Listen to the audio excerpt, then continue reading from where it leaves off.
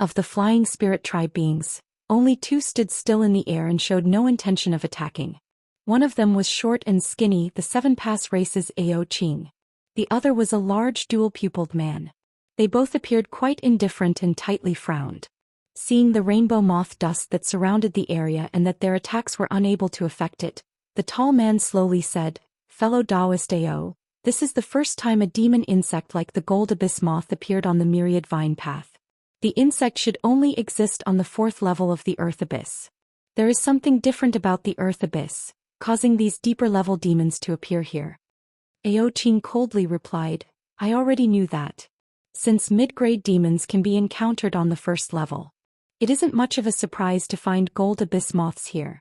Those old B** stards in the clan should be behind this, not us. But if you're still following me after we reach the 3rd level, don't blame me if I cut you down." The tall dual-pupiled man's gaze drifted off as he sullenly said, "Lady Ao is so heartless, but you've taken my heart nonetheless. I've already proposed marriage to your clan 3 times, but each time you refused. Would the marriage solidify our clan's strength? And from the rumors, you seem to only wish to wed the strongest holy disciple of the races. Could it be I still don't meet your standards?" He was the Nanlong's Fei Yi, a character as famous as Zhou Xian and Ao Qing. Ao Qing smirked. "That's right. The 7 Pass race's holy disciples may only marry the strongest individuals of other branches. Others may not know about your skills, but I do. Your meager strength isn't enough for me to consider you. I may as well extinguish your vain hopes." Glaring at Ao Qing, Fei Yi said, "I know that fellow Taoist Ao's abilities are powerful, but I don't believe the difference is so vast. I also don't believe there are others more suitable than me. If I am not considered, you must think of the others to be lesser as well. Or perhaps you fancy that Qirong youth named Zhu. In that case I will find him and kill him. Zhu Yinzi? If he is suitable. If you feel dissatisfied, go and find him. However, I've also found someone else interesting during the gathering. Although I hadn't personally witnessed his power, I feel like his abilities are no lesser than mine. Which branch is he from? Tell me. I will go to this person. If his abilities are greater than mine, I'll leave you alone. But if he isn't, he. Fei Ye's expression quickly became sinister. The 2 spoke as if none of the other holy disciples were present, and they viewed the gold abyss moth's attacks lightly. With the surrounding moth dust suppressing them, the other holy disciples began to use their various abilities to protect themselves and slowly withdraw inch by inch. It appeared as if they wouldn't last much longer. Ao Qing's expression stirred and she nodded. "It's fine if you want to test his abilities. That Tianping holy disciple seemed to be surnamed Han and his face is unfamiliar. I don't know much else about him." Amazed, Fei Yi said, "The Tianping holy disciple? How could the holy disciple of that puny branch be so powerful?" "That is hard to say," Ao Qing indifferently explained. "The Tianping are incredibly weak, but it's still possible for a genius to appear in their ranks. Don't forget that I've cultivated the most profound technique of the 7 Pass race, the 7 Apertures analysis arts. Its efficacy isn't something the other tribe branches can hope to achieve. Although I only looked at him from a distance, he gave me an unfathomable impression. If you truly pick a fight with him, try not to throw away your life." Fei Yi forcefully said, "That's fine. But if you're mistaken, I'll be heading over to your clan when the trial is over and I'll ask again to wed you. Don't forget, your rite of transformation is only a few more years. This time you won't have the opportunity to refuse me." Ao Qing raised her head and snorted, "You actually know quite a bit." "That's right. In 3 years I won't be able to delay my coming-of-age ceremony any further, and my clan hasn't been able to find anyone in the same generation that is stronger than you. When we return, I will agree to your marriage proposal." Fei Yi wildly laughed and sneered, saying, "Then it's agreed. If I do encounter that Han fellow on the 3rd floor, it'd be for the best, but if I can't, I'll challenge him after we return. Since you have your sights on him, he shouldn't fail the trial." "Do as you wish." Ao Qing glanced around and indifferently said, "These insects are somewhat irritating. Will you get rid of them or will I?" Leave it to me. It's only a slight effort." The large man smiled and suddenly pressed his hand against the back of the sword. Suddenly, the sword hummed and surged to the sky, turning into a mass of dense golden light as it circled in the air. Meanwhile, Fei Yi leaped forward, turning into a strange bird with a worm head and a whale tail. He unfolded his wings and shot straight up. In several blurs, the large bird arrived at the massive golden light and fused as one. When the surrounding moths saw him emerge from their defenses, they let out cries as they directly swarmed towards him. But before they drew close, countless clouds of dust rushed to the golden light ahead of them. A deafening boom suddenly vibrated the air. Soon the golden light surged several times in size and streaked downward in an expanding violent storm. Layers and layers of incredibly dense dust were scorched away by the golden lightning, piercing through the dust clouds. As for the large numbers of golden moths hiding behind the dust, they quickly perished as the light passed them by. In the blink of an eye, nearly half of the moths had died. The gold abyss moths shrieked as they were massacred and their remaining numbers scattered in every direction. When Ao Qing saw this, her expression sank and she muttered an incantation, summoning a huge black phantom behind her. The phantom was blurry, but it faintly resembled 7 distinct heads, those from animals like apes and leopards, but each and every one of them appeared menacing. With an incantation gesture, Ao Qing commanded the 7 heads to slowly open their crimson eyes and widely open their mouths. A cloud of green mist violently streamed out of each of them, quickly spreading out to their farthest surroundings in the blink of an eye. As the green clouds passed the moths by, they immediately ruptured in green flashes, leaving only a blood mist behind. Now the gold abyss moths were only 1/10 of their number. At that moment the golden light in the air withdrew to reveal Fei Yi carrying a huge sword on his back. He looked at Ao Qing's 7 head phantoms with a trace of adoration on his face. A nimble black figure flickered. Several crystalline black demons were torn to countless pieces in a wave of white claw streaks, which promptly scattered them into black qi. The nimble figure cleanly absorbed the black qi drifting in the air and promptly circled in the air before returning to Han Li. A kitten-like creature soon appeared on his shoulder, the leopard Kirin beast. A beautiful woman, the Green Knight race's Qin Shao, clicked her tongue in marvel as she watched from the side. She said, "I truly didn't expect Brother Han's spirit beast to deal with these ice fiends so efficiently. It acted before I could even sense they were there. Might I know the name of your spirit beast? This is the first time I've seen it." Lei Lan and Bai Bai looked at the leopard Kirin beast with equal surprise. Han Li stroked the small beast's soft head and smiled. "I'm not sure of its name myself. I came across this spirit beast on the outside. I didn't expect to be so fond of absorbing the ice fiend's qi." Not long after they entered the ice fiend area, the small beast sleeping with the weeping soul beast in his pouch woke up and contacted Han Li through their spiritual sense connection. Surprised to see that the beast wanted to quickly be let out, Han Li didn't dare to neglect it as it was incredibly capable in spite of its young age. Before any enemies appeared nearby, the beast quickly emerged from the ring. Not long after it appeared, Han Li and the others were given a shock. As soon as it emerged, it was not only actively awake, but it keenly sensed the ice fiends before they could fuse with the glaciers and before Han Li could sense them. The leopard Kirin beast promptly pounced with claws bared, slicing them into countless pieces and absorbing their remnant baleful qi into its stomach with great joy. Although the ice fiends didn't pose a threat to them, the fiends were skilled at concealment. If they suddenly ambushed the party while they were least expecting it, it would prove incredibly troubling. To prevent this, the leopard Kirin beast would simply scuttle away and let out a strange roar to the ice below, frightening away any ice fiends hiding in the deep ice sheet below. Han Li wasn't only surprised by this, but the others also grew interested in the beast. As such, the party continued on their way with the leopard Kirin devouring over 1,000 ice fiends. The beast's patterned yellow fur began to faintly shine with white light. The beast's cultivation appeared to greatly progress. As Han Li turned a blind eye to the beast's actions, he couldn't help but ponder to himself with chin in hand. Because the leopard Kirin beast only had the strength of a nascent soul cultivator when he first tamed it, Han Li rarely sent it out against enemies. But after he gave it an unending supply of rare medicine pills, its cultivation made huge bounds and it now had the strength of a demon beast at the peak of grade 10. With another step, it would break through and become a deity transformation grade existence.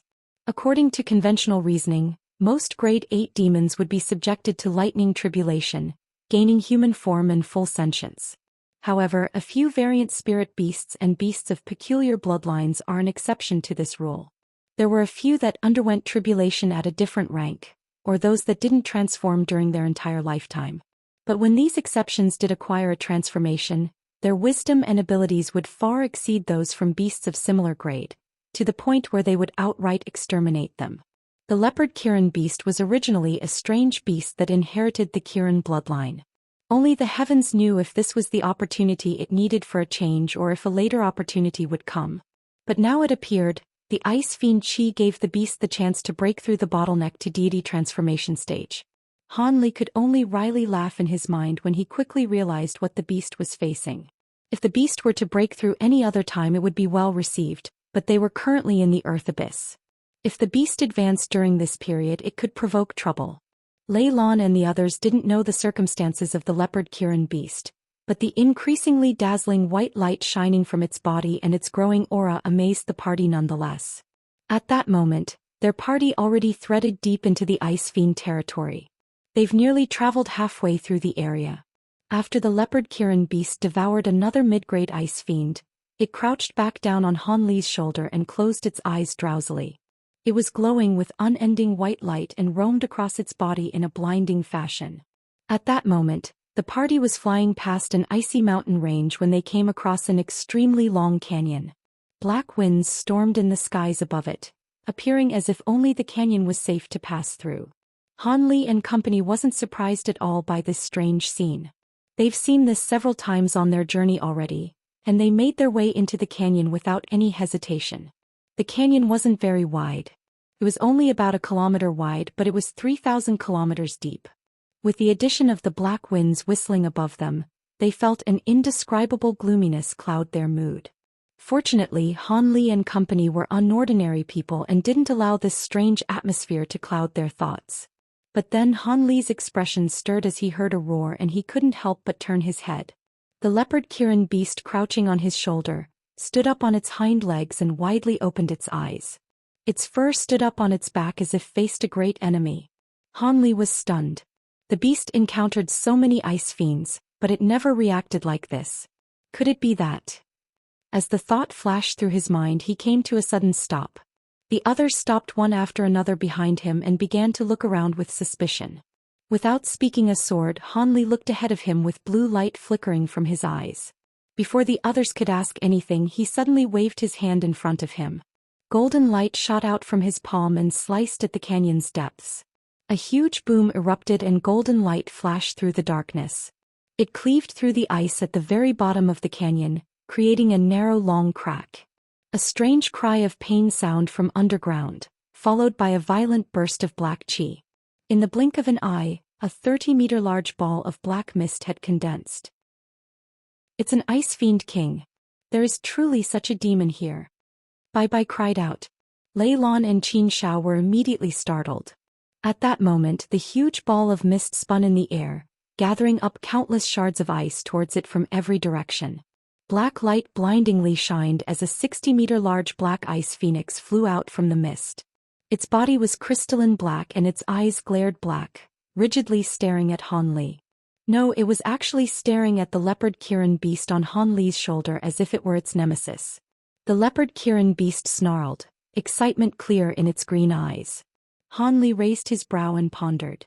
Then he grabbed the small beast from his shoulder and to the shock of everyone he mustered his strength, throwing the beast high into the air. Han Li promptly spread his wings and disappeared in a flash of azure-white lightning, only to leave a clap of thunder behind. In the next moment, thunder rang above the ice phoenix, followed by Han Li's swift appearance. His shoulder blurred and a chain of afterimages passed by the phoenix as he made his way below it. The ice phoenix paused in surprise, soon letting out a cry of anger. It stretched out its claws to crush Han Li, a meager insect in its eyes. The black 3-meter-long claws immediately grabbed a hold of Han Li. However, Han Li didn't seem to care.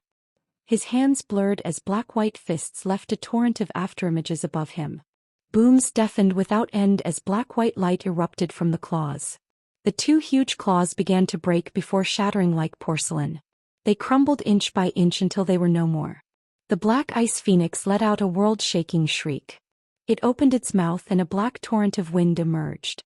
In the blink of an eye, the attack was about to submerge him from above. But Han Li only blinked as the black wind passed him by, and he suddenly vanished. The ice phoenix couldn't help but look around to see where he went. At that moment, a gentle wind blew from behind the black winds to reveal a silent figure.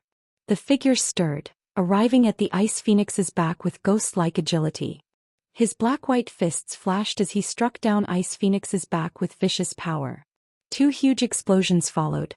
Black-white halos of light ripped out from the impact, completely enveloping the phoenix's body. It didn't react in the slight. The huge phoenix began to crack like its claw and shatter in a rain of ice shards. The large black mist reappeared in the air, taking a formless shape and flickering with a strange black light. With a rustle of wind, a small silhouette appeared, pouncing at the black mist. It hugged it with its limbs and it began to feast. Its nose snorted with clear excitement. This was the leopard Kirin beast that Han Li had tossed high into the air. After the beast fell, it saw that the ice phoenix formed from the black mist was shattered. Of course, it wasn't about to turn away from such a great prize. It happily leaped forward and began to devour the mist. Since the black mist was a so-called ice fiend demon king, it was unwilling to be eaten by this small beast by all accounts. Not only did it lash out with black tentacles, but it also began to gather up black ice from the ground in an attempt to condense another body. However, the black tentacles were easily resolved with a swipe of the leopard Kirin's claws. As for the black ice, Han Li waved his hand, sending countless embers to melt them away. It only took Han Li the span of a few breaths to shatter the black ice phoenix. Although it wasn't the first time the party saw Han Li in action, they couldn't help to feel completely touched as this display of might. Their exceptions vastly changed. As the leopard Kirin beast stood on top of the black chi cloud, it appeared completely helpless and unable to move. In the blink of an eye, nearly half of the black cloud was devoured. Afterwards, the small beast let out a roar and its body wildly flashed with light. Then it leaped off the black chi and crouched on the ground. With a faint change of expression, Han Li flipped his hand and summoned a white jade bottle. He pointed it to the remnants of the black chi and muttered an incantation. The jade bottle twirled and its lid flipped, spouting out an azure mist. The mist roiled and gathered up the remaining strands of black chi before absorbing them back into the bottle. Bai Bai and the others couldn't help but show a trace of envy. Although the ice fiend was called a demon king, in truth an ordinary deity transformation-grade existence could easily deal with it. However, they were also rarely seen. The pure chi of an ice fiend demon king could be used to refine pills, tools, or even cultivate secret techniques. It was far more valuable than the chi of a common ice fiend. However, since the demon was defeated by Han Li, they didn't dare to complain.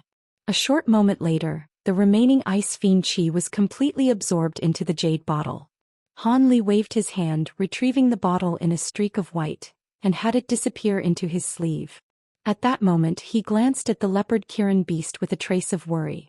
It was curled up with white light repeatedly pulsing from its body as its eyes drooped. As Han Li was connected to its mind, he could sense the beast's excitement, fear, and anxiousness all mixed into one. He sighed and slowly descended from the sky. He landed at the side of the beast and knelt down. He rubbed the beast's head and stroked its soft fur. Afterwards he attempted to calm it with his spiritual sense. The leopard Kirin beast licked Han Li's hand with its pink tongue and began to gradually calm down. At that moment the line of white light lit up from the pitch-black sky. Soon they scattered and white motes of light began to slowly drift down. Meanwhile, the white light on the surface of the leopard Kirin beast began to turn pink. A wondrous fragrance began to emit from this body, arousing a sense of deep hunger to those that smelled it. It was as if the leopard Kirin beast had turned into a rare delicacy. Baffled by the actions of Han Li and the small beast, Bai Bai and the others were startled when they caught the scent. The scent of blackened meat. "Brother Han, your spirit beast is about to advance," Bai Bai said with a changed expression. Han Li stroked the small beast's fur a few more times before standing up. "That's right, I'll need to stay here for the day." With an unsightly expression, Bai Bai said, "The advancement of a spirit beast is a happy occasion, but it is inconvenient to happen here. Once the scent spreads, all the demons in the ice fiend territory will gather. If we're not careful, a powerful high-grade demon could appear and put us in danger." An icy glint flashed from Han Li's eyes as he indifferently said, I know that, of course. Brother Bai, would you have me leave my spirit beast here? I didn't mean that only. When Bai Bai heard Han Li's unfriendly tone, he tried to explain himself. Han Li waved his hand and said with a resolute tone, "Regardless, if you feel it is dangerous, you may leave, but I will stay." When they heard him, Bai Bai and the others looked at each other in dismay, and they couldn't help but wryly smile. They didn't find Han Li's attitude out of the ordinary. They couldn't persuade him to choose them over his evolving spirit beast over them with words alone. At that moment, Han Li didn't pay attention to the other three and busied himself with other matters. The small beast's advancement will take at least an entire day.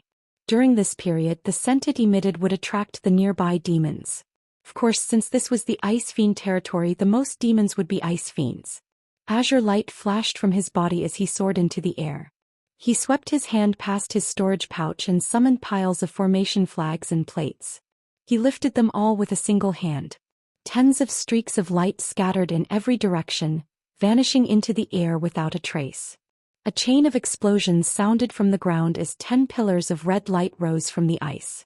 Soon after, a 100-meter-wide spell formation was erected over the icy ground.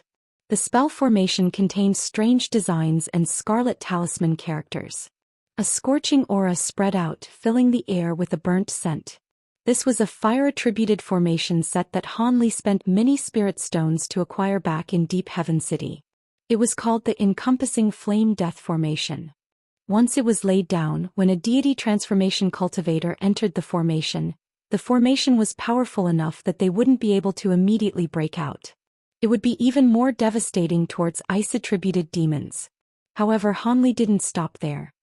He formed an incantation gesture and had 72 small golden swords fly out his body and above his head. They hummed as they turned into hundreds of identical golden lights. After a chant, Han Li pointed to the dense mass of sword lights. Suddenly, the hundreds of golden lights scattered and flickered out of sight. This was the Grand Aureate Sword Formation. With his cultivation at the peak of deity transformation, even a late spatial tempering cultivator wouldn't be able to escape unharmed. As for whether he'd be able to restrict a body integration cultivator, it'd be hard to say. He'd have to test it out first. With that done, Han Li floated above the spell formation and narrowed his eyes in through before shaking his sleeve. A ball of silver flame flew out, turning into a silver bird with a cry. It circled once into the air before diving into the ice. Han Li then raised his hand and summoned the triangular spirit carriage he used previously. The spirit carriage floated motionlessly above the spell formation and Han Li sat cross-legged inside it, resting his eyes. At that moment, the specks of white light gathered, thoroughly gathering around the small beast, and the scent it released became even more alluring. Even Han Li's grand formations wasn't able to stop the scent from escaping it. The captivating fragrance and quickly spread to the distant darkness. Lei Lan and the other three were quietly talking with each other, deciding whether to fly away and stay in the spirit carriage. The three didn't want to deal with a frantic demon assault, but from the previous dangers they encountered, they would find it difficult to enter the third level, let alone find an infernal flame fruit. As such, the three could only force themselves to face the demons. Fortunately, Han Li had made ample preparations and they viewed Han Li as someone of profound mystery. So long as they didn't face any excessively powerful demons, it was acceptable to remain there for the day. As time slowly passed, the white motes that drifted down from the sky became larger and fell in greater number, concealing the small beast entirely. The leopard Kirin beast had finally broken its silence and let out soft groans of pain inside the white light. Qin Shao looked at the white light and muttered, "The beast's advancement is much different from others. Each time, its body will be greatly strengthened, unlike us from the flying spirit tribe." "That's true, but the pain of cleansing one's essence and meridians isn't something we can handle," Lei Lan added with a smile. Bai Bai then raised his brow, looking at the distant dark canyon with a solemn expression. At the moment it was rather too peaceful. Apart from some faint whistling winds, they heard no other sounds. And the beast's fragrance had already spread far, at least 50 kilometers away. Bai Bai felt ill at ease and couldn't help to glance at Han Li. He had his eyes shut and appeared serene. Bai Bai blinked and he thought to say something when Han Li opened his eyes, revealing a bright crystalline glint from his eyes. Meanwhile, Rustles began to sound from the darkness as if countless things were flocking in their direction. In that next moment, all of the other three ceased their whispering and watched what was happening. Countless red eyes were glowing through the darkness. A swarm of foot-tall black silhouettes began to pounce forward. Their bodies glowed back and they moved with great speed as their limbs rustled. This swarm of malevolent creatures were ice spiders. At a glance, the spiders seemed endless, filling the entire canyon in an instant. However, these were the lowest level of ice fiend demons.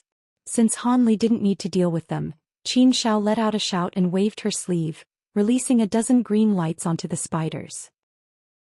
Several booms later, a dozen 3-meter-tall puppets appeared amongst the spiders. These puppets appeared to be huge lizards. With only faint movements, the lizards began to release beams of green lights from their mouths. The spiders seemed to melt away like evaporating dew as the green light passed them by.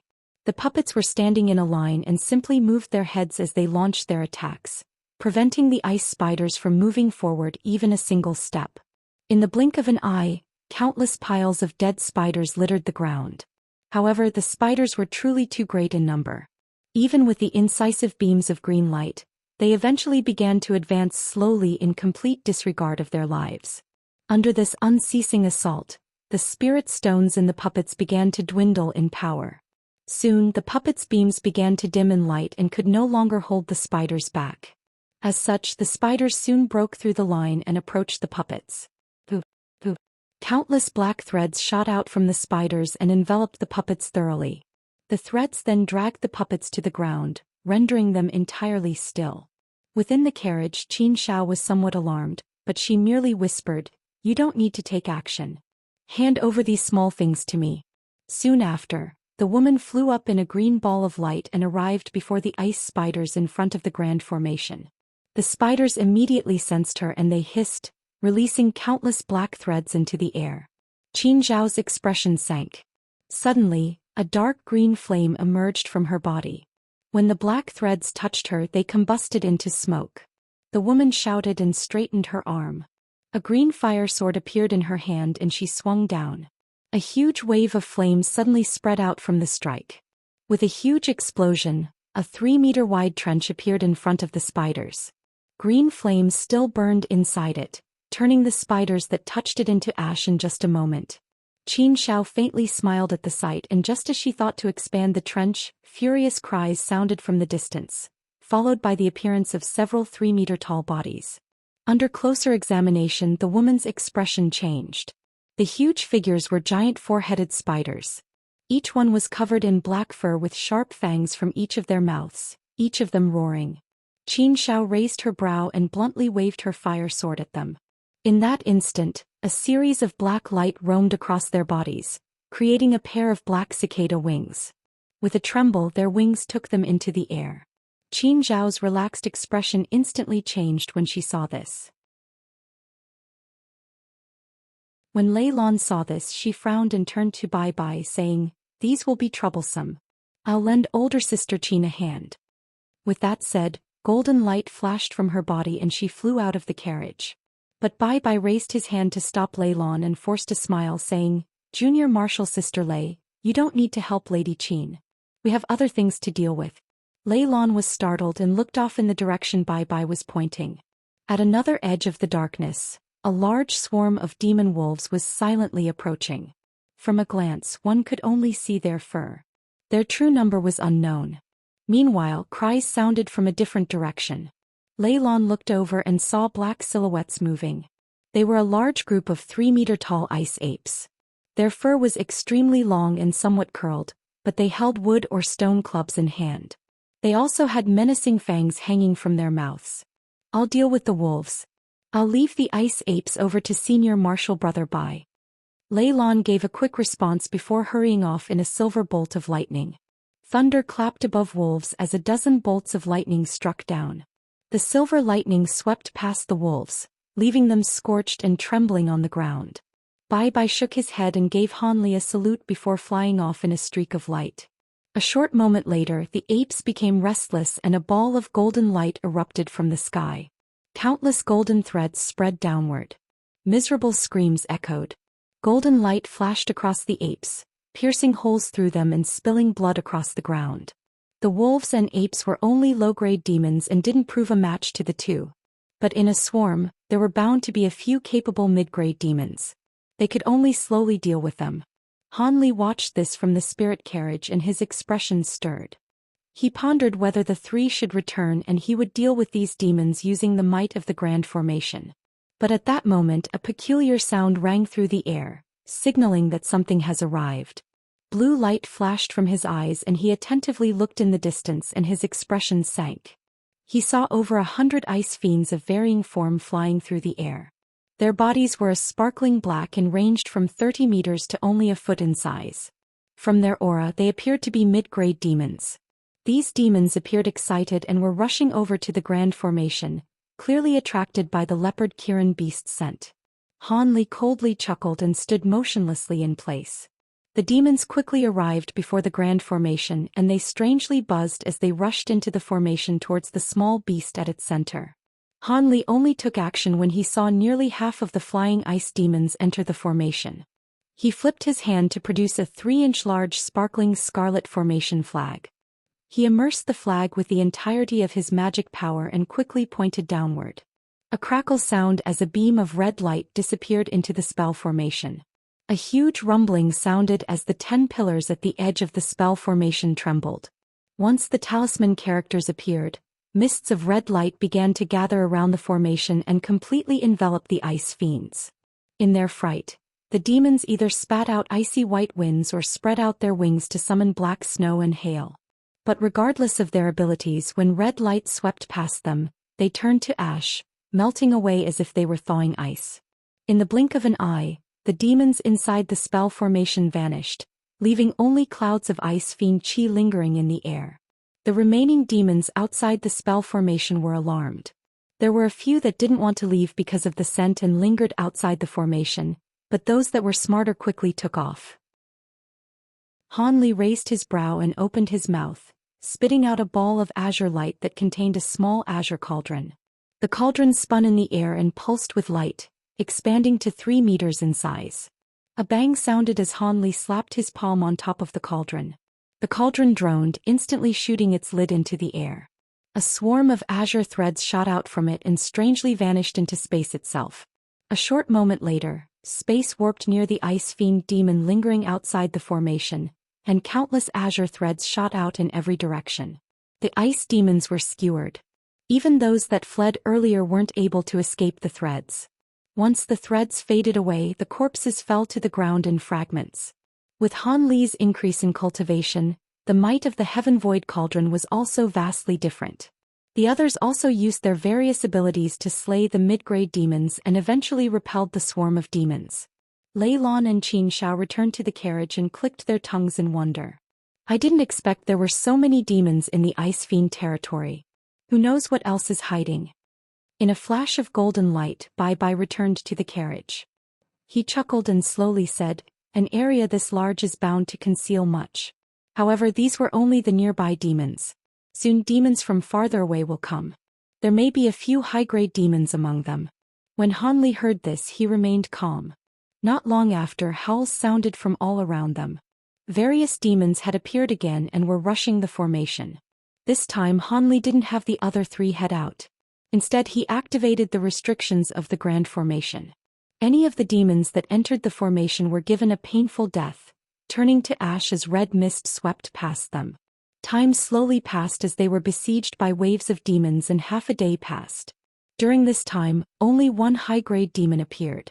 However, Han Li decisively activated the Grand Aureate Sword Formation and made short work of it.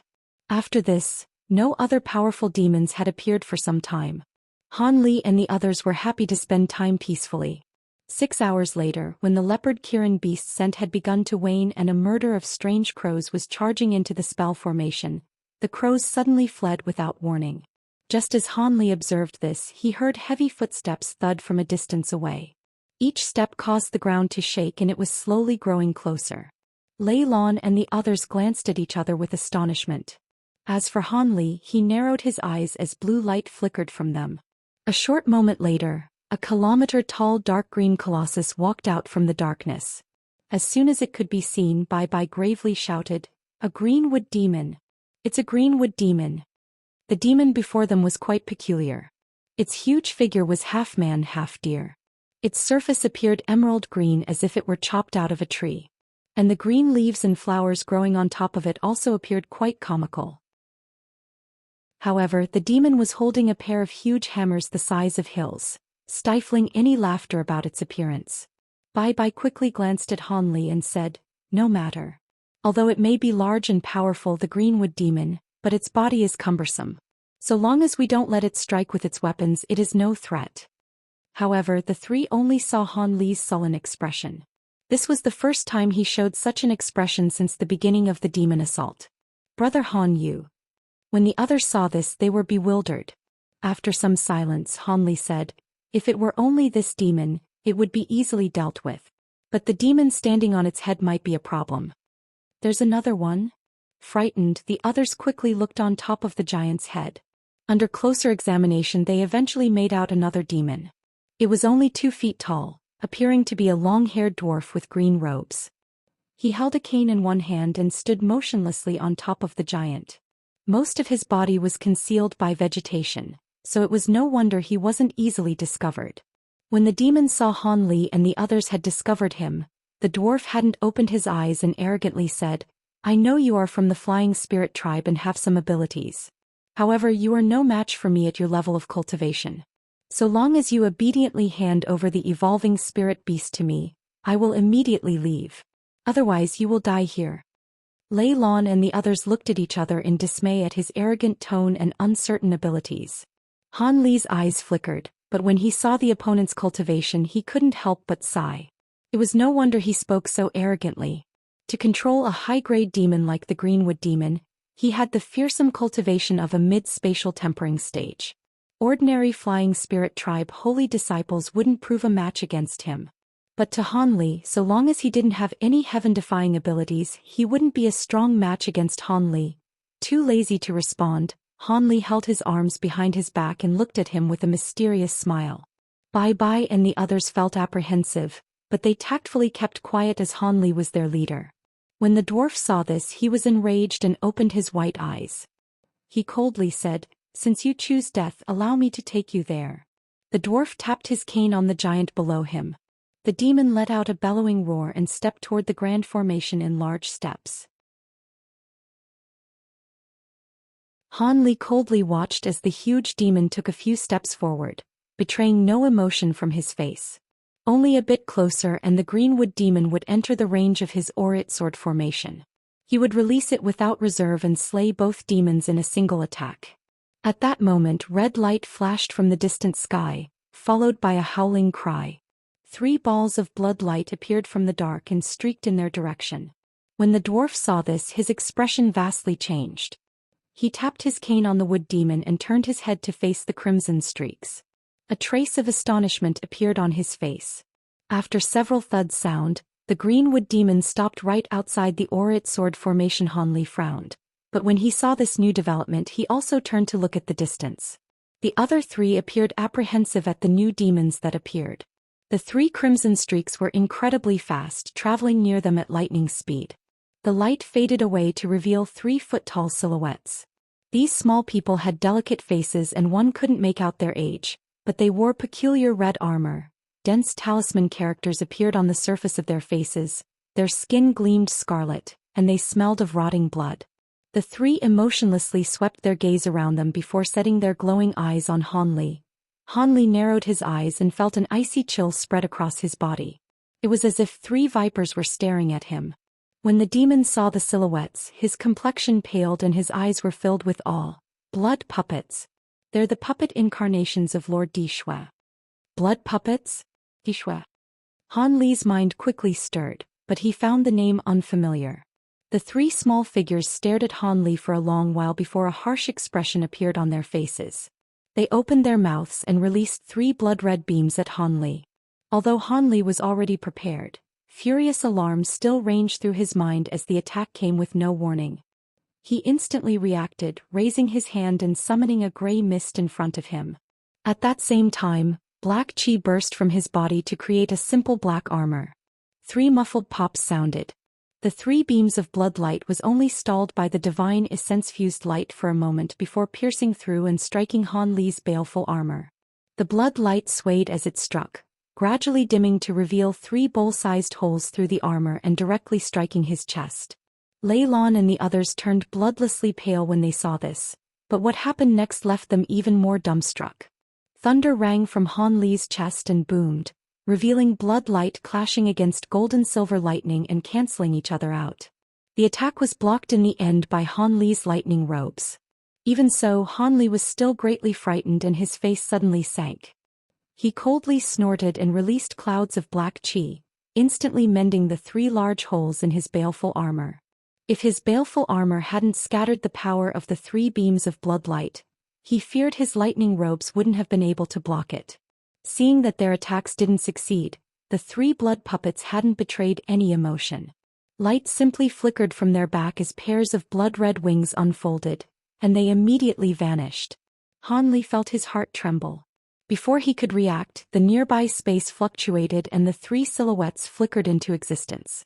Their hands blurred, slicing at the air with a long crimson saber in each hand. 3 bright red crescents streaked out from the swords towards Han Li, completely ignoring any of the others. As the puppets had a thread of their master's spiritual sense within them, it determined that the only threat present was Han Li and that the others would collapse at the first blow. Han Li let out a furious shout and the wings on his back shook. With a clap of thunder, he disappeared. A short moment later, he reappeared 60 meters away in a flash of azure-white lightning.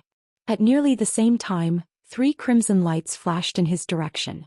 The 3 small figures reappeared and performed seemingly the same attack, but this time, their sabers transformed into a barrage of countless blood streaks surrounding him. With a face as cold as ice, golden light flashed from Han Li's body to reveal a layer of sparkling golden scales on his flesh. At that same time he let out a huge shout, striking out with his black and white palms. In the blink of an eye, they turned into intertwining black-white palm projections. Metallic clangs and screeches sounded as a result. The barrage of crimson streaks struck Han Li's palm, but they wailed and scattered as if repelled by an immense force. The 3 puppets felt pushback from the huge force through their blades and were each pushed back 10 meters. Crimson light wildly flickered from their bodies before they regained their balance, but when they raised their heads they were stunned. Han Li had vanished from his original location. In an instant, Han Li had blinked back to his original location on the spirit carriage. The 3 figures eventually lowered their heads and found them, but Han Li simply sneered. With his hands quickly forming an incantation gesture, he began to chant. The nearby space let out a loud clear cry as golden threads began to flicker and shine, surrounding the 3 blood puppets tightly. This was the grand Orit sword formation Han Li originally placed down. The might of the sword formation vastly increased along with his cultivation. The originally slow sword threads were now surging with greater speed. However, they still definitely couldn't be considered very fast. When the 3 blood puppets saw this, their eyes roiled and their wings stirred as they strangely vanished from the air. It appeared they wanted to employ a secret technique and escape the sword formation. However, something as mysterious as the Orit sword formation wasn't about to let them escape. 3 drones sounded from the edge of the formation where 100 golden threads lashed out. Crimson light immediately appeared and the 3 silhouettes were forced to appear. The 3 puppets were instantly shredded into countless pieces as if they were destroyed. Even the dwarf was left dumbstruck by the scene. The dwarf quickly realized something and immediately had the wood demon below him to slowly retreat. As an indigenous creature of the earth abyss, the dwarf understood how fearsome the blood puppets were. He couldn't prove a match against the combined forces of the 3 blood puppets, so he abandoned any thoughts of laying hands on the leopard Kirin beast. But at that moment, a strange scene appeared from the sword formation. It appeared the shredded fragments of the crimson puppet were glowing and turning into blood drops. They then gathered together to form 3 fist-sized balls of blood, filling the air with their rotten scent. As soon as they appeared, they spun and gradually turned back into their blood puppet form. Han Li wasn't surprised by this and simply pointed at the center of his sword formation with an odd expression. A rustle sounded and a silver firebird flew out from the ground. As it approached the puppets with a flicker, it exploded, separating into 3 bowl-sized balls of silver flame. With a muffled boom, the silver flames struck the blood balls head-on. The silver flames surged high and completely enveloped the blood balls. As the flames burned, a scorched scent filled the air, followed by miserable screams. The balls of silver flames wildly knocked against the edges of the sword formation like a headless fly. Although Han Li was watching this expressionlessly, he was inwardly shocked. He had a great understanding of the might of his spirit engulfing flames. When an ember of it caught on his opponent, they should turn to ash in an instant. However, these blood puppets were able to endure. However, the flame's overbearing power became clear to see as the blood balls were soon thoroughly burned away. With their blood turning to ash, the puppets could no longer reform. Han Li waved his hand. The balls of silver flames fused back into one, returned to him as a firebird and vanished into his sleeve. His expression stirred as if he sensed something and looked to the side. He saw that the huge greenwood demon had unknowingly retreated a kilometer away. When the dwarf saw that Han Li was looking at him, he felt his heart pound and whistled without another thought. The silent wood demon suddenly glowed with green light and began to run away with large steps without any regard to stealth. As a colossus, the demon blurred several times before disappearing into the darkness. "You want to leave?" Han Li muttered. He then opened his mouth and summoned a small cauldron glowing with azure light. At that moment, a weak beast howl sounded from underneath the spirit carriage. When Han Li heard this, he was overjoyed, but he looked to the distant wood demon with some hesitation before taking back the heaven void cauldron back into his stomach. Afterwards, his figure blurred and he appeared on top of the spirit carriage. A short moment later, he nimbly stepped onto the ground and stood next to his spirit beast, which was still wrapped in white light. At that moment, the fragrance being emitted had grown much dimmer. Through his spiritual sense connection with the beast, he already sensed that its advancement was on the verge of completion. He now had another source of strength. He took a deep breath and stretched his hand forward into the white light, putting it on the leopard Kirin beast within it. At that same moment, a wave of pure spiritual energy entered the small beast's body. Azure light brightly shined from Han Li's body and his expression turned grave. The other three in the spirit carriage all let out a long sigh, seeing that matters had concluded. They looked at each other with a face of deep relief. What shocked Lei Lan and the others the most was how Han Li faced two powerful enemies, slaying one with ease and sending the other running away in fright. The three hadn't known that the blood puppets were actually as strong as low-grade great spirit generals, or they would have been even more shocked. As for the other demons, they no longer came. Han Li was simply spending this time assisting his spirit beast in the last step of its advancement while Lei Lan and company recovered their strength in the spirit carriage. 2 hours later, white light wildly flashed from the ground and a roar crossing between a dragon and a tiger sounded out. As for Han Li, who stretched his hand through the light, his expression changed and his figure blurred as he shot away in a chain of afterimages. Immediately after, a golden figure flew out from the white light. It spun in the air and revealed a 30-meter-long phantom. Its body sparkled gold from the scales covering its body. It was a golden Kirin beast. Although the Kirin beast was only a phantom, when it raised its head, it let out a majestic roar, releasing an astonishing pressure into the air. Even Han Li, who originally stood firm, couldn't help but take a step back with a changed expression. However, the phantom was short-lived as it slowly faded away. And the small beast emerged from the white light underneath. As of current, the leopard Kirin beast didn't look much different than it did before, but there were now golden stripes on its fur and its eyes shimmered with sparkling silver. In a blur, the leopard Kirin beast vanished from its original location. At that same moment, Han Li felt a slight weight on his chest and something quite soft. He lowered his head to find that the newly advanced demon had leaped on top of him. It beamed at him with its enchanting eyes and licked the back of his hand with its pink tongue. Han Li wordlessly swept his spiritual sense past the small beast and joy soon lit up on his face. As expected, the small beast succeeded in its advancement and now possessed deity transformation cultivation. As for the beast's innate abilities and its Kirin bloodline, it proved far stronger than other beasts of the same cultivation and would prove to be a rare helper. The small beast yawned inside Han Li's embrace, appearing quite tired. Its recent advancement had been quite difficult for it and it needed to quickly rest. With a flip of his hand, Han Li produced a red medicine pill in his hand and put it in its mouth before lightly patting it. Then in an azure flash, the beast vanished back into his storage bracelet where it soundly slept. The three in the spirit carriage unconsciously glanced at each other when they saw the Kirin phantom and wore odd expressions. Although the flying spirit tribe believed in the true spirit of birds, Kirins and other existences were held in reverence by the other tribes as they were true spirit-level existences. They were truly shocked that Han Li's spirit beast had the bloodline of a Kirin true spirit.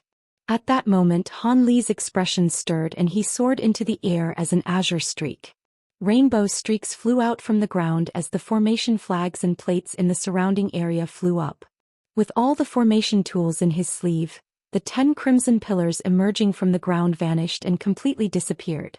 In an azure flash, Han Li appeared inside the spirit carriage and calmly said, "We don't have much time. Let's head to the 3rd level as quickly as we can." Bai Bai and company raised no objections, all nodding in agreement. As for the triangular spirit carriage, Han Li tapped his foot on its floor, commanding it to streak forward. With several white flashes, the carriage blurred and vanished into the darkness. In the deepest level of the earth abyss, when the 3 blood puppets were devoured by the spirit engulfing flames, a crimson-robed person sitting in a hidden room in the mountain suddenly sensed something. He opened his eyes and let out a yelp. With a harsh expression, a trace of malice appeared from his eyes. "My blood puppets are exterminated along with my threads of spiritual sense. How can this be? Could it be that others have involved themselves with my bounty?" The man stroked his chin and muttered, "No matter, I fear it'll be too late to send more puppets. I won't let a meager spirit general grade existence have me go to the upper levels." A short while later he shook his sleeve and released a ball. It spun in the air as it floated in front of him.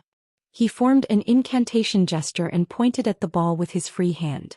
It quickly surged with crimson light and began to softly hum. Eventually a cold woman's voice spoke. "Di Shui, why did you contact me?" The voice spoke without a trace of politeness. "He, I wish to perform a trade with fellow Taoist Mu Qing." The crimson-robed man chuckled. "What is it?" The woman said with surprise. "It's nothing," the man casually said. "I want to borrow your subordinates, the high Great Spirit General grade Blood W. The woman astonishedly asked, "The Blood W? What are you doing with them?" "I need them to find me blood feed for the sacrifice." The man said, "I need them to exterminate a few Spirit General grade flying spirit tribe beings. They're at the 2nd level, so it's too late for me to personally deal with them. There is no teleportation formation that can send me there, so I can only rely on you." After some silence, the woman snorted and indifferently said, "Why do you need the blood W for a few spirit generals?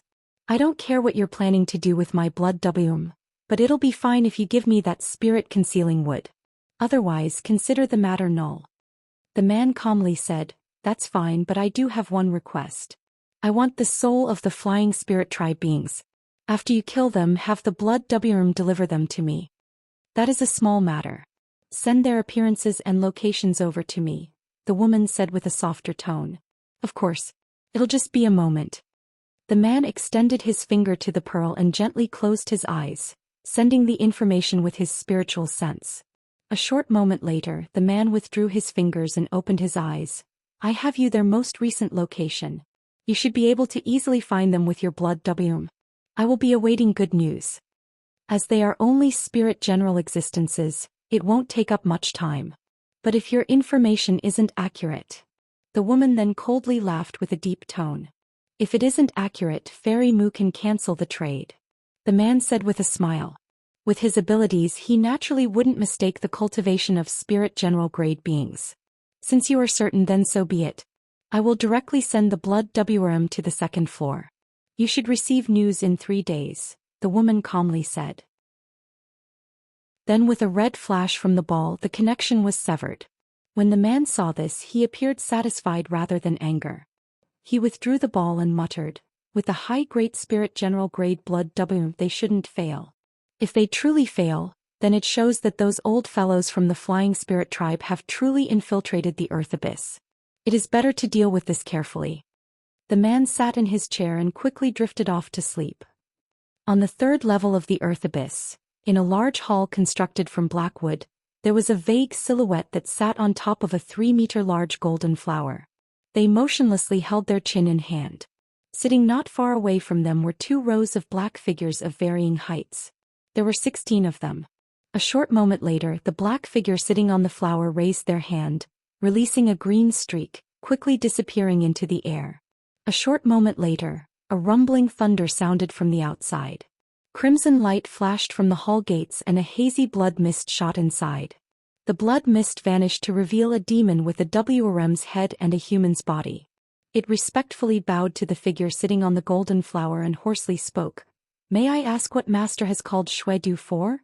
The black silhouette spoke with a cold woman's voice. "Xuedu, you'll temporarily give up on collecting blood feed and will go to the 2nd floor." She had the same voice as Mu Qing, the woman who spoke with eccentric Dixue. "As the master commands." The worm-headed demon had an incredibly red head and its eyes contained indescribable savagery, but it spoke to the black figure with the utmost respect. The woman waved her hand and tossed a black bamboo tube at him. "There are several spirit general grade flying spirit tribe beings on the 2nd floor. Teleport over, kill them and deliver their souls to eccentric Xue. Those are their last known locations and their appearances. Take note that the flying spirit tribe beings might be odd. If there is something amiss, quickly report it back to me. Move quickly." "As you bid." The worm-headed demon accepted the tube and blurred, shooting out in a blood mist. It flickered several times before disappearing. The woman glanced at the hall gates for a moment and withdrew her gaze. With a cold tone she said, "All right, tell me about the progress with the blood feed captured on the various levels. The next blood sacrifice will occur soon. Heishui, it's your turn." A tall silhouette stood up and said, "The 4th level's 4 winged serpents and the bright cloud scorpion are the largest blood feeds and have been completely captured. Only the 3-eyed gray mouse and several other beasts are hiding in Black Crow Mountain. We temporarily can't reach them."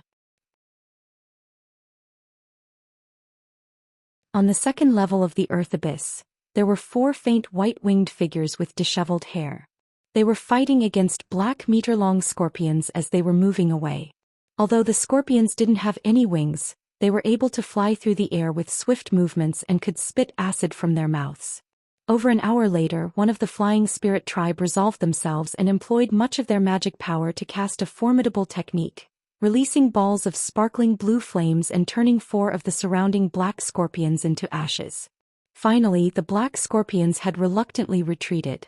The 4 flying spirit tribe beings let out a long sigh and felt at ease. But before they could say anything, light flashed from the distant sky and a bloody mist roiled through. The blood mist was silent and was as fast as a ghost. With several flickers, it drew near the 4 flying spirit tribe beings and circled around them several times. The 4 flying spirit tribe holy disciples were alarmed and hastily assumed a guarded posture.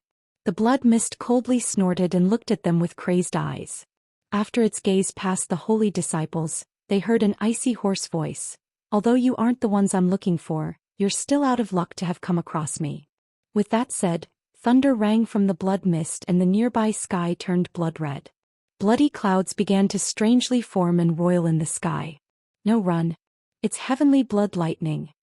When one of 4 holy disciples saw this, their expression turned bloodlessly pale and he loudly shouted. Then he flew off in a yellow streak in panic. When the other 3 heard this, they scattered in fright and quickly flew off as well. But in that instant, thunder clapped in the air and 4 blood-red lightning bolts flashed down from the sky, strangely bending in different directions before they disappeared from sight. A moment later, the blood-red lightning appeared above the 4 fleeing holy disciples and struck down. 4 miserable screams sounded and the streaks of light were instantly dispersed by the lightning. The corpses of the disciples wildly flickered in the lightning before they turned to ash. Their protective treasures and light didn't pose the slightest resistance. The blood mist let out a howl of insane laughter, and in a flash of bright blood light, the mist shot off into the distance, soon to disappear without a trace. An unknown distance away, Hanli took a shallow breath and looked in front of him. 7 ill-intentioned holy disciples surrounded them and Hanli asked, "Aren't you fellow Taoists going to find the infernal flame fruit? Why are you blocking us?" "Our Tianping race and yours has no grudges," Bai sullenly said at the side. His face appeared calm. The group of people had both dark wings and dark skin. A taller man among them held his hands behind his back and arrogantly said to Hanli, There truly are no disputes between our races, but the Qi-Ran and several other powerful branches have secretly issued a reward. So long as you perish, we'll acquire very significant benefits. If we hadn't encountered you, we wouldn't go looking for you either. But now that we've met, the Black Spirit race won't refuse the opportunity. Black Spirit holy disciples surrounding Han Li's group all looked at them without emotion. This came as no surprise. The Black Spirit race wasn't among the top branches in the tribe, but they were in the upper half, far beyond the weaker branches like the Tianping. A reward. Han Li frowned, finding this somewhat surprising. That's all to be said. Now your souls won't be confused in the afterlife, so die. Their leader was unwilling to speak any further and waved his hand with a hostile expression. When the other Black Spirit race disciples saw this, they opened their mouths and spat out a black feather. The feather was only an inch initially, but when they slapped their hands together, the feathers instantly expanded to a foot long. The feather glowed and black talisman characters roamed across them. The 6 Black Spirit disciples surrounding them all acted together, waving the feather to release waves of black flames from them and enveloping him from every side. Boom! The black flames turned into a huge flame barrier and trapped the 4 inside. These Black Spirit disciples were ruthless in their attack and planned to kill the lot of them in a single strike. As for Green Knight race's Xianxia, they didn't care enough to spare her. When Lei Lan saw the flames, her expression vastly changed and silver lightning rose from her body to create a protective barrier for herself. Then she shook the golden gourd on her necklace, releasing thin silver lightning to turn her lightning purple, producing an astonishing pressure. When all of this was done, Lei Lan quickly spoke to Han Li with a voice transmission. Brother Han, this is the Black Spirit race's Golden Crow Spirit Fire. It is fearsome as it can absorb our magic power and cultivation. We cannot allow it to catch onto our bodies. Bai Bai and Qin Xiao both appeared astonished and quickly released their defenses. A brilliant flash of golden light and strands of green light from dark jade badge were released to block the black flames. Golden Crow Spirit Fire. How interesting.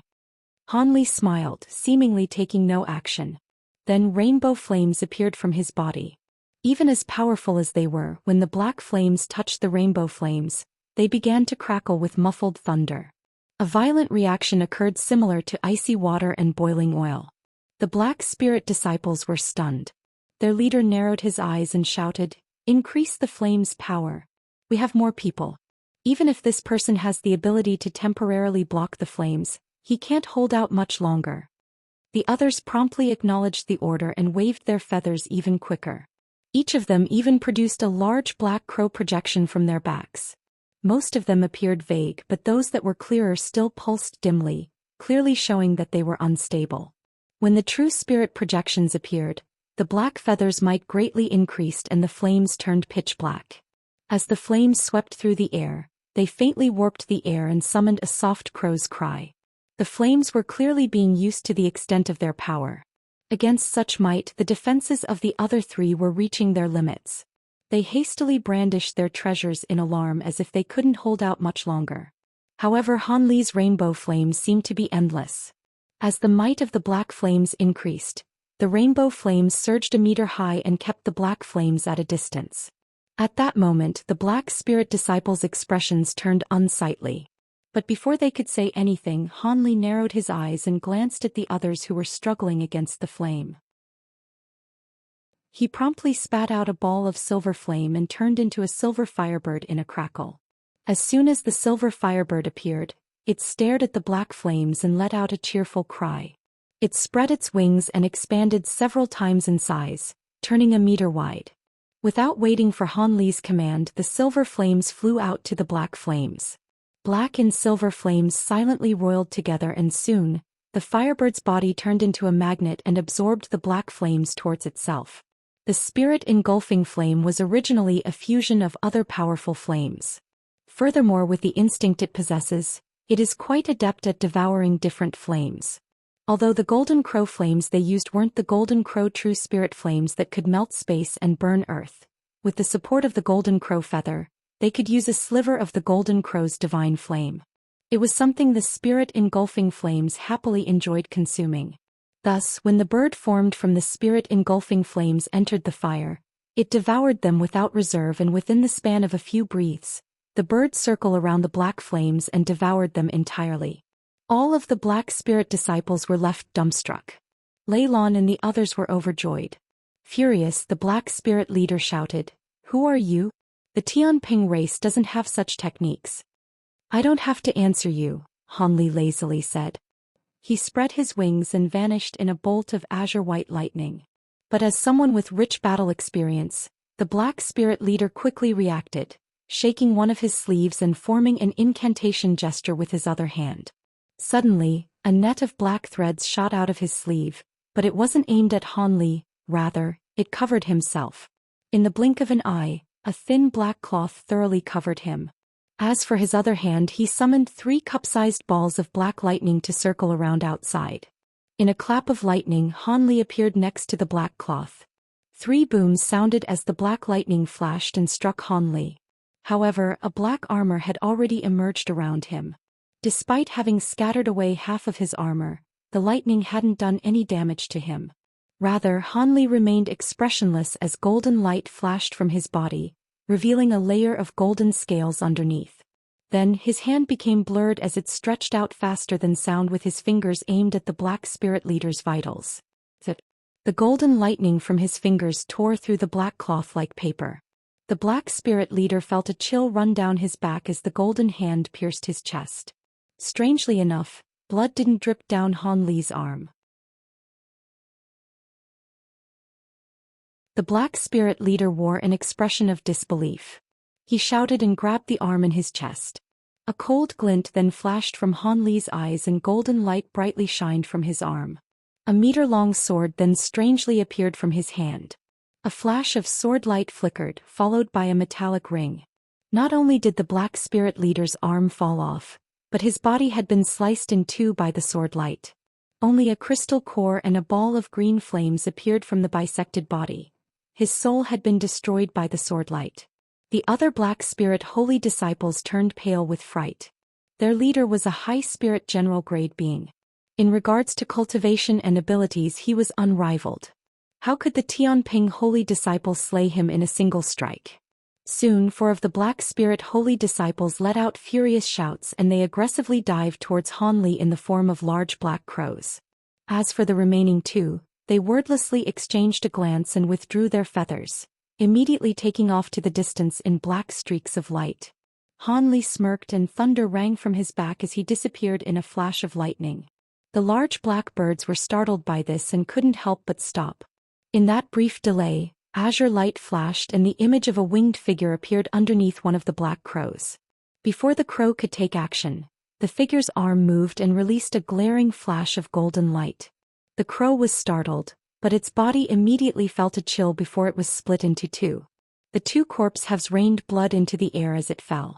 The figure underneath blurred and strangely vanished once again. Soon after, it appeared near another golden crow and waved its hand, releasing another streak of sword light. The crow was similarly cut down faster than the speed of sound. Its iron-like feathers weren't able to stop the attack in the slightest. As such, Han Li's figure continued to flicker with ghost-like agility several more times, before he clearly stopped in midair. The remaining 4 black spirit disciples were cleanly massacred. However, Han Li didn't stop there. He glanced at the 2 black spirit disciples 100 meters away and expressionlessly spread his wings, tearing through the air in a white streak. Air shrieked as he cut through it. With formidable speed, he only traveled for 30 meters before blurring and disappearing into a thin white line. The line then strangely wrapped and disappeared into space. Behind one of the desperately fleeing black spirit disciples, a white azure line appeared along with a fluctuation of space. In a blur, the line pierced through their body, quickly circled around it and released a golden flash. By the time the black spirit disciple was separated into 8 pieces, the white line wrapped and disappeared once more. Soon, azure white light brightly flashed from above the remaining black spirit tribe disciples. In a blur, Han Li came into full view. His hand silently blurred, turning the small golden sword in his hand into dense sword light. In a flicker of golden sword light, it cleaved into the head of the being below. Horrified, the black spirit disciple simply folded his wings and slapped the top of his head. As black light flashed from his wings, Their feathers turned into countless arrows, filling the air in the dense barrage. Then a black wooden shield appeared from his skull and turned into a black cloud as it faced the golden sword light.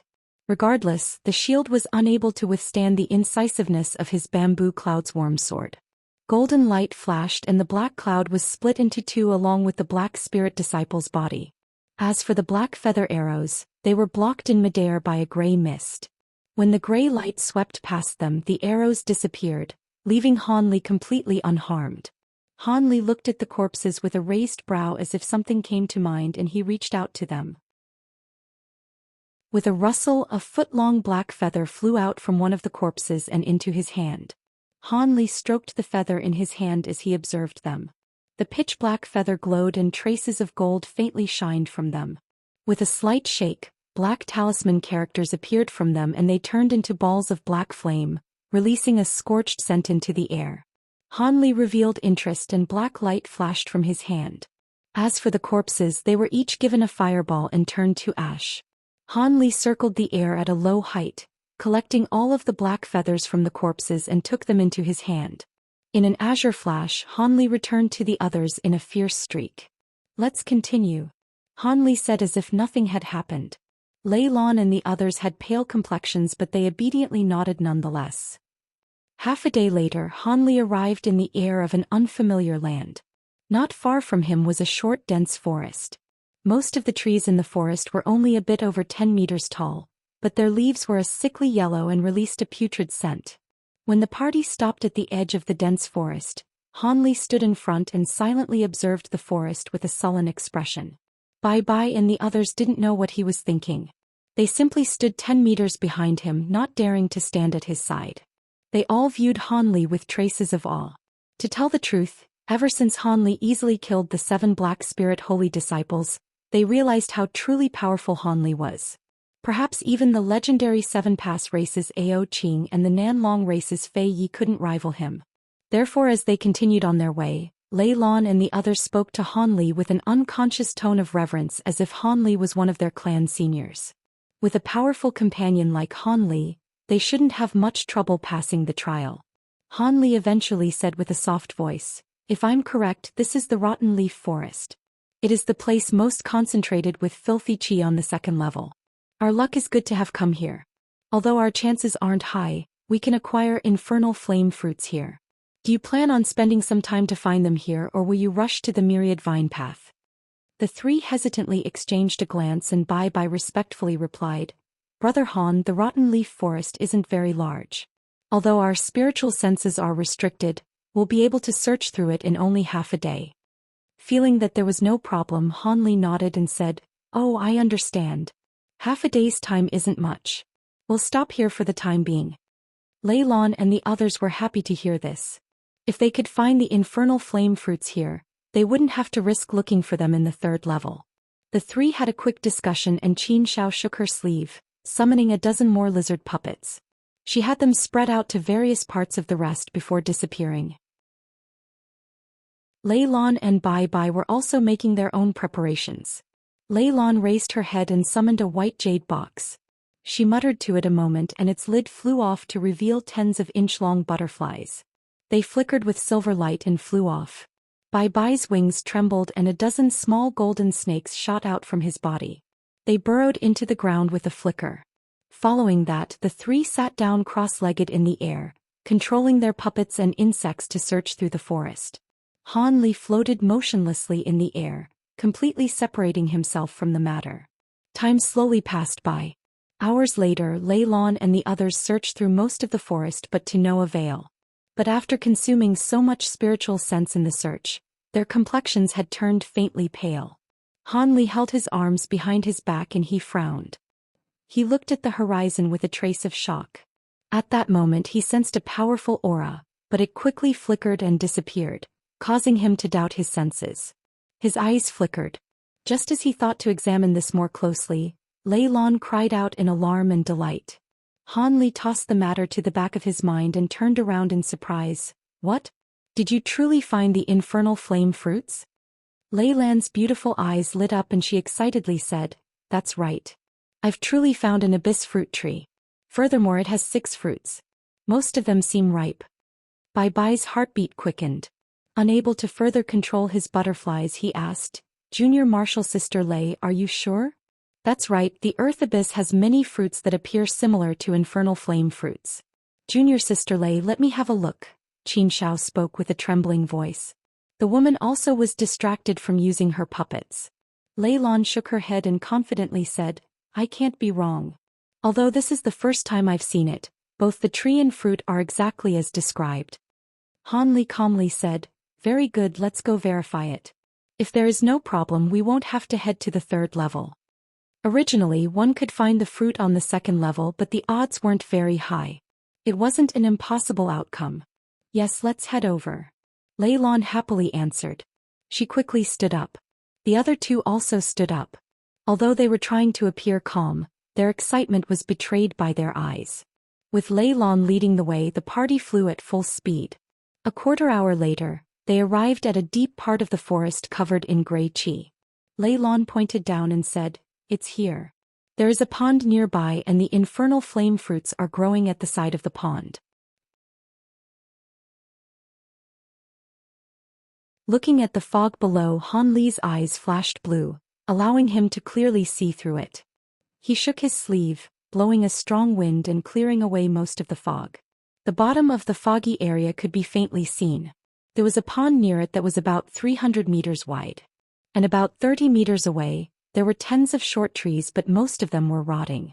A tree with black-green wood had black fist-sized fruits at the very top branch. The fruit's surface was rough and had countless thin cracks.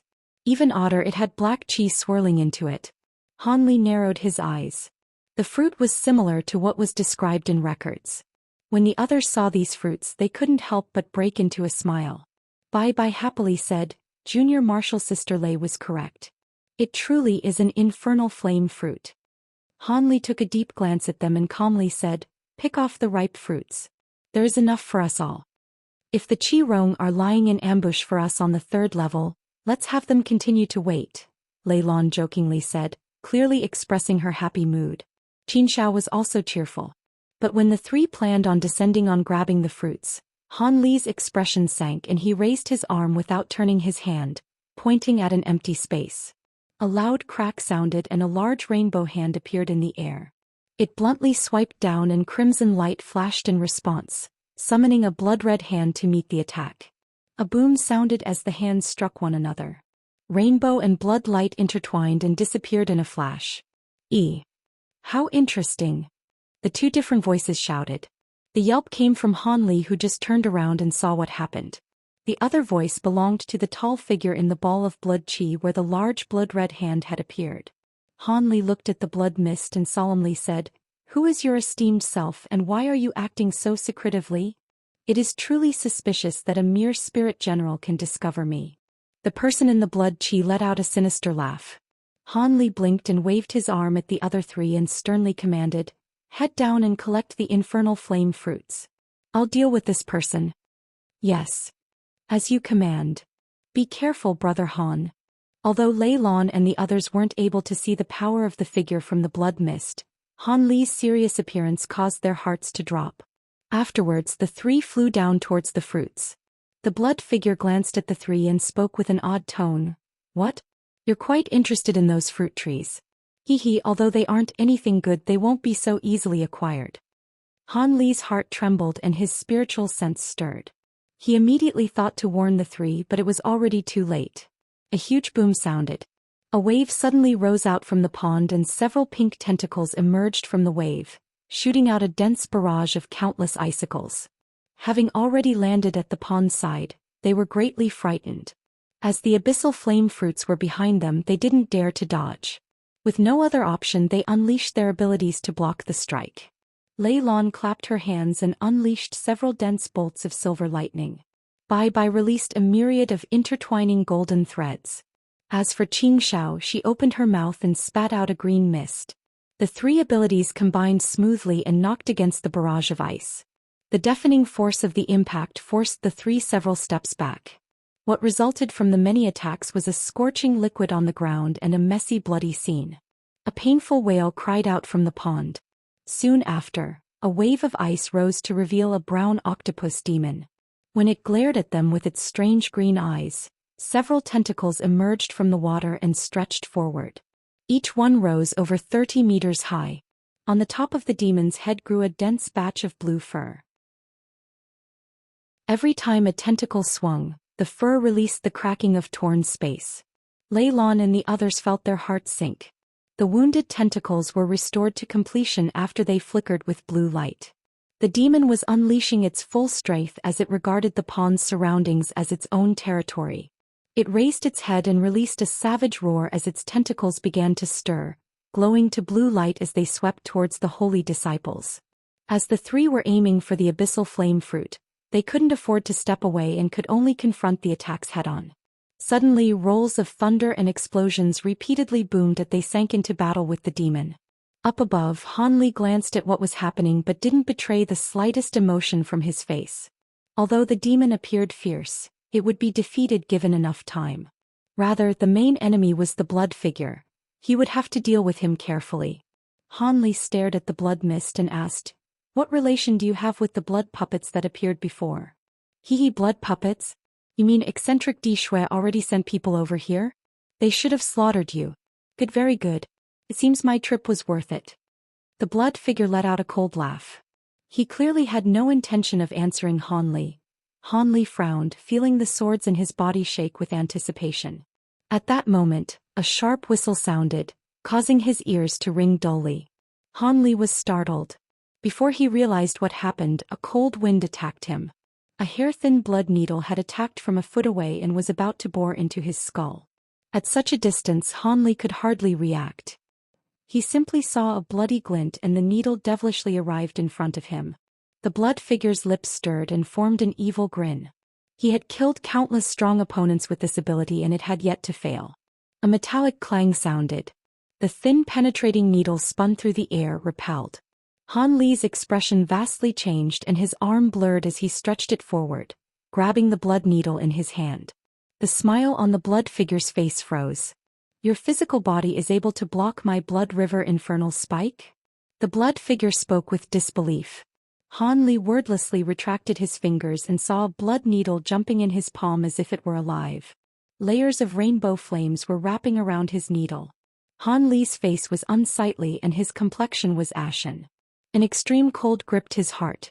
He was caught in a sneak attack that had truly left him on the verge of death. If it wasn't for a body that was far stronger than demon beasts of the same grade with flesh as durable as magic treasures, anybody else would have died in that strike.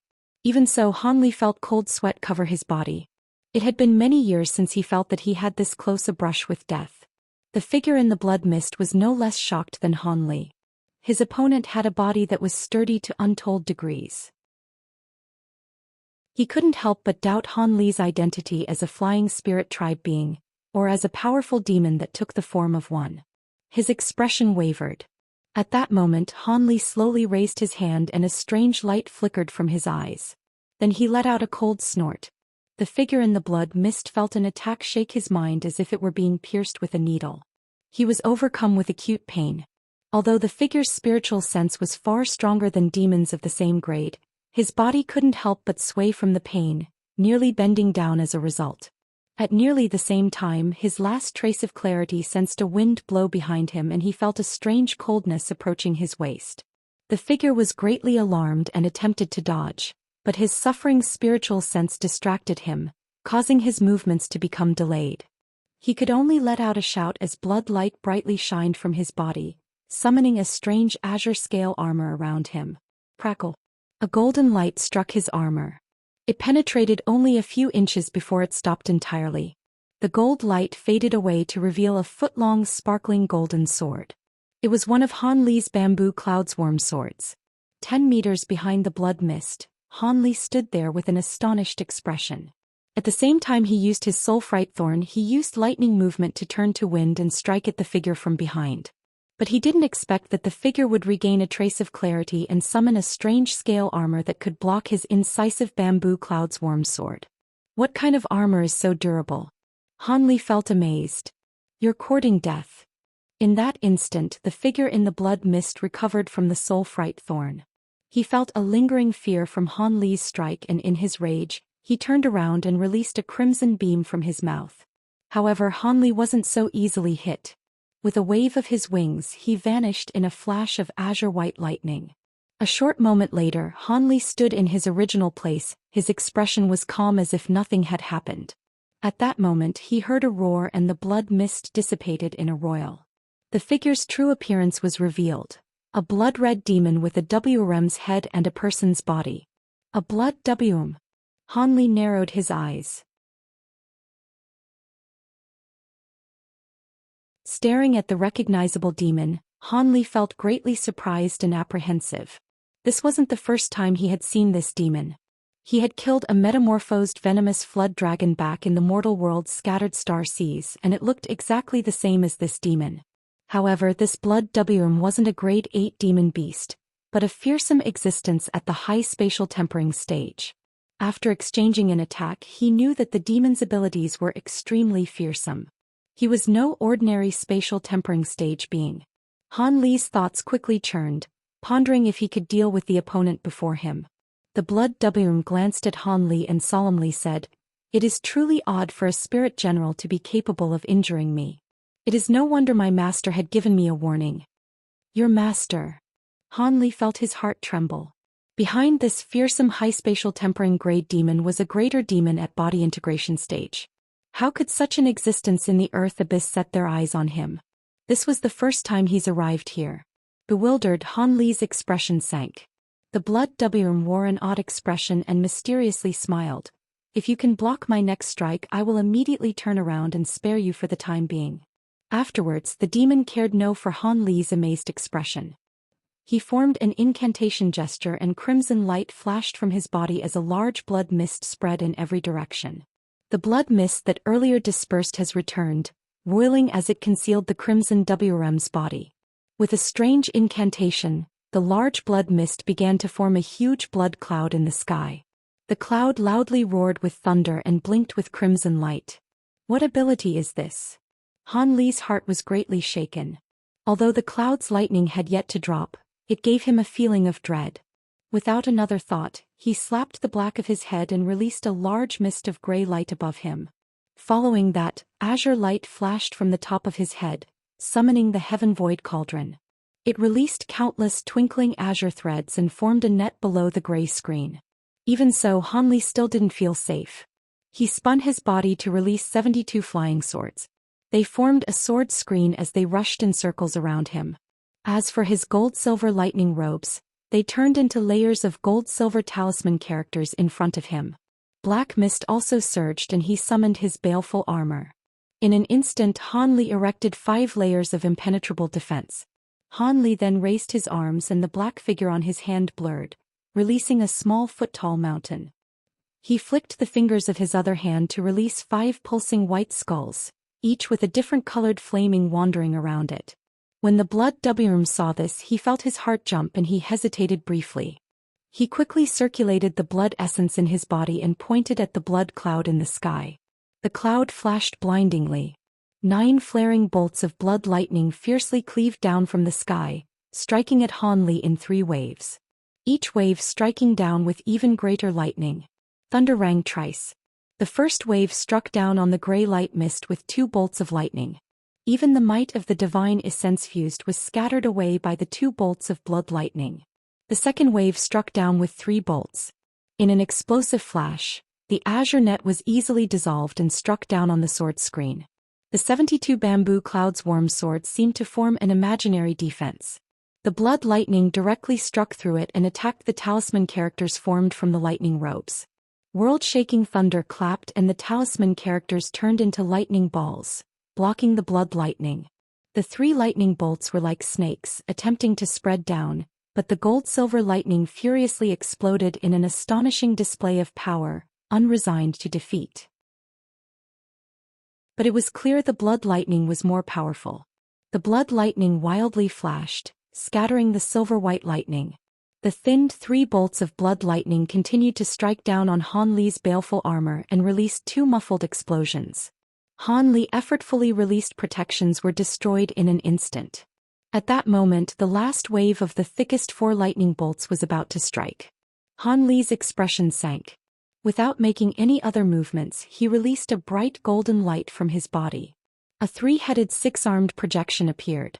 It moved and 6 sparkling golden arms directly reached up to the 4 blood bolts. Although the Provenance True Devil projection was hollow, it possessed might beyond imagination.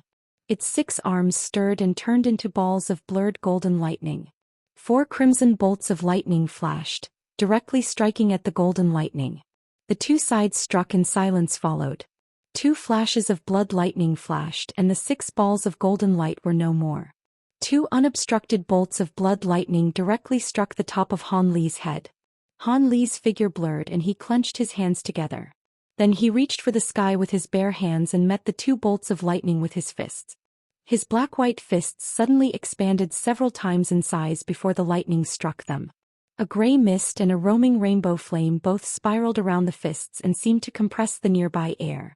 2 explosions roared. Brilliant light radiated and Han Li's sleeves turned to ash, revealing the sparkling golden scales on his skin.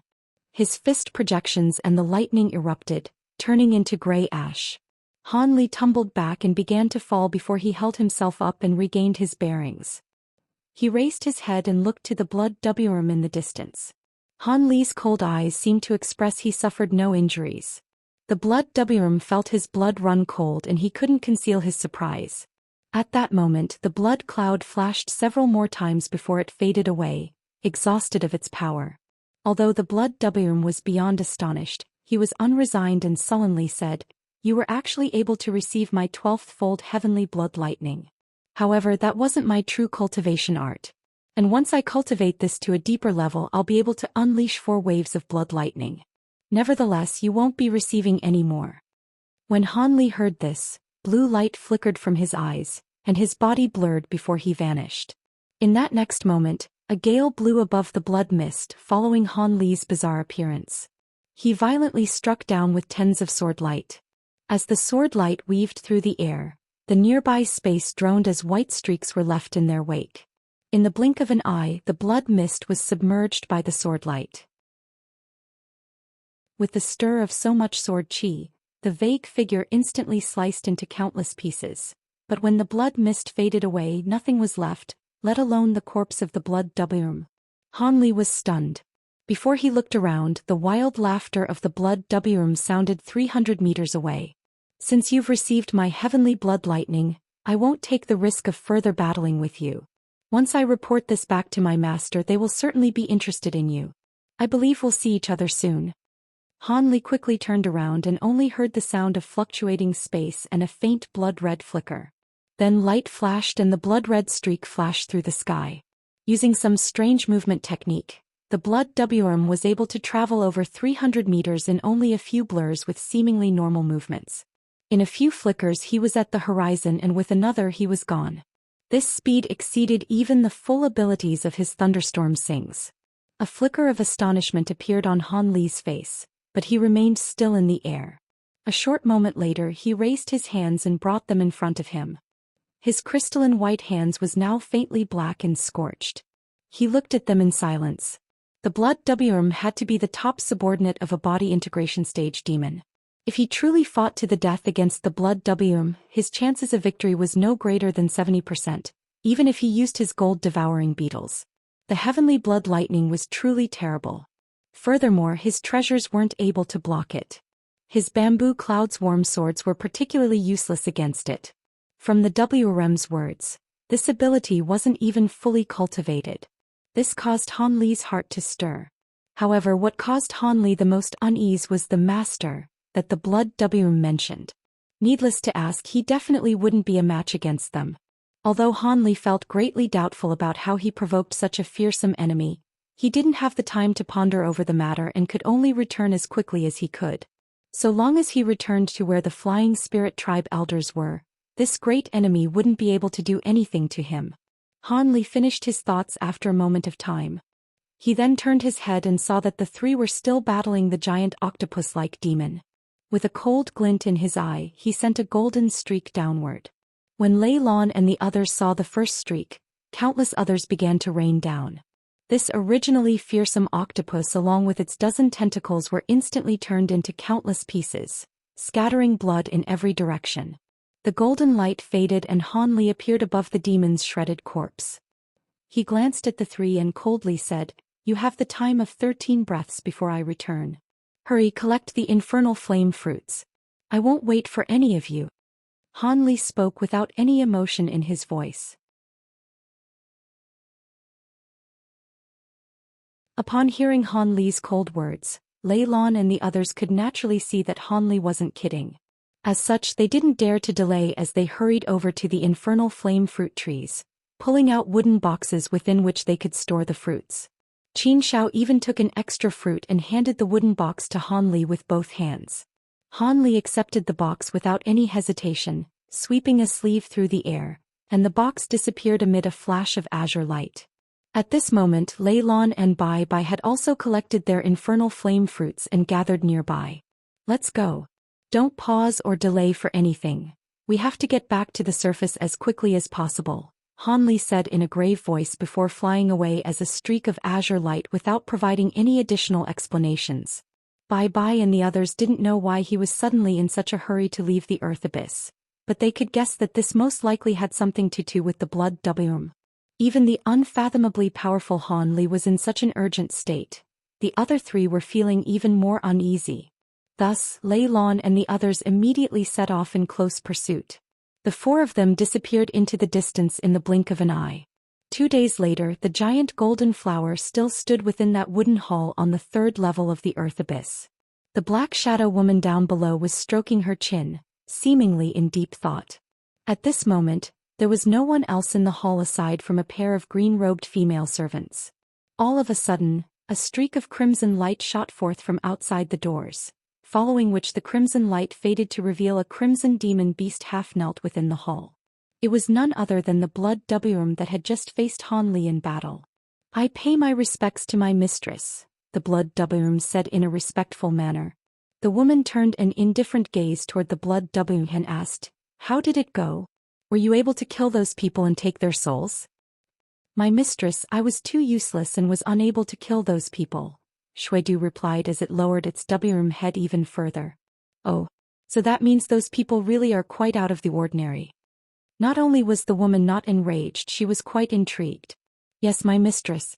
The others were quite ordinary in that they were only normal spirit generals, but one of them was able to take the full power of my heavenly blood lightning head-on as a mere late spirit general as well as an attack from my blood river infernal spike with his physical body alone, yet remain completely unscathed.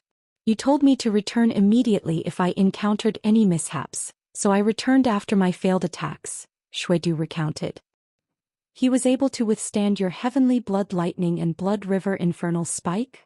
The Black Shadow was already aware that she would be hearing some interesting news, but Shuedu's words still came as a surprise to her. The blood womb paused momentarily before replying, "That's right, not only that, but that man's movement techniques and other abilities are also quite extraordinary. Even if I were to engage in battle with him and fight with all my power, I would still most likely have been defeated.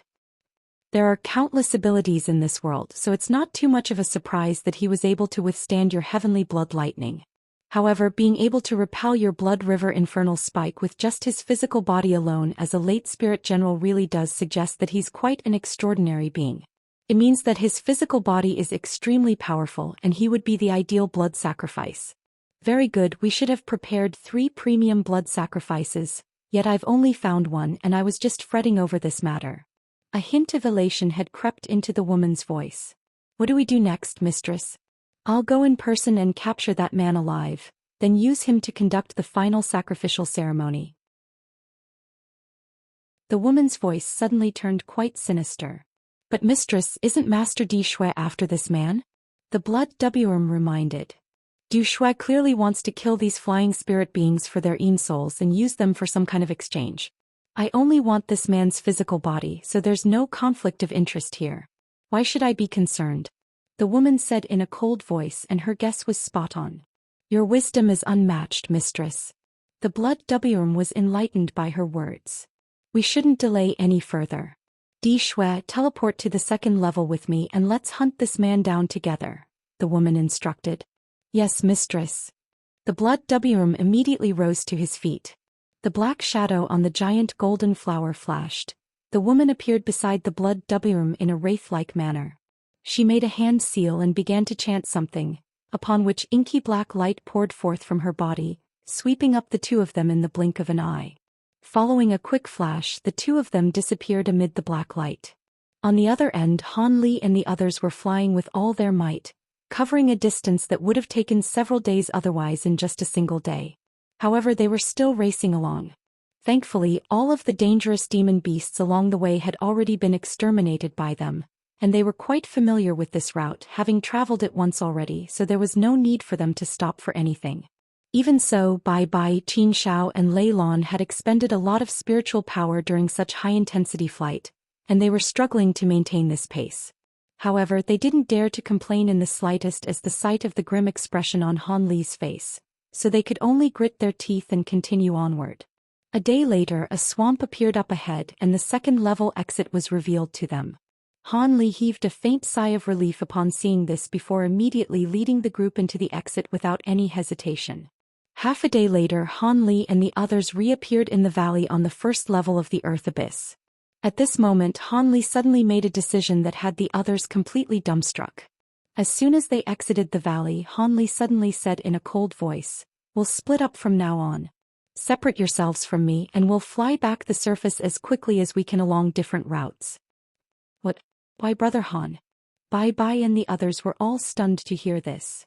"With the situation as it currently is, I won't keep you three in the dark any longer.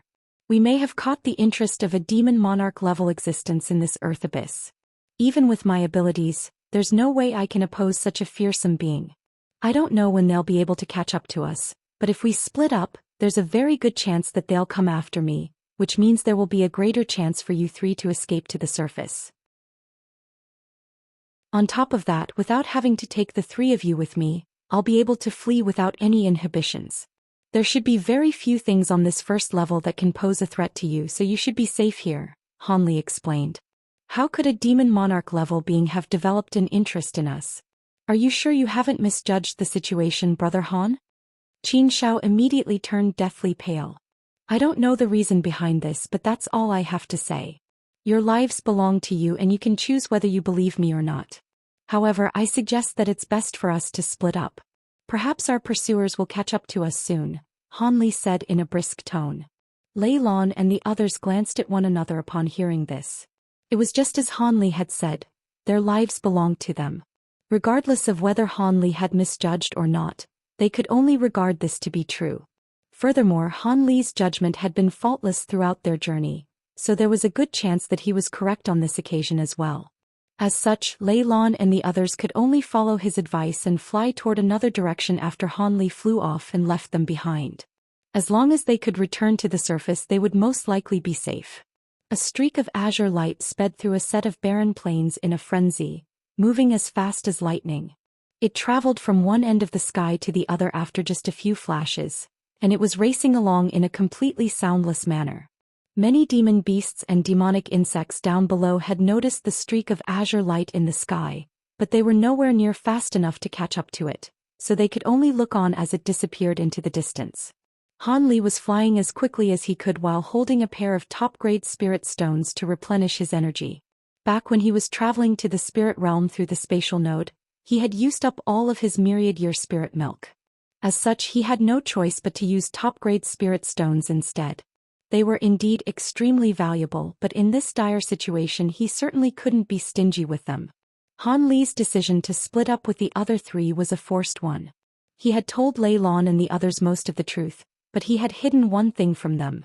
He had a feeling that those demons from earlier seemed to be targeting him, and didn't pay much heed to Lei Lan and the others. In this situation, splitting up with them would make the rest of their journey to the surface a lot safer. He had protected the two Tianping race holy disciples throughout this trial, helped them secure infernal flame fruits, and also led them safely back to the first level. He had done everything in his power, so the rest was up to those holy disciples themselves. He had to worry about his own safety now. Up to this point he hadn't noticed anything amiss nearby, and he wasn't too far away from the entrance that led up the surface, but Han Li didn't dare to get complacent even in the slightest. Not only did he not slow down, he instead expelled a mouthful of blood essence and unleashed a secret technique to accelerate even further. If he could expend some energy to avoid a body integration stage demon monarch, then that would most definitely be a wise decision. However, after flying for over half a day, Han Li's expression suddenly changed drastically as he abruptly turned around to look behind him. A streak of black light had appeared in the distant sky, and it was speeding straight toward him. Furthermore, it seemed to be closing in rapidly. A dark expression appeared on Han Li's face, and he immediately flapped his thunderstorm wings, appearing over 1,000 feet away in the blink of an eye. He didn't have any means through which he could conceal himself, so he could only unleash the full power of this thunderstorm wings. A faint cry of surprise sounded from within the black light, and Han Li felt as if it had been uttered right beside him. His heart sank as he flapped his wings vigorously, launching himself through the air at an astonishing pace, as if he were trying to puncture space itself. That's him up ahead, right? He really does have some skill. However, if he can escape from me, then that would be a massive joke. A female voice sounded. The ones within the streak of black light were none other than the Black Shadow Woman and Xuedu. They had managed to somehow track Han Li with unerring accuracy all the way to the first level. The woman chuckled coldly as she made a hand seal, and the black light around them immediately swirled before manifesting a black formation of light. Light surged through the formation, and the woman and Xuedu's bodies blurred slightly before vanishing. An incredible scene then ensued. Just as Han Li was racing through the air, spatial fluctuations suddenly erupted up ahead, following which a massive black spell formation surfaced out of thin air. Han Li's heart jolted with shock and he wanted to stop, but it was already too late. Unleashing the full power of his thunderstorm wings naturally allowed him to fly at an extraordinary speed, but what he gained in speed was compromised by a lack of control. As such, he plunged headfirst into the black formation, having been unable to arrest his own momentum. Han Li felt his world go dark, following which streaks of black light and gusts of Yin winds swept forth from all directions, as if he'd entered through the gates of an infernal hell. Han Li immediately unleashed countless arcs of golden lightning without any hesitation amid a string of loud thunderclaps. All of the black light and Yin winds immediately exploded into nothingness as soon as they came into contact with this golden lightning, as if they'd met the bane of their existence. Divine Devilbane Lightning. You possess lightning of this caliber? The woman's surprised voice sounded from all around Han Li, following which the black light in the surrounding area began to swirl, and it was only picking up speed in its rotation. Han Li's heart jolted with shock as all of the golden arcs of lightning around his body formed a golden lightning garment that settled over his body. However, right at this moment, a woman's giggling voice sounded. There's no need to be alarmed, fellow Taoist. I bear no ill will toward you. I only wanted to invite you as a guest to my humble abode. Han Li naturally wasn't going to be fooled by this as he flapped his wings to try and escape. However, the woman seemed to have predicted his actions in advance, and she suddenly thrust a palm toward him from afar. A burst of enormous power crashed into Han Li, and such was its power that even with his current body, he was still unable to force his way through it. Han Li's heart immediately sank. During this split-second delay, black light flashed within the massive formation, and all three of them disappeared at once. Han Li was struck by a rush of dizziness, and he immediately activated his great development technique to regain his clarity of mind. Only then did he discover that he'd been teleported to a tall platform that resembled a sacrificial altar. At this moment he was standing atop a teleportation formation. The woman and the blood doubleroom were standing not too far away from him, and it was as if they hadn't even moved a single step since the beginning. Judging from the dense aura of darkness in the surrounding air, this was most likely a level of the earth abyss that was deeper than the second level. What was even more concerning to him was that there were 7 or 8 demons of different forms standing near the platform. All of them were half-humanoid, half-demonic creatures, and they were at the nascent soul and deity transformation stages. Looking at the buildings around the tall platform, he had clearly been teleported into the nest of some kind of demon beast. In this perilous situation, Han Li didn't dare to engage in any reckless actions, and merely appraised the woman in silence. This was most likely the mistress that the blood doubleroom had been referring to. Otherwise, How could she possibly possess such extraordinary abilities to be able to abduct him to this place with such ease? Come and have a chat with me in the hall first, fellow Taoist, the Black Shadow woman invited with a smile before flying toward the cluster of buildings in the distance. Xuedu glanced at Han Li with a rather peculiar look on its face before also following the woman away. He didn't seem to be concerned in the slightest that Han Li would try to escape again. Han Li looked around at the cluster of buildings, then up at the sky, and a wry smile appeared on his face. The entire sky was filled with dense gray clouds, and there was a burst of indescribable spiritual power radiating from the sky along with flashes of black lightning. A powerful restriction had clearly been set up here, and it was definitely not one that he'd be able to escape from in a short time. However, judging from the woman's words and actions, she didn't seem intent on killing him right away. As such, it was best to listen to what she had to say first, then see if there were any opportunities he could take advantage of. With that in mind, Han Li was feeling slightly more assured as he followed the woman and Xuedu as a streak of azure light. Han Li was led to the largest of the cluster of buildings by the woman and the blood womb. He glanced at the demon beasts standing guard on either side of the wooden hull, and a peculiar look appeared on his face. All of these demon beasts were short ape-like creatures, each sitting atop a black giant spirit flower with their roots planted deep into the soil outside the doors of the wooden hull. A contemplative look appeared on Han Li's face, and he felt as if he'd discovered why this woman was targeting him. Without any further delay, Han Li strode into the hall under the menacing eyes of the apes outside. The entire hall was completely empty aside from the Black Shadow woman and the blood womb. There were 2 rows of wooden chairs lined up on either side of the hall, and the woman had already made her way over to a massive golden flower at the center of the hall. She then sat down with her legs crossed while the blood womb stood beside her in an obedient manner. The woman gestured for Han Li to take a seat on one of the nearby wooden chairs before clapping her hands as she instructed, "Bring some tea for our guest." Moments later, a green-robed female servant with a set of fine and delicate facial features appeared within the hall, carrying a wooden platter, upon which was placed 2 white teacups. The servant handed one cup to Han Li and the other to the woman, neglecting to prepare one for the blood womb. However, Xuedu's expression remained unchanged as if he were already accustomed to such treatment. Han Li looked at the tea in the cup and his lips twitched. Within the pristine white teacup was a tiny pool of inky black liquid that was emanating a rank odor. Even just catching a whiff of this tea was making his expression change slightly, let alone drinking it.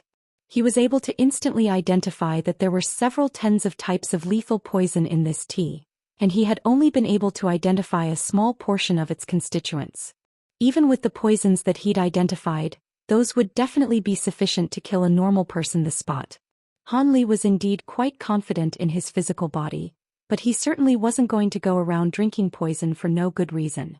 The woman wore a faint smile on her face, and she seemed to have identified Han Li's reluctance. "Rest assured, fellow Taoist, I brewed this tea using 81 different types of lethal poison, yet all of them cancel each other out to create a completely harmless drink. On top of that, frequent consumption of this beverage is beneficial to one's spiritual sense." She then took a sip of this tea to set an example, and he hesitated momentarily before also taking a small sip. With the woman's abilities, there was no need for her to try and kill him using poison tea, as other more direct methods would suffice. As such, decided to go along with whatever she had planned. Furthermore, it appeared that she wasn't lying about this. The putrid-smelling tea was extremely bitter, but after sliding down his throat, it transformed into a ball of heat that spread through his entire body via his meridians. At the same time, a cool sensation rushed into his mind, making him instantly feel more sharp and alert. He quickly inspected his body with his spiritual sense, and was greatly relieved to find that he hadn't been poisoned. "Thank you for your hospitality, Senior, but may I ask why you've brought me here? This is my first time here in this earth abyss, and surely I haven't done anything to offend you," Han Li said in a grim voice as he placed the teacup onto the table beside him. The Black Shadow woman appraised Han Li carefully for a while, and only after Han Li was starting to get chills running down his spine did she reply in an unhurried voice.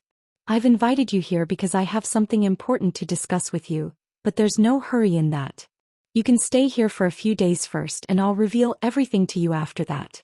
By the way, may I ask your name?" "My name is Mu Qing." After a brief hesitation, Han Li decided to tell the truth. Junior Han Li pays his respects to Senior Mu Qing. There was no point in lying about something like this, and if his lie were to be exposed, it would surely leave a bad taste in Mu Qing's mouth. So it's fellow Taoist Han. Buyer, take fellow Taoist Han to rest in the guest pavilion for now. Make sure to satisfy every single one of his needs. Mu Qing's voice suddenly turned quite cold as she delivered an instruction to the female servant in the hall. The green-robed woman faltered upon hearing this before immediately falling to her knees to accept the order. As such, Han Li could only stand up and follow her out of the hall. Thus, Mu Qing and Xuedu were the only ones left in the building. Mu Qing looked on in the direction that Han Li had departed in, and the expression on her face suggested that she was in deep thought. Meanwhile, Xuedu remained completely silent beside her as if he were a mute. Xuedu, don't you want to ask me why I changed my mind? Mu Qing suddenly asked. My mistress naturally has her reasons. There's no need for my lowly self to state any questions, Xuedu replied with a respectful bow. Hehe, you sure know how to talk. There's no reason for me to keep this a secret from you. I decided to change my mind naturally because I found a more worthwhile use for him than using him as a blood sacrifice, Mu Qing giggled. Could it be that you're referring to his divine devilbane lightning mistress? Xuedu asked as his heart stirred slightly. Hehe, it's exactly because of that. Premium blood sacrifices are hard to find, but I can always gather more given some time. However, with this divine lightning to assist me, the probability of success for our grand scheme will be increased by at least 10%. Do I need to elaborate on which one is more important? Mu Qing explained.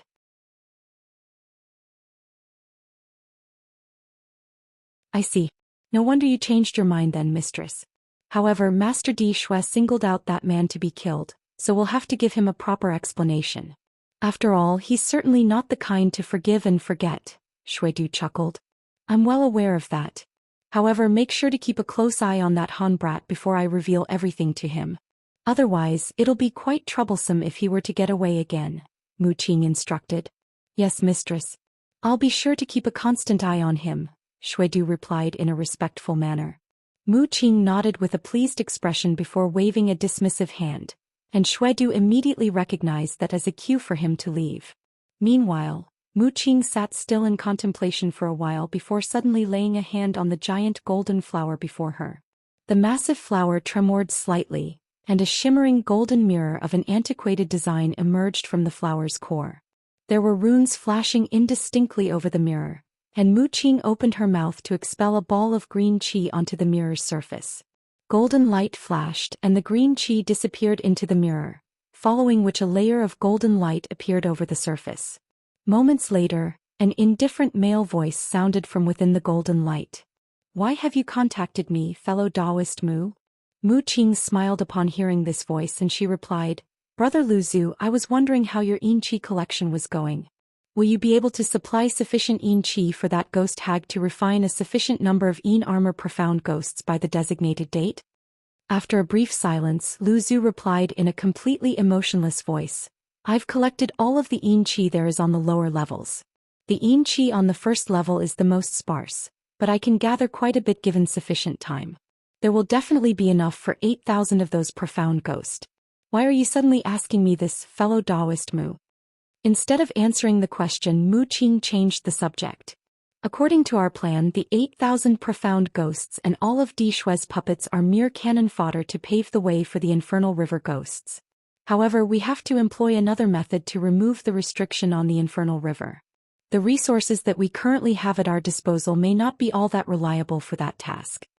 Lu Zhu immediately caught on to something and his voice changed slightly as he asked, Have you found a good way to dispel this restriction, fellow Taoist Mu? You sure know me well, Brother Lu Zhu. I have indeed just discovered something of value and I wanted to share the good news with you, Mu Qing chuckled. So what's the good news? Lu Zhu's voice turned flat and emotionless again. I found a being that can use divine devilbane lightning. The infernal river restriction is predominantly comprised of Yin Qi, but the most troublesome element about the restriction is actually the infernal devilish Qi contained within it. The devilish Qi is extremely pure and if we were to go ahead with our original plan, there's a good chance that it might fail. However, with divine devilbane lightning on our side, That devilish qi won't be an issue for us, Mu Qing said as a serious expression appeared on her face. Divine Devilbane lightning is indeed the bane of all devilish qi, but in ancient times when the evil dragon race ruled over the spirit realm, almost all of the golden lightning bamboo in the spirit realm was harvested into extinction by them. At the time, all cultivators with divine Devilbane lightning or possessed this bamboo were also slain. How did you manage to find someone capable of using such divine lightning? Are you sure you're not mistaken? Lu Zhu seemed to be rather skeptical of her claim. Rest assured, Brother Lu Zhu, the lightning unleashed by that man was most definitely divine Devilbane lightning. The only problem is that he doesn't seem to be aware of the true method to use this lightning. He's merely unleashing it as part of his attacks as if it were merely normal lightning, and he's only able to make use of a tiny portion of its power as a result. Mu Qing chuckled coldly. Oh, in that case then that makes sense. That being must have unintentionally come across some golden lightning jade and attained this lightning by chance. Lu Zhu analyzed calmly. I also believe that to be the case.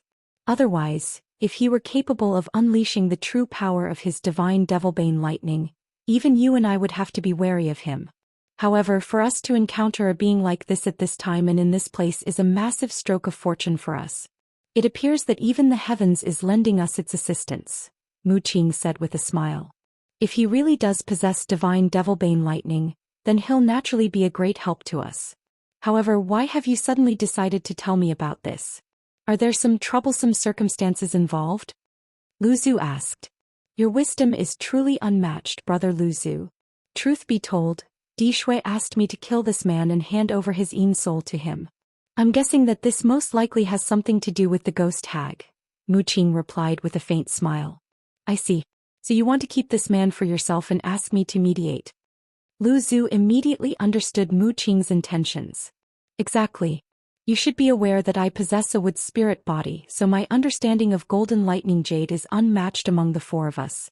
If I can provide guidance to that man in person, he should be able to quickly master the true power of his divine Devilbane lightning before the initiation of our plan. Mu Qing chuckled in response, showing no intention of hiding anything. You're right, but this matter is quite important, so I'll have to discuss it with the others. The three of us will also have to see this man in person for verification purposes. Lu Zhu finally replied after a lengthy period of contemplation. That can definitely be arranged. All of you can gather at my abode in half a month. I'll leave it to you to inform the others, Brother Lu Zhu. I'll make sure to prepare a splendid welcome for all of you, Mu Qing said with a smile. All right, we'll do as you say, Lu Zhu agreed without any hesitation. The golden light on the mirror then faded, and the voice transmission was cut off. It's just as I expected. Lu Zhu doesn't care whose hands this man falls into. But then again, he's the only one among us who doesn't fear divine lightning, so of course it doesn't matter to him. The other two most likely won't be able to accept this arrangement though. It's too bad for them that I'm the one who captured him, and there's no way I'm handing him over to them. Mu Qing's cold voice reverberated throughout the spacious hall. Han Li sat beside a round table, looking at the man who was pouring wine for him with a wide smile on his face in a speechless manner. This was a scholar with a set of graceful features, and he appeared to be in his 30s. He was currently holding a green jade cup of wine and trying to propose a toast. There were all types of delicious dishes as well as a black urn on the round table.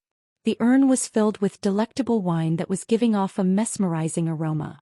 The green-robed servant by the name of Buyer was standing off to the side. Come on, Brother Han, have a taste of our wood essence wine. It was brewed using the essence of myriad year spirit wood, and even though it may not be as effective as the tea you had earlier, it can still bolster your spiritual sense. Once you have a few more cups of this wine, you'll know how amazing it is, the middle-aged scholar urged in an enthusiastic manner. Senior Xuedu, I'm a complete lightweight when it comes to drinking. After the few cups I've had, I'm already at my limit. If I keep going, I'm going to make an embarrassment out of myself, Han Li said in a resigned manner. This middle-aged scholar was none other than the human form of that blood W. As soon as Han Li had been led into the guest pavilion, he had immediately turned up and organized this massive feast for himself and Han Li. Han Li was essentially being held as prisoner by them, so he naturally couldn't refuse. As such, he could only sit down by the table and dine with the blood W. Haha, at our cultivation bases, a few cups of spirit wine will barely have any effect. Could it be that you still hold a grudge against me from our earlier battle? Xuedu suddenly asked as he cocked his head to the side. Hee, if you hadn't mentioned it, I would have forgotten such a trivial event already, so I certainly wouldn't be holding any grudges. Alright then, I'll have one more cup of wine. Han Li could only make a concession in the face of Xuedu's insistence. He then poured himself a cup of wine before downing it in a single mouthful. Buyer immediately stepped forward to fill Han Li's cup with wine from the urn again, and Han Li furrowed his brows in response, but refrained from saying anything in the end. Meanwhile, Xuedu smiled as he said, "Enjoy your time here in our wood Immortal Valley. My mistress clearly holds you in high regard, so she must have an important task for you to complete. Regardless of what that task is, you'll definitely receive a rich reward for your efforts. Isn't that much better than going back to the flying spirit race to be a so-called holy disciple? I'm going to go as far as to say that our Earth Abyss can provide you with everything that the flying spirit race can, and we can even give you things that the flying spirit race can't. This is a brilliant opportunity for you, fellow Taoist." Xuedu was trying to convince Han Li to switch his allegiance. Han Li's lips twitched and he didn't give a direct reply. Instead he smiled and asked, "What level of the Earth Abyss is this? Would you be able to disclose that to me, Senior? And would you be able to tell me what Senior Mu Qing intends to do with me?" "Unfortunately, that's something that I won't be able to tell you for now.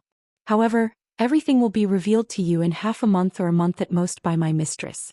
As for what level of the Earth Abyss we're currently situated in, that's something I can certainly disclose to you. This is the Black Mist Forest of the 3rd level," Xuedu replied. "The Black Mist Forest is the forest enshrouded under een mist that traps all beings who enter it?" Han Li's expression changed slightly upon hearing this. "Ah, that's the one. I didn't think that our forest would be so renowned in the flying spirit race. Truth be told, my mistress set up a restriction in the forest, which is why no beings are able to escape from it," Xuedu replied with an amused chuckle. "I see."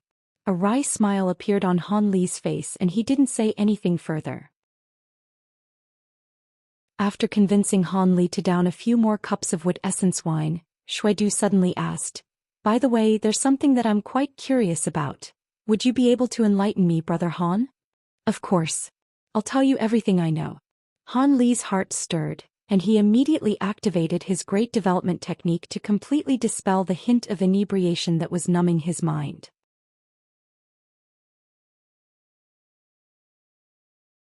It's nothing much.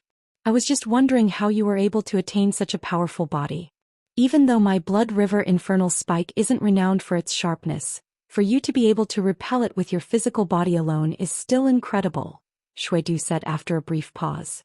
At the same time he was looking into Han Li's eyes with an unblinking gaze. "So that's what you wanted to ask me. My body is indeed slightly more powerful than that of the average person, but that's only because I stumbled upon a few spirit medicines by chance in the past and consumed them to bolster my constitution. My body can't compare to the body of a WM like yours, Senior," Han Li replied in a calm manner. "I see. I suspected that to be the case. However, the final 3-headed and 6-armed projection you summoned to withstand my final attack doesn't seem to be the true spirit projection of your race. Right, Brother Han? It felt rather familiar to me, but I can't recall where I've seen it before. Would you be able to provide me with a reminder?" Xuedu asked with a faint smile.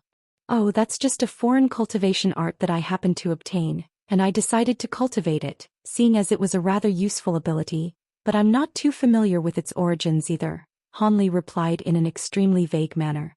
In reality, his answer provided no answers whatsoever. Xuedu was slightly surprised that Han Li was able to muster up such a wily response after downing so much wine, but he merely chuckled and spoke no further about this matter. Thus Xuedu only bade farewell to Han Li after seemingly becoming extremely inebriated.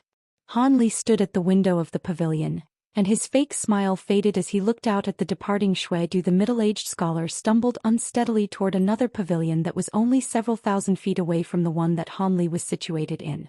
Han Li's brows furrowed slightly upon seeing this. At such close quarters, Xuedu would be able to constantly monitor his actions.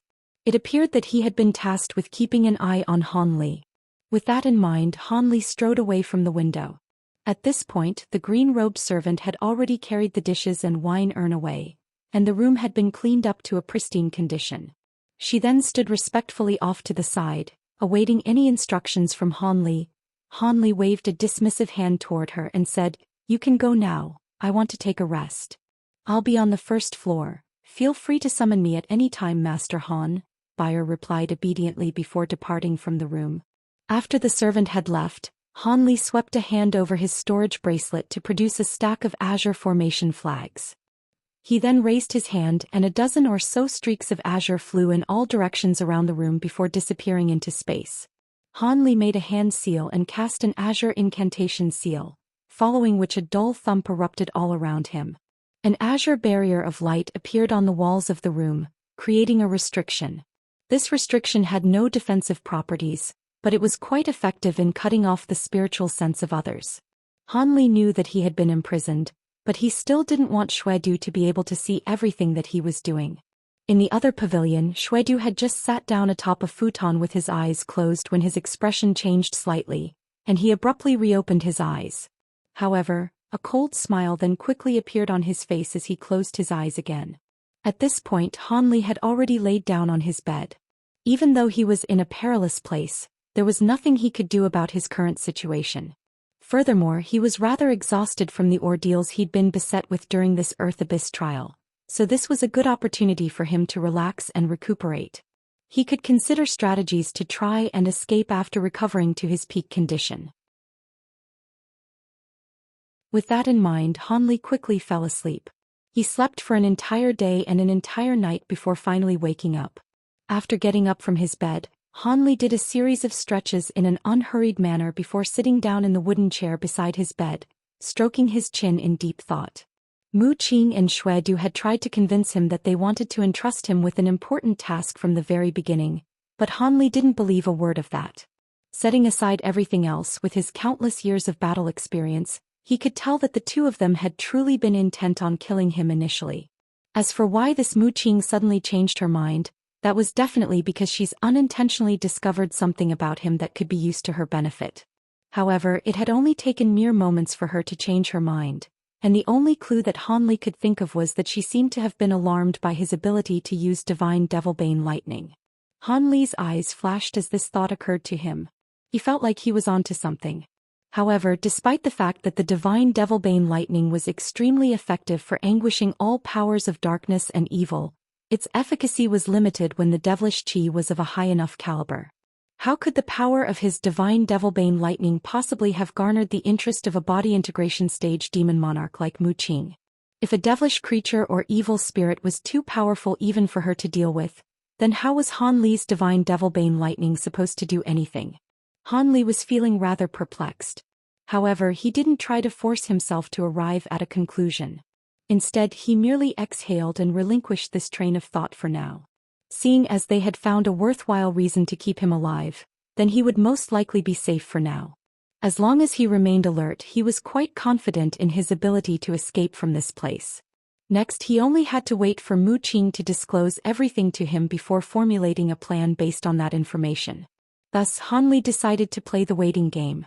As for escaping right away, the thought did cross his mind, but he didn't consider it for very long, seeing as Xuedu was residing so close to him. His thoughts then strayed to Lei Lan and the others. Seeing as Mu Qing and Xuedu had both come after him, those three had most likely returned to the surface and passed the trial. As such, he had fulfilled his promise to the Tianping race and regained his freedom. As a result, the Tianping vow of the Tianping race would cease to have any further restrictive effect on him. But then again, the Tianping race was only concerned about whether Lei Lan and Bai Bai would be able to pass the trial. They didn't care whether Han Li died or not. Han Li chuckled to himself before returning to his bed and taking a seat in a cross-legged manner. His expression smoothed out as he began to meditate. Half a month flew by in the blink of an eye. During this time, Xuedu would occasionally come over to drink and chat with Han Li, but Han Li stayed in his room all day and made Xuedu's job quite an easy one. On this day, Xuedu visited Han Li again and he wore a serious expression as he said, "Brother Han, my mistress would like you to meet her in the Wood Spirit Hall. She would like to introduce you to a few other seniors." "Sure. Thank you for informing me of that, Senior Xue," Han Li replied in a completely calm manner. Xuedu was starting to admire Han Li's mental fortitude. If he were in Han Li's shoes, he knew that he definitely wouldn't be able to remain so calm and collected. Thus Xuedu led Han Li out of the pavilion. After a while, Han Li appeared in front of the wooden hall again before entering through the doors behind Xuedu. The setup within the hall was slightly different from when Han Li had last been here. There were 3 long tables set up on either side of the hall, with a group of people seated at each table. Han Li cast his gaze over to a table where only 2 people were seated. Both of their bodies had been hidden under long crimson robes, and Han Li was completely unable to glean their appearance nor their auras. As far as Han Li knew, these people could even be avatars of the same person. On another table, there was a burly man wearing a black cloak, and a burst of glacial qi was emanating from his body, making it feel as if the air around him had been frozen solid. At the final table sat 3 women. One of them was a middle-aged beauty with a head of snowy white hair and an extremely pale complexion.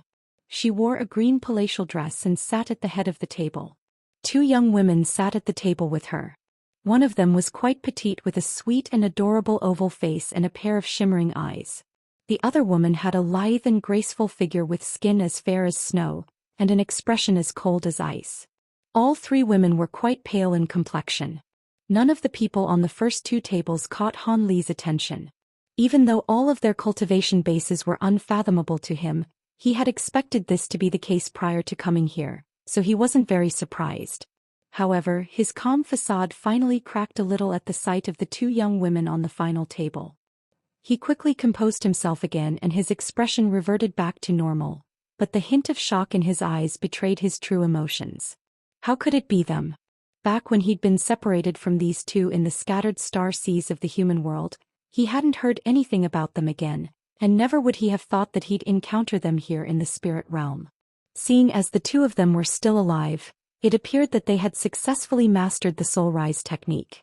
Even though Han Li quickly turned his attention away from them, his heart was still reeling with shock. The lithe and graceful beauty was none other than Yuan Yao from the scattered star seas, and the petite woman beside her was naturally her senior martial sister, Yan Li, who had almost perished all those years ago.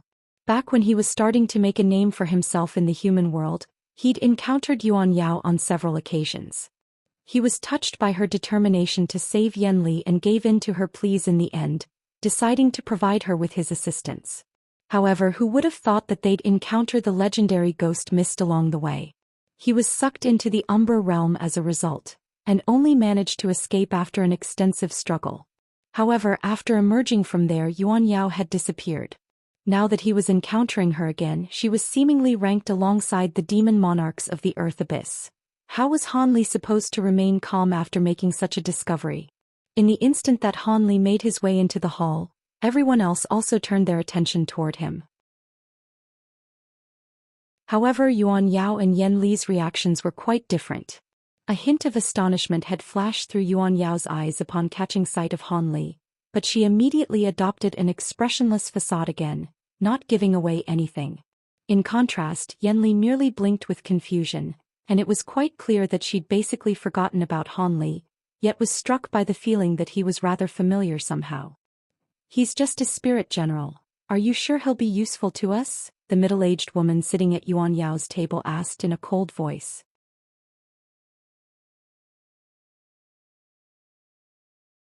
Don't be so hasty to jump to conclusions, fellow Taoist Lan. Fellow Taoist Han is far more powerful than his cultivation base indicates, and he possesses the divine Devilbane lightning. Even if his cultivation base were a rank or 2 lower, he'd still be of great help to us if he could unleash the true power of his divine Devilbane lightning, Mu Qing chuckled. Divine Devilbane lightning isn't that easy to master.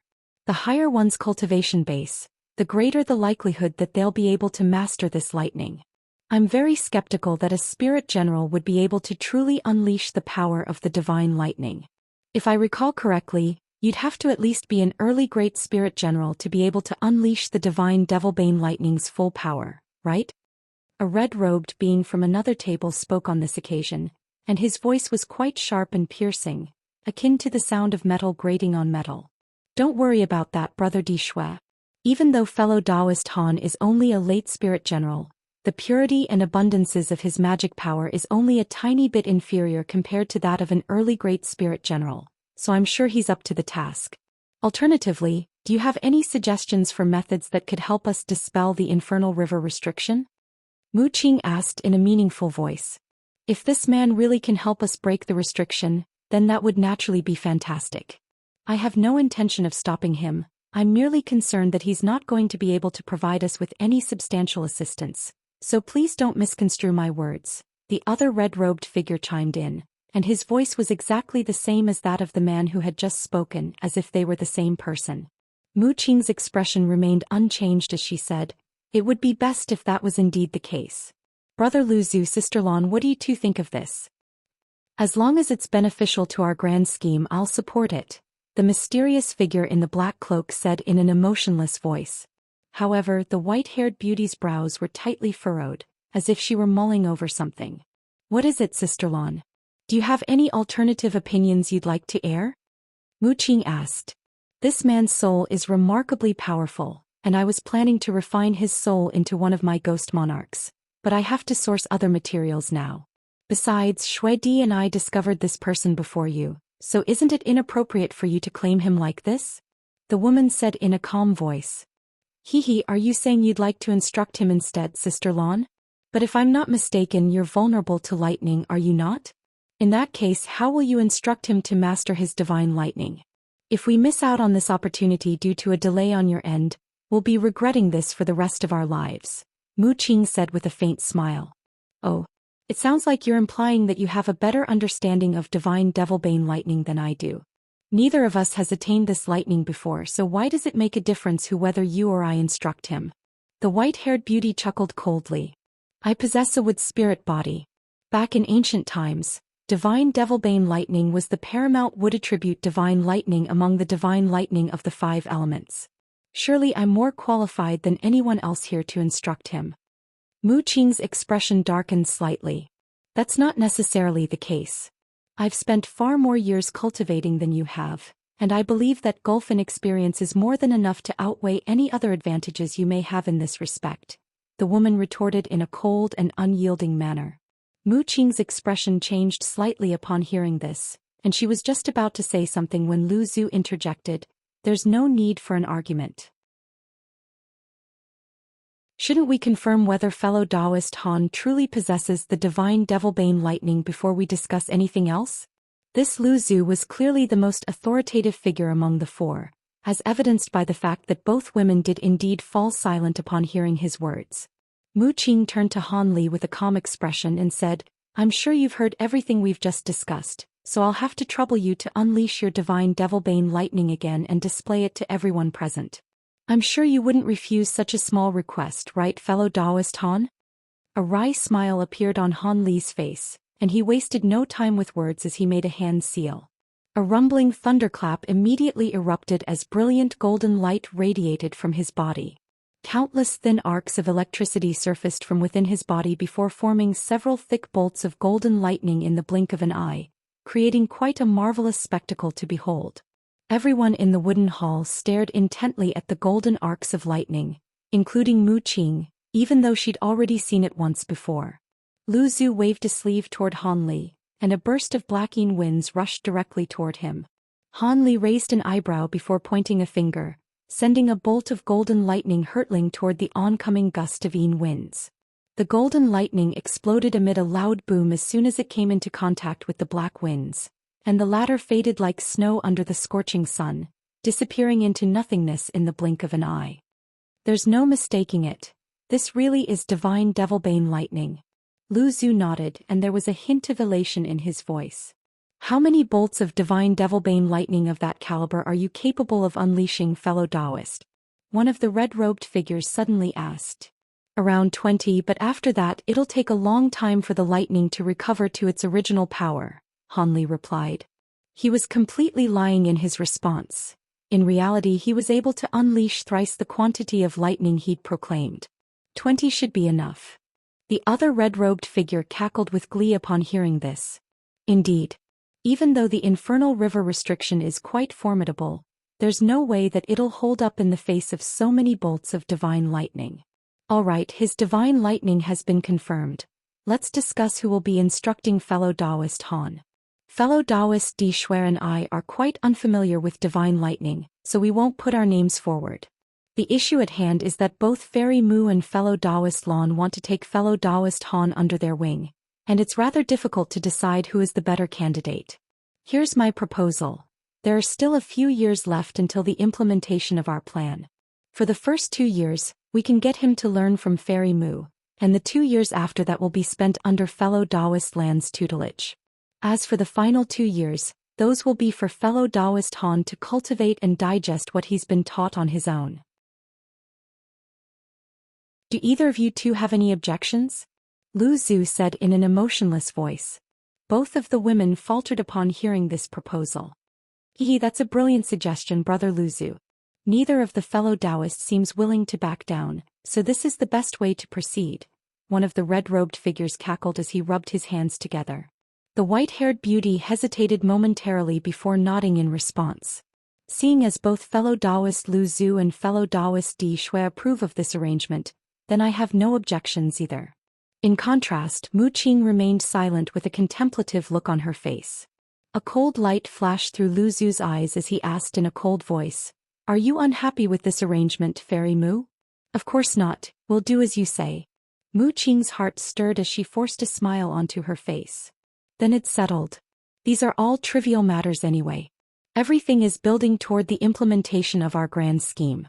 Fellow Taoist Han, we'll give you 6 years to master the true power of the divine Devilbane lightning. If you're able to do so, we'll take you to a place where brilliant rewards will await you. But if you can't master the divine lightning in 6 years, One of the red-robed figures began before his voice trailed off. Even though he hadn't finished his sentence, the threat in his words was quite apparent. Han Li's expression darkened a little upon hearing this. Rest assured, fellow Taoist Han. You're able to attain this divine lightning at such a young age, so you must possess outstanding aptitude. For someone like you, mastering the divine lightning in 6 years will be no issue at all. However, in order to prevent you from attempting to do anything to our detriment, we'll have to place some restrictions on your body, the white-haired beauty said before suddenly raising a hand. A gray thread shot forth without any hesitation, reaching Han Li in the blink of an eye. Han Li's expression changed drastically and he reflexively tried to evade, but the nearby space suddenly tightened, following which he was completely immobilized by an enormous force. Han Li's eyelids twitched and after a series of thoughts flashed rapidly through his mind, he refrained from using any of his powers to try and resist. He merely looked on as the silver thread disappeared into his body with a dark expression. Almost at the exact same moment, Lu Zhu, Mu Qing and Di Shuai released a ball of black qi, an orb of green light, and a cloud of blood mist respectively, all of which also disappeared into Han Li's body in quick succession. Only then did the enormous power weighing down on Han Li disappear. He hurriedly conducted an internal inspection of his body with his spiritual sense, and his findings left him rather concerned, but also allowed him to heave an internal sigh of relief. The restrictions that had entered his body were merely tracking symbols that wouldn't actually be able to harm him. However, with these things in his body, it would be next to impossible for him to escape. Fellow Taoist Han, you'll be staying in the Wood Immortal Valley for the next 2 years. After that, fellow Taoist Lan will send someone to take you to her. That will be the extent of our discussion on this matter. Let's discuss some other things now. Fellow Taoist Lan, I heard that you've refined almost all 8,000 profound ghosts, but you're still missing. Lu Zhu quickly moved on to other subjects after settling this issue. Everyone else listened while interjecting from time to time in a spirited discussion. Throughout this entire process, the demon monarchs gave no opportunities for Han Li to speak, and they had no intention of hearing what he had to say. But then again, he really didn't have the right to make his opinions heard in the face of 4 demon monarchs at the body integration stage and above. After all, regardless of whether it was in the human world or the spirit realm, power determined one's rights.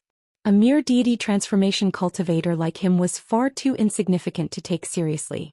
As such, even though Han Li was feeling quite gloomy, he could only remain silent while pondering what he had just heard.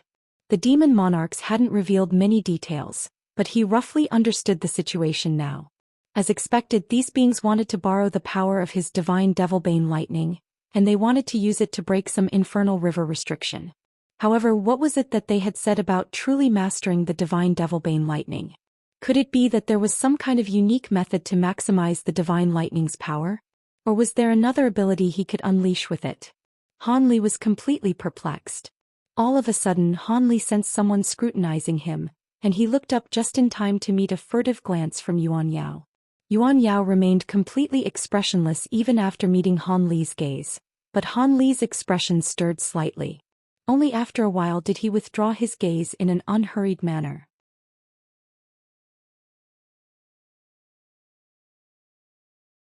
The demon monarchs discussed many things in front of Han Li, but none of them mentioned Han Li in their subsequent discussion. At this point, Han Li had already backed away to the side, and was secretly inspecting these demon monarchs.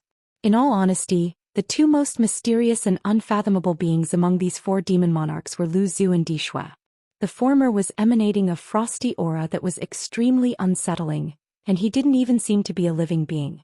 If it weren't for the fact that it was clearly moving and speaking, Han Li would have been led to suspect that he was an inanimate object.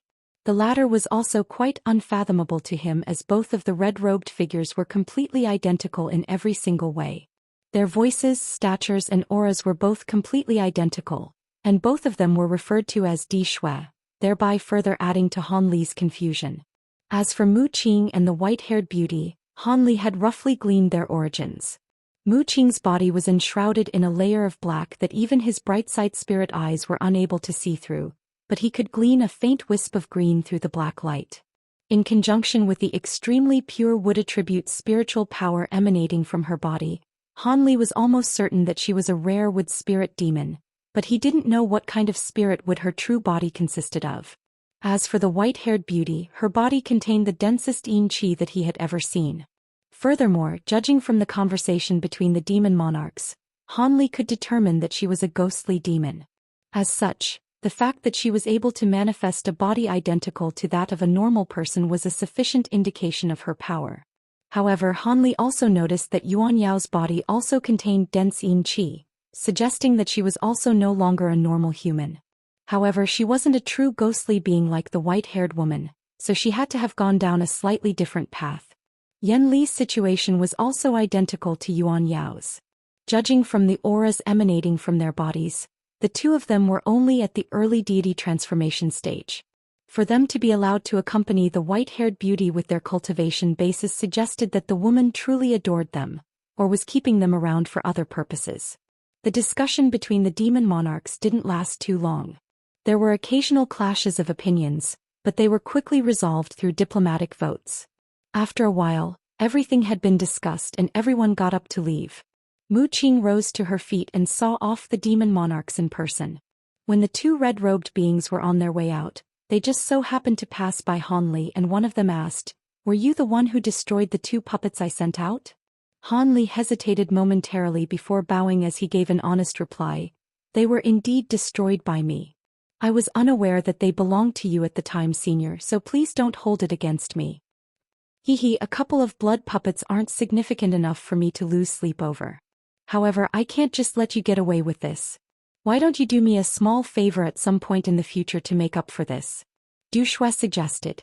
Han Li faltered slightly upon hearing this, yet when he raised his head again, the two red-robed figures had already walked past him as if they hadn't said anything to him at all.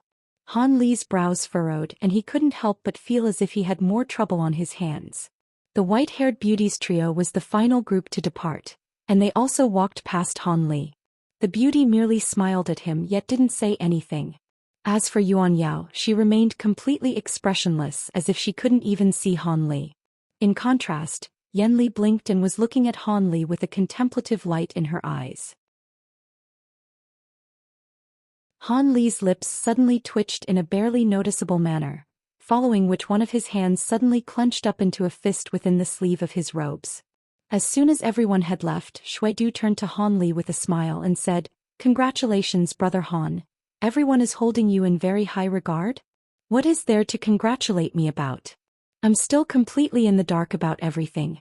Do you know what they were referring to when they were talking about true mastery of my divine Devilbane lightning, Senior Shui?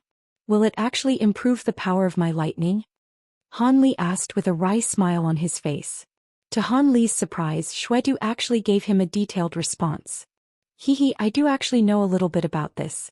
In ancient times, divine Devilbane lightning was the vastly renowned paramount wood attribute divine lightning, and was one of the 5 elemental true lightnings. It specialized in vanquishing devilish chi and all evil creatures, and its power far exceeds that of even my heavenly blood lightning. However, unless this lightning is refined through a special method, the wielder will only be able to unleash a tiny portion of its power. During the reign of the evil dragon race in ancient times, they destroyed all of the golden lightning bamboo they could find, essentially erasing the existence of divine Devilbane lightning off the face of the spirit realm, so its special refinement method naturally became lost. At the very least, I do not know of this method. The evil dragon race? Han Li faltered slightly upon hearing this. He had never heard of such a race in the spirit realm back when he was in human territory. You've never heard of such a race, right, fellow Taoist Han? That makes sense. Due to the excessively violent and oppressive way through which they treated other races during ancient times, a joint rebellion from all other races toppled their despotic rule. All of the current major races of the spirit realm rose into prominence in the aftermath of that epic war, while the name of the evil dragon race fell into complete obscurity, Xuedu explained, giving Han Li a brief history lesson in the process. Han Li was feeling a little overwhelmed by this information. How had the history books of the human race and flying spirit race failed to record such a monumental event? Despite his confusion, he refrained from asking any questions. By the way, when I say ancient times, I mean well and truly in the distant past.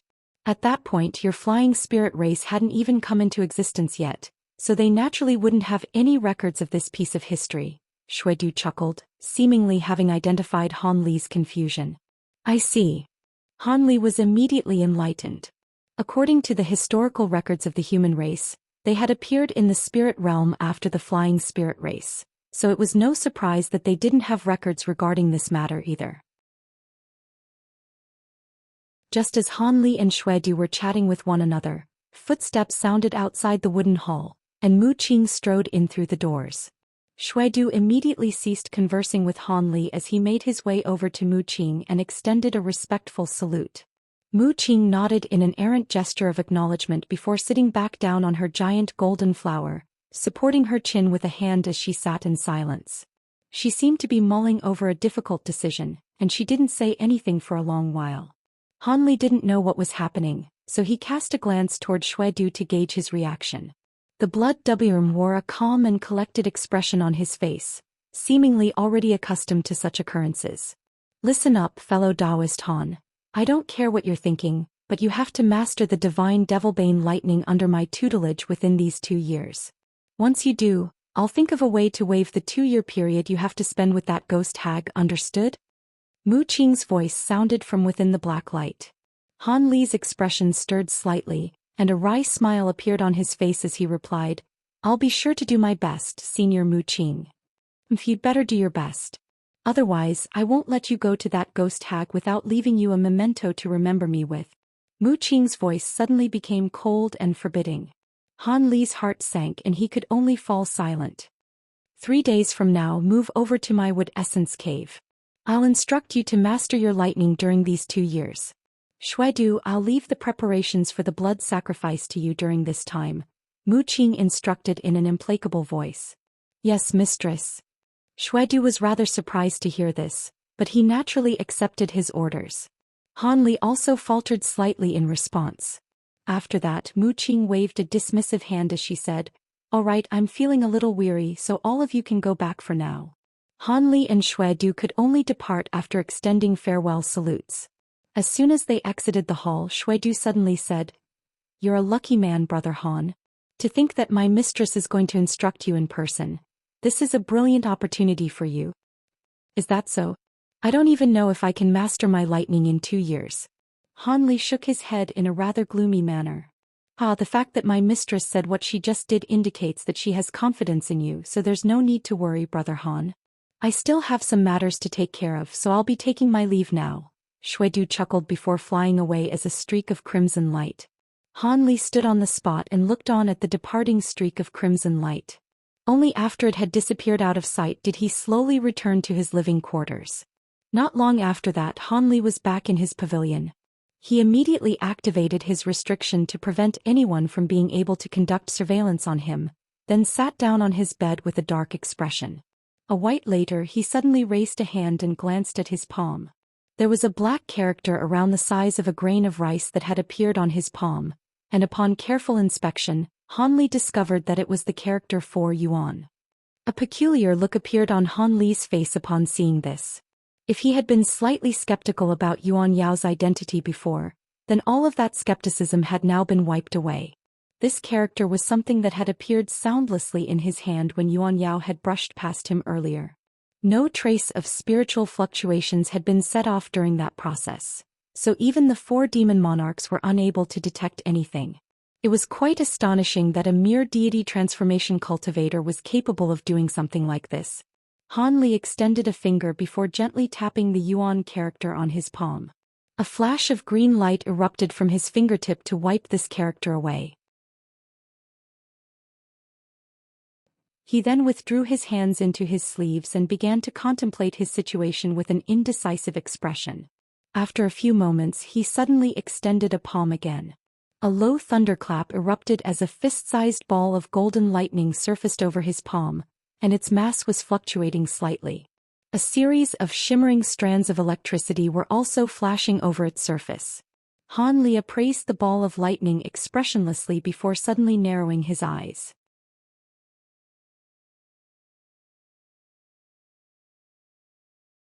Many years ago, he'd unintentionally nurtured a shoot of golden lightning bamboo, thereby allowing him to refine his azure bamboo cloud's worm swords, as well as to attain the divine devilbane lightning, but never would he have thought that this lightning would have such stunning origins, nor have some kind of special refinement method.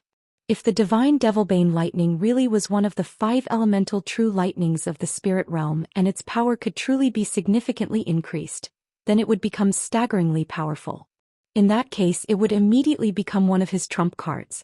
Being able to master his divine devilbane lightning would certainly be a good thing, but having to go to this infernal river place was most definitely going to incur a massive risk for him. If he weren't careful, it was quite possible that he could die in the process. Thankfully, it appeared that there were still around 6 years left before he'd have to face that ordeal, so he could carefully consider his situation during that time, perhaps allowing him to devise some kind of plan to avoid this peril. Furthermore, it was quite a surprise to see Yuan Yao again here. Many years ago, she'd been willing to sacrifice her own core formation stage cultivation base to save Yan Li, and that was naturally worthy of respect and admiration. However, after the passage of so many years, it was yet to be seen whether she was still someone who cherished her bond with others. After all, the most fickle thing in this world was one's heart. However, Yuan Yao had refrained from revealing the fact that they were acquaintances, and that was quite a relief to Han Li. Even though he didn't have to hide the fact that he was merely impersonating Flying Spirit Tribe being, he still didn't want his true origins to be revealed to the Earth Abyss demon monarchs. Han Li silently recalled all of the memories he had of Yuan Yao. They had met on several occasions, the first of which was in the secret chamber within the Heaven Void Hall. At the time, she was bathing in a spring, and the image of her flawless body flashed through his mind, sending a slight stir through Han Li's heart. However, Nangong Wan's figure then surfaced from the bottom of his heart, and a sense of clarity immediately returned to Han Li's mind. After so many years, if everything had gone smoothly, she would have most likely reached the deity transformation stage in the human world as well. Han Li wondered how long it would take for him to be reunited with his beloved Tao companion here in the spirit realm. Nangong Wan's appearance and voice, as well as the memories of the intimate times they'd spent in the heavenly south region, flashed through Han Li's mind, and a faint smile appeared on his face as he basked in those warm memories.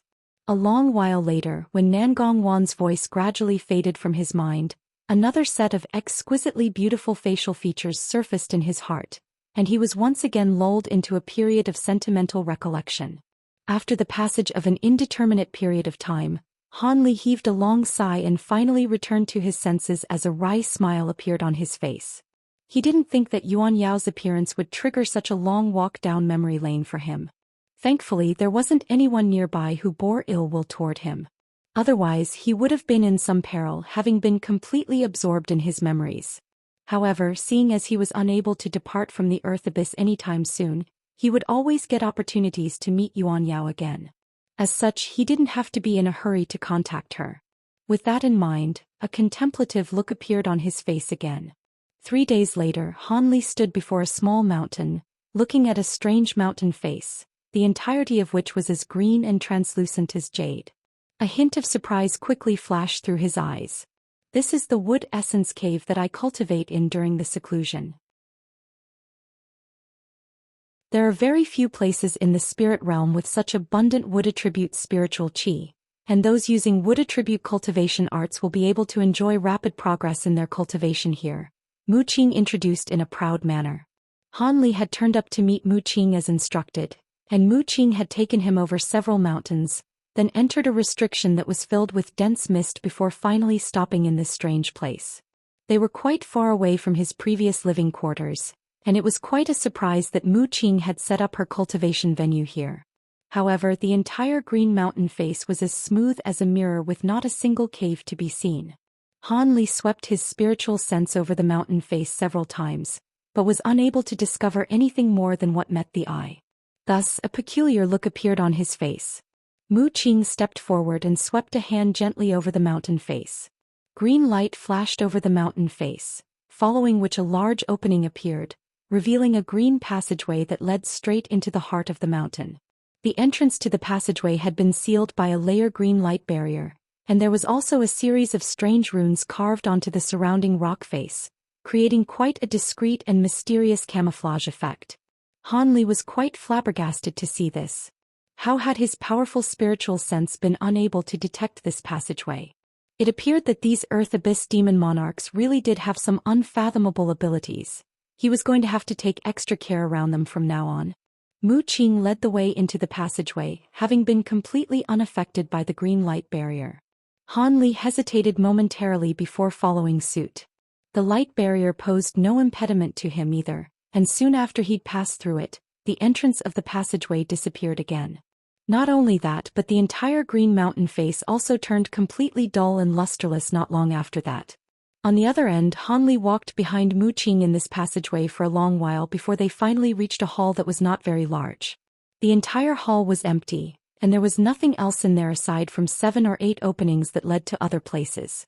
As soon as Hanli entered this hall, he could sense the rich wood attribute spiritual qi emanating from the walls around him, and that was something that filled him with both elation and concern. He was elated the wood attribute spiritual qi was so abundant here, and it seemed that with such exceptional facilities, mastering the divine Devilbane lightning in 2 years wasn't entirely impossible. However, at the same time he was concerned by the fact that Mu Qing was willing to let him use such an exceptional cultivation venue. This indicated that she was intent on keeping him, and it wouldn't be easy for him to escape from this demon monarch's control in the future. Come with me, I'll set up a place for you to stay. You'll be spending the upcoming 2 years in here, and you're forbidden to take so much as a single step out of this wood essence cave. I've already set up an extremely powerful restriction in the surrounding area. Unless I open it for you in person, there's no way that you can leave this place, Mu Qing said in an indifferent voice that was full of confidence. Hanli's lips twitched, but he didn't say anything as he silently followed Mu Qing into one of the passageways that led away from the room. After passing through a large garden filled with strange and exotic plants, Hanli was brought to a large yellow gate that was refined from some kind of unknown metallic material. Mu Qing stopped here and said, "This is a secret chamber that I often meditate in, but I'll let you live in it for now. From now on, I'll instruct you in mastering the divine Devilbane lightning once every 7 days. At midday on the 7th day just come to the hall to find me. Alright, you can go in now. I'm going to another secret chamber. Aside from a few important places that I've set up restrictions at, you can go anywhere you like in here." "Thank you for your kindness, Senior." Hanli hurriedly expressed his gratitude. However, Mu Qing merely took an indifferent glance at Hanli before departing, disappearing from sight after she rounded a corner. Only then did Hanli heave a faint sigh and strode into the secret chamber beyond the metallic yellow doors. Time passed by in a flash and a year flew by in the blink of an eye. On this day, within a vast expanse of mist, a strange phenomenon suddenly appeared in the air above a mundane-looking small mountain. Countless dark clouds converged at low altitudes, following which azure lightning flashed amid rumbling thunderclaps. It was as if a fearsome vicious beast was being born from the clouds.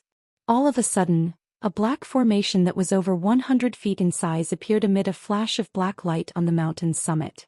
Two humanoid figures appeared, one of which was a slender female with black light swirling all over her body, while the other was an ordinary-looking young man in a set of azure robes. These two were none other than Mu Qing and Han Li. In the instant that the two of them appeared, loud thunderclaps erupted in the air above, following which the dark clouds began to tumble and surge violently. Countless azure arcs of lightning surfaced within those clouds, creating a formidable sight to behold. Mu Qing looked up into the sky with a calm expression and said, "What a coincidence that your heavenly tribulation would arrive at a time like this. You possess the divine Devilbane lightning and have achieved an elementary level of mastery over the lightning, so you should be able to transcend this tribulation with ease. This will also be a good opportunity to further hone your affinity for lightning, and that'll be quite beneficial to improving your mastery of your divine Devilbane lightning. I'll leave you to your own devices now." As soon as Mu Qing's voice trailed off, she abruptly disappeared amid a flash of light. Thus Han Li was the only one remaining on the mountain summit. He could only give a wry smile in this situation. Never would he have thought that he'd be beset with his second minor heavenly tribulation in the spirit realm under such circumstances. Thankfully, he'd been consuming earth-cleansing pills regularly, so he was well prepared to handle this tribulation. The first bolts of lightning to fall were normal azure heavenly lightning, rather than the extremely fearsome two-colored tribulation lightning. Even so, Han Li didn't dare to get complacent in the slightest. After all, this was his second minor lightning tribulation, and it was certainly not something to be scoffed at. Han Li opened his mouth to expel a small azure cauldron, and at the same time he laid his hand on the back of his head to summon a burst of gray light that created a light barrier around his body. After that, he let loose a low cry as both of his hands balled up into fists. A resounding boom erupted as countless arcs of golden lightning erupted from his body, hurtling up toward the sky. Moments later, a golden net of lightning took shape, and the golden lightning was even more dazzling than the tribulation lightning up above. At the same time, more and more arcs of azure lightning began to appear, and they intensified in brightness at an alarming rate. Finally, countless arcs of azure lightning came crashing down with reckless abandon amid an earth-shattering boom, heading directly toward Han Li. The arcs of lightning as thick as human thumbs, and they rained down in a torrential downpour, crashing headfirst into the net of golden lightning. Han Li made a hand seal, and the net of lightning let loose a loud thunderclap as a blurry golden rune appeared over its surface, then transformed into vortex-like swaths of golden light. A peculiar scene then ensued. As soon as the azure arcs of lightning came into contact with the golden vortexes of light, the former disappeared into the latter in a completely soundless manner, as if the tribulation lightning had been devoured. Thousands of arcs of azure lightning were engulfed in such a manner in mere moments, while a small portion of them struck the golden net of lightning amid resounding booms, only to be deflected with ease. The first wave of tribulation lightning had fallen, and Han Li didn't even bat an eyelid, having withstood this initial wave with ease.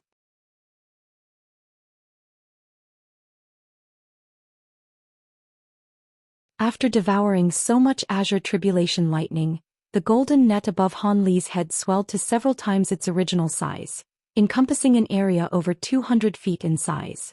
As soon as the first wave of tribulation lightning ceased, even thicker bolts of azure lightning materialized up above before crashing down as the second wave. Han Li made a hand seal before extending a finger and rapidly scribbling something in the air with his fingertip. Golden light flashed and a shimmering golden rune was inscribed in mid-air. Following an explosive thunderclap, the rune transformed into a bolt of golden lightning that hurtled up toward the air. The golden arc of lightning then disappeared into the golden lightning net in a flash, causing the entire net to tremor. The balls of light that were hovering within the net of golden lightning converged toward the same spot to form a vast expanse of golden light, within which runes were shimmering erratically. During this split second, the second wave of azure lightning was already descending with devastating might. The same scenes appeared again. The powerful bolts of azure lightning quickly disappeared without a trace into the vast expanse of golden light. However, the second wave of tribulation lightning was far more powerful than the first, as evidenced by the fact that the vast expanse of golden light was tremoring violently from the lightning strikes while the golden net of lightning continued to expand. Moments later, a series of cracks finally began to appear amid the golden light, and it was slowly being vanquished by the tribulation lightning. Without the golden light posing as an obstacle, the bolts of tribulation lightning struck the net of lightning directly. The two clashed and golden and azure light intertwined, creating a thunderous commotion. Despite how ferociously powerful the bolts of heavenly lightning were, the golden lightning net remained resolute, managing to keep most of the azure lightning at bay. The occasional stray bolts of heavenly lightning that managed to sneak through were all vanquished by Han Li's divine essence-fused light. Standing atop the mountain summit, Han Li looked up at the dark clouds overhead, but showed no intention of unleashing his divine devilbane lightning. He seemed to have some other course of action in mind. After a while, the golden net of lightning was finally shattered, and the second wave of tribulation lightning also ceased. However, the dark clouds in the sky were only surging more violently, and within the span of a few breaths, balls of azure lightning had appeared up above. Each ball was around the size of a human fist, and they were clearly imbued with far more power than the bolts from the previous wave of tribulation lightning. Han Li adopted a more serious expression as one of his hands turned white while the other turned black, and he thrust both palms into the air. All of a sudden, the gray light overhead congealed, following which the projection of a miniature black mountain surfaced within it. Almost at the exact same moment, 5 wagon wheel-sized skull projections appeared above the gray light, and all of them opened their mouths in unison. 5 colored flames tumbled forth, instantly forming a protective barrier over the divine essence-fused light. Han Li then let loose a low cry, and the miniature azure cauldron above his head swelled to more than 10 times its original size amid a flash of brilliant spiritual light, transforming into a massive cauldron that was around 10 feet in size. Azure light tumbled within the cauldron alongside an indistinct rumbling sound. The third wave of tribulation lightning came crashing down in a merciless manner. The balls of azure lightning were like massive chunks of hail, and they were far more fearsome than the previous 2 waves of heavenly lightning. However, Han Li had been able to withstand 2-colored tribulation lightning even when he was only at the early deity transformation stage, so he certainly wasn't going to be fazed by these azure balls of lightning. The lightning balls crashed into the 5-colored flames, and an incredible scene ensued. All of the balls of lightning became extraordinarily slow after entering the 5-colored flames, as if they'd been trapped. In the blink of an eye, over 100 balls of lightning had been frozen in midair. Han Li made a hand seal and gray light erupted from the miniature mountain projection, sweeping up all of the balls of lightning. At the same time, brilliant azure light erupted from the massive cauldron down below, and all of the lightning balls appeared at the cauldron's opening. Countless azure threads then shot forth, dragging all of the balls of lightning into the cauldron. A faint smile appeared on Han Li's face upon seeing this. An hour later, the dark clouds in the air above dissipated, and the lightning tribulation drew to a conclusion. Han Li had already arrived back in the secret chamber of the Wood Essence Cave. He was seated with his legs crossed on a futon, while a small azure cauldron hovered before him. The lid of the cauldron had already been removed, and electricity was flashing within alongside the occasional dull thunderclap. Han Li stared at the cauldron for a while before waving a hand toward it and drawing it into his grasp. He patted the cauldron with his hand, and it tremored before producing an egg-sized ball of lightning. The ball of lightning was flashing erratically, but it was unable to escape from the azure threads by which it was bound. This was the heavenly tribulation lightning that Han Li had procured. This lightning naturally couldn't compare to the golden and silver heavenly lightning that he'd captured in the past, but it was still a lot more powerful than normal lightning. Having been given the opportunity, Han Li was naturally going to secure as much of this lightning as possible to refine some lightning beads with. 1 lightning bead or 2 could perhaps only pose a threat to spatial tempering stage beings, but if a dozen or so were to be hurled at once, even body integration cultivators would be forced into retreat. Aside from the first 2 waves of heavenly lightning, all of the subsequent lightning had been drawn into the heaven void cauldron. There was enough azure lightning in there to refine several tens of lightning beads in one go. However, due to the power of the heavenly lightning itself, these lightning beads were going to be slightly inferior compared to the ones he'd refined in the past. Even so, with so many lightning beads at his disposal, they could serve as one of his trump cards in the face of unforeseen threats. Even though this heavenly tribulation hadn't posed any threat to him, each successive heavenly tribulation was more devastating than the previous one. By his estimations, he would only be able to transcend 7 or 8 more tribulations of this nature before things would get rather out of hand for him. As for the major heavenly tribulations that befell spatial tempering stage beings, even the first of such tribulations were extremely dangerous, and there was no lack of spatial tempering stage beings in history who'd fallen to their first tribulations. However, that was only something for Han Li to worry about in the future. For now, he had to think about how he was going to escape. Han Li's expression darkened again as he considered the perils that he was going to face in the future. During this past year, Mu Qing had truly done everything in her power to instruct him. Furthermore, he was quite proficient in using lightning himself, so he had made steady and fast progress. It appeared that it wouldn't be an issue for him to fulfill Mu Qing's requirements within 2 years. Perhaps it was due to this that Mu Qing had been a lot more benevolent toward him of late, and after instructing him in the way of mastering his divine lightning, she would occasionally answer some of his cultivation questions as well.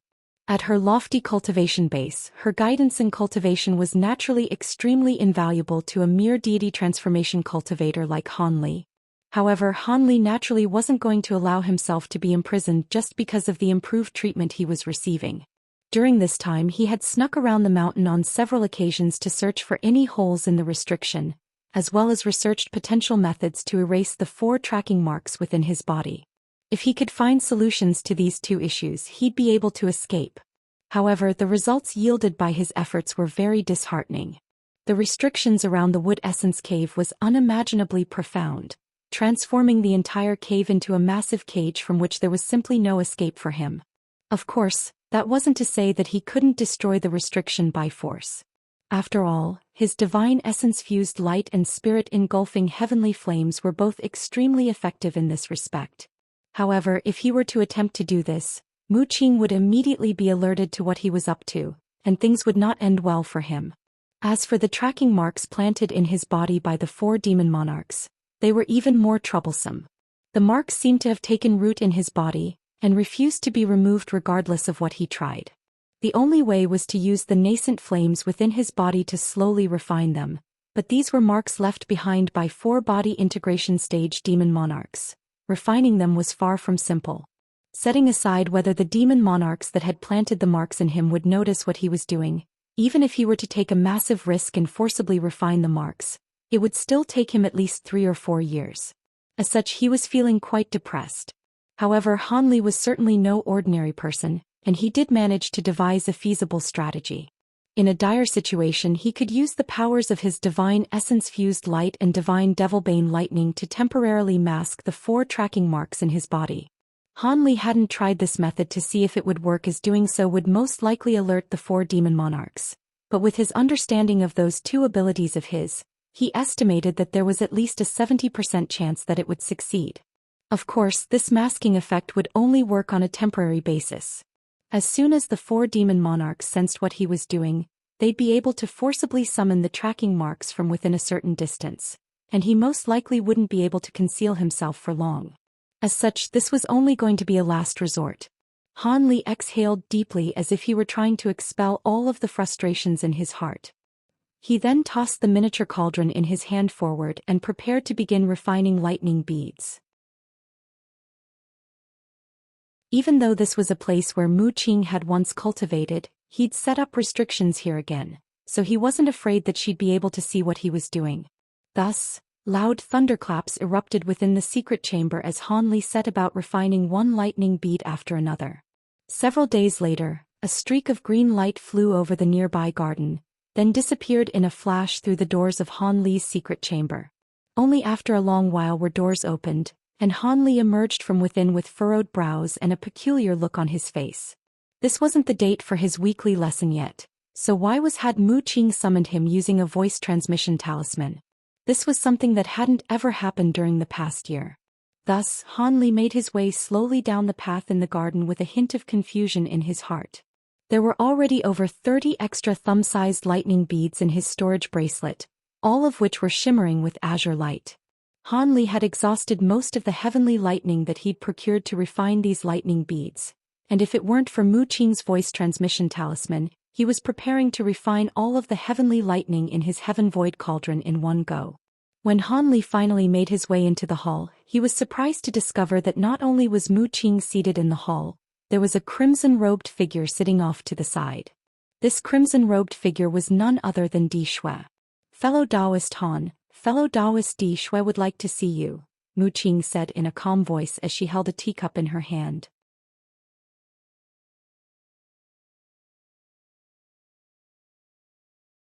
"You're looking for me, senior?" A hint of surprise flashed through Han Li's eyes. "That's right, I am indeed here to see you. Have you forgotten my voice transmission from a year ago?" Di Shui's voice was just as sharp and metallic as ever. "Of course not. What can I do for you, senior?" Han Li was feeling a little uneasy, but he naturally wasn't going to feign ignorance in this situation. "You heard him right, Fair Mu? Han Brat agreed to help me voluntarily, so you can't refuse anymore," Di Shui chuckled. "I never refused in the first place, but as I'm sure you're well aware, our top priority now is for fellow Taoist Han to master his divine Devilbane lightning as soon as possible. As such, there's no way that I can loan him to you for 3 months. I can only give you 1 month at most. Otherwise, you're going to be hindering his progress too much," Mu Qing replied calmly as she took a sip of her tea. "1 month is nowhere near enough to finish what I'm doing. The puppets I'm refining are also extremely important and can't be delayed. How about this? Hand him over to me for 2 months. That should just barely suffice," Di Shui conceded. "I can give him to you for 1.5 months at most, no more than that," Mu Qing countered in a cold voice. Di Shui paused momentarily before nodding as he said, "All right, 1.5 months it is. However, I'll have to borrow your teleportation formation then." "That won't be an issue. I'll teleport both of you straight to the Blood Flame Mountain, but you have to bring him back to me in person." Mu Qing's voice eased slightly upon hearing this. "Haha, I can certainly do that. Come with me, Han Brat," Di Shui chortled with glee as he rose to his feet. More than half a day later, black light flashed from a teleportation formation on an obscure stone platform in front of a black mountain on the 5th level of the Earth Abyss. 2 humanoid figures appeared on the teleportation formation, and they were naturally none other than Han Li and Di Shui. As soon as Han Li recovered from his rush of dizziness, he surveyed his surroundings to find that there was another crimson-robed figure standing next to the teleportation formation. As soon as he caught sight of Han Li, the crimson-robed figure cackled, "You're finally here, fellow Taoist Han. My 4 purple blood puppets require an injection of power from your divine Devilbane lightning. Only then will they be able to serve a substantial purpose when we get to the Infernal River." Purple blood puppets. Han Li's heart immediately jolted upon hearing this. I'll tell you about the specific details when we get there."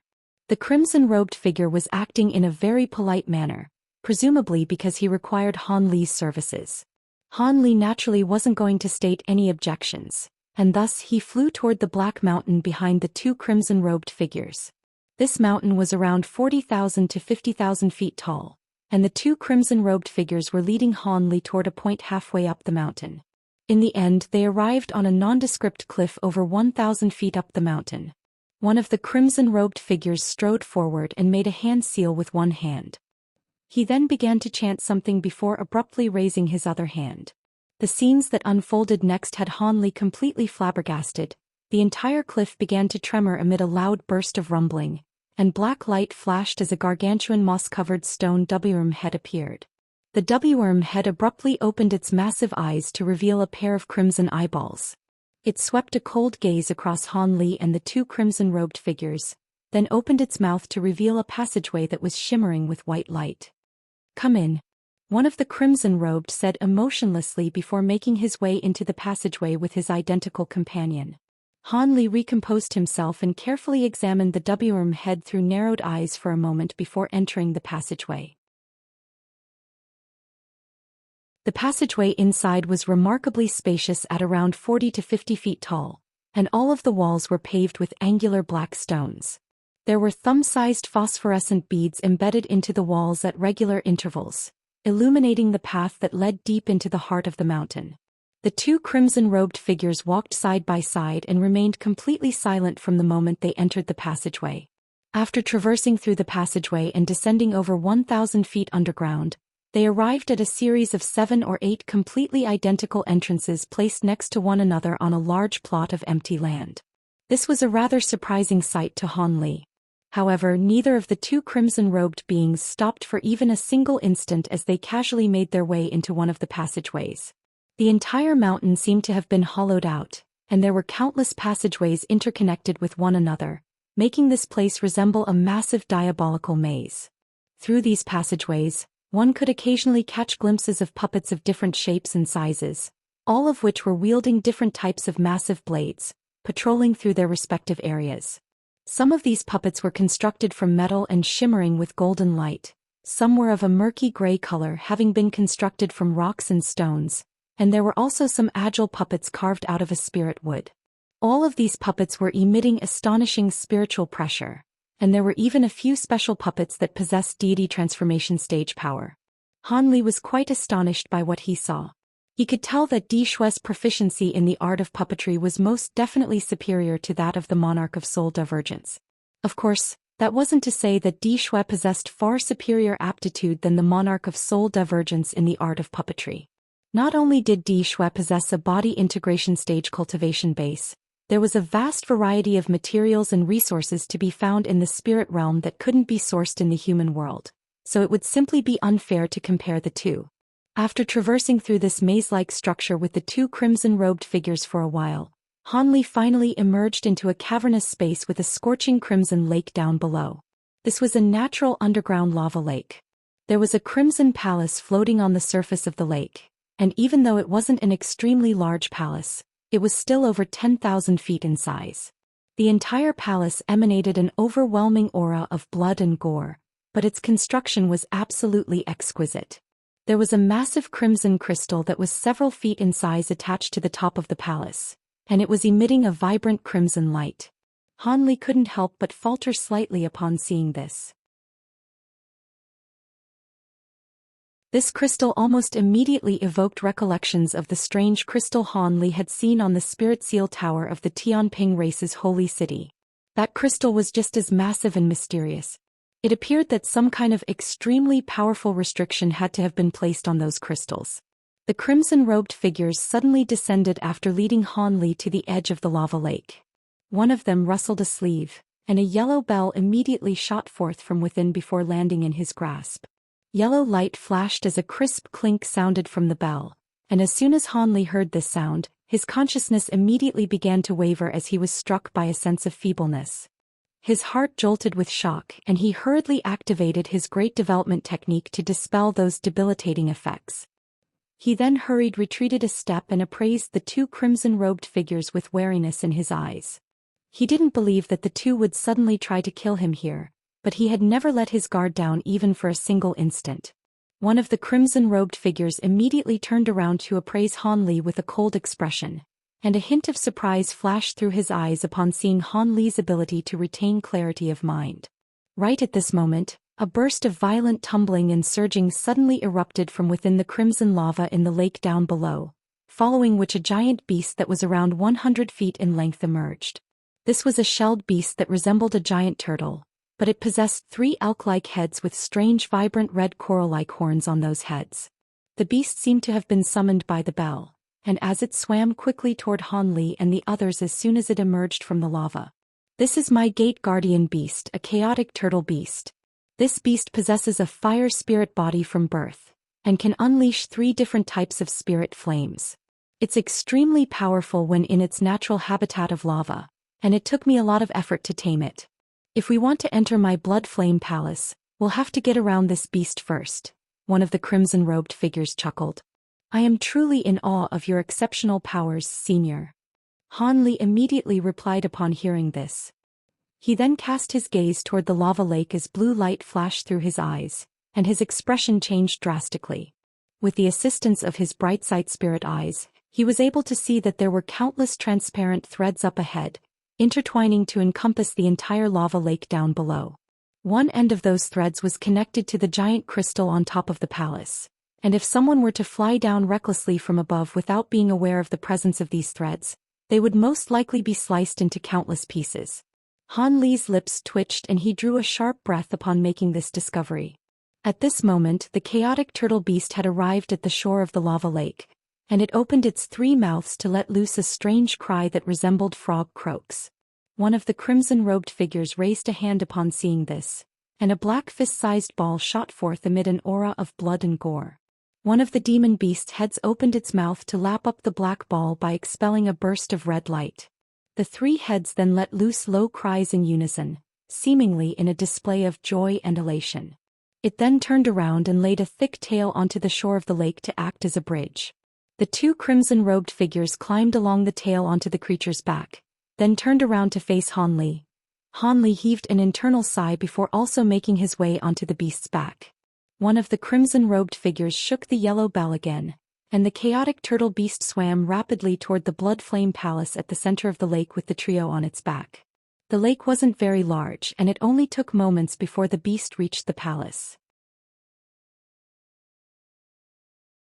The 3 of them immediately rose into the air and flew over to the palace gates.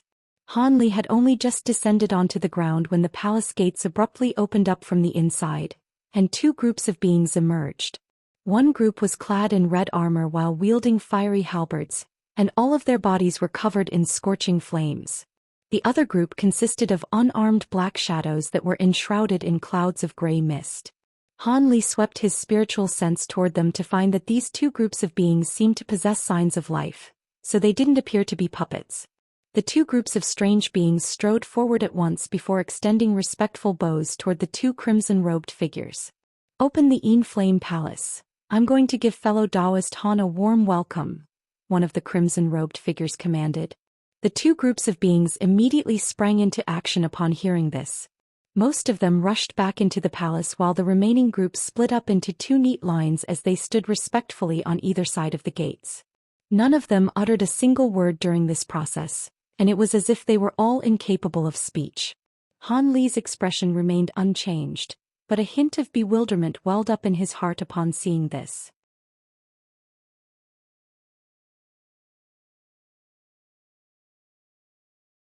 Just as Han Li was appraising these strange beings, one of the crimson-robed figures suddenly asked, "Are you interested in my spirit servants, fellow Taoist Han?" "Spirit servants? Forgive me for my ignorance, senior.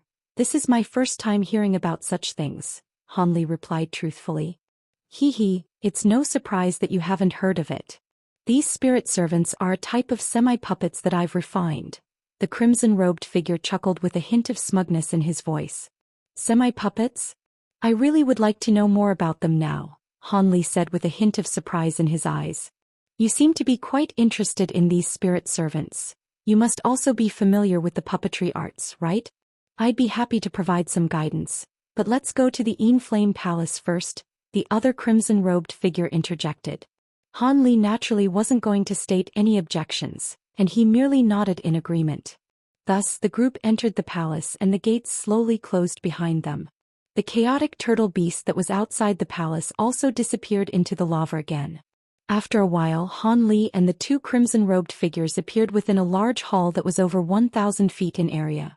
Everything in the hall had been constructed from some kind of strange black and red jade, and upon making contact with the material, Han Li was struck by a scorching sensation, which then turned into a flow of icy coolness. This was quite an interesting material. Han Li was quite intrigued as he felt the interchanging hot and cold sensation making its way into his body from the jade chair that he was sitting on. At this moment he was situated on one side of the hall, while the 2 crimson-robed figures naturally sat together at the center. The jade tables before the 3 of them were all piled full of exotic fruits and delectable wines, and there were humanoid figures enshrouded in pink mist standing off to the side, attending to their needs when required. Every time someone finished the wine in their cup, one of the humanoid figures would rush forward for a refill in a respectful manner. These humanoid figures in the pink mist were different from the earlier ones that were enshrouded in gray mist. Not only were all of them quite slender, the mist around them emitted a pleasant fragrance that evoked within one a sense of relaxation. At such close quarters, Han Li was naturally able to examine these spirit servants from time to time, and a contemplative look appeared on his face. "Have you gleaned the secrets of the spirit servants, fellow Taoist Han?" One of the crimson-robed figures downed his cup of spirit wine before turning to Han Li with a hint of a smile in his voice. I'm afraid I can only identify that these beings seem to be spirits, but also like objects, yet also like neither at the same time. As for the exact intricacies involved, that's definitely beyond me, Han Li replied with a smile. You're not wrong. Spirit servants are indeed beings that are a mix between spirits and objects. They possess souls and their actions appear to be identical to that of a normal person, but most of what they're doing is merely instinctive, and they're being controlled by me using a puppet secret technique. As for how they came to be, I discovered 2 types of spirit bodies on the Blood Flame Mountain that are unable to attain intelligence, and I infused them into puppets, the other crimson-robed figures explained, finally revealing the origins of these spirit servants to Han Li. Infusing spirit bodies into puppets. Han Li's expression stirred upon hearing this, and he instantly recalled back to how he had once infused his second nascent soul into his humanoid puppet. Indeed, these spirit bodies are yet to manifest complete souls, so they're extremely docile, yet they possess a certain level of spiritual nature, thereby allowing them to complete some simple instructions. On top of that, they're able to fuse together with puppets, so they're perfect for refining spirit servants. It's exactly because of this that I decided to settle permanently on the Blood Flame Mountain, the crimson-robed figure explained. This is also a result of your proficiency in the puppetry arts, Senior. Otherwise, even if others were able to find such spirit bodies, they wouldn't be able to incorporate them into puppets. Di Shui had made the process sound quite simple, but infusing spirit bodies into puppets was extremely difficult. As someone who was proficient in the puppetry arts himself, Han Li was naturally well aware of this. As such, those words of praise were truly genuine. The 2 crimson-robed figures glanced at one another and one of them offered, "If you'd like, I can teach you the secret technique required to infuse spirits into objects." "I haven't done anything for you yet, Senior. How could I ask for a reward that I don't deserve?" Han Li was rather surprised, and a hint of hesitation appeared on his face. It's just a little trick that I managed to invent during my free time. There's no need for you to be so polite, fellow Taoist Han. I'm going to require a lot of assistance from you in the coming month and a half, and I hope you'll help me to the best of your abilities," one of the crimson-robed figures said with a smile. His tone became even more polite. As such, Han Li could only accept this offering with gratitude. "Senior Di Shui, seeing as I'm already here, would you be able to tell me how I can assist you in refining your puppets?" Han Li asked. "There's no hurry. You've only just arrived at my Blood Flame Palace, so you should drink to your heart's content, then have a good rest. We can discuss those matters tomorrow." The crimson-robed figure waved a hand to brush his question aside. Han Li could only comply with a wry smile and down another cup of spirit wine. All of a sudden, one of the crimson-robed figures clapped his hands a few times, and a series of shuffling footsteps sounded from outside. All of a sudden, a peculiar fragrance wafted through the air as 12 beautiful young women in 5-colored dresses made their way into the room. Han Li cast his gaze toward the faint pink mist emanating from the bodies of those women, and he quickly realized what they were. These women were also spirit servants, just like the other beings enshrouded in pink mist in the room. However, the pink mist on their bodies had become extremely faint, thereby revealing their true appearance. Han Li didn't know what materials their bodies had been refined from, but judging from their appearance and complexion, they appeared to be identical to normal flying spirit race women, and they even had a pair of azure wings on each of their backs. A flash of blue light appeared in Han Li's eyes, yet he was unable to glean any illusionary techniques concealing the bodies of these women, so this was indeed their true appearance. Han Li was quite astonished that these puppets were able to resemble actual living beings so closely. Back when he was in the human world, his late nascent soul stage humanoid puppet was able to fool others into thinking that it was a living being, partly due to the fact that its skin had been made from a precious material known as soft spirit jade, which closely resembled human skin. On top of that, very few cultivators in the human world were able to use their spiritual sense to assess the true nature of a late nascent soul stage puppet, so it was able to regularly confuse his enemies, making them unable to tell whether it was a true human or not. However, the bodies of these spirit servants had clearly not been constructed from soft spirit jade. Even when he forced his spiritual sense out of his body to examine these women, his spiritual sense was somehow kept out. Thus Han Li fell into deep thought as he looked at these women. If he had to find a difference between these women and normal human beings, then he could only say that the light in their eyes was a little dull, seemingly indicating a slight lack of spiritual nature compared to a normal person.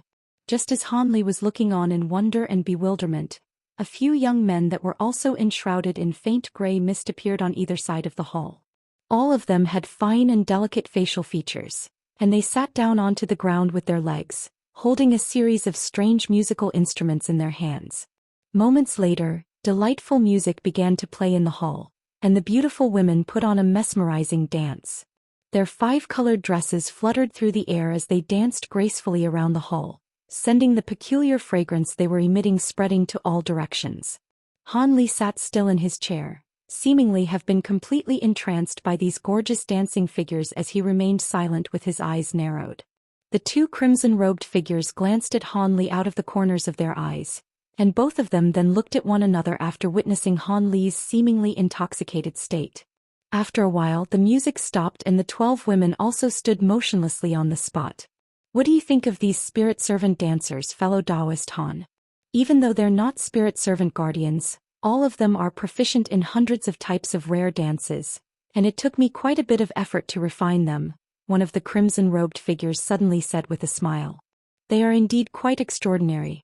At the very least I can't tell them apart from real living beings, Han Li praised in response. Hee, seeing as you like them, I'll give you these 12 spirit servant dancers and 24 spirit servant musicians as a gift, the crimson-robed figure said with a smile. The other crimson-robed figure then raised a hand before Han Li's surprised eyes, and flicked his fingers in quick succession toward the dancers and musicians. Plumes of crimson threads shot forth from his palm, instantly puncturing all of the spirit servants.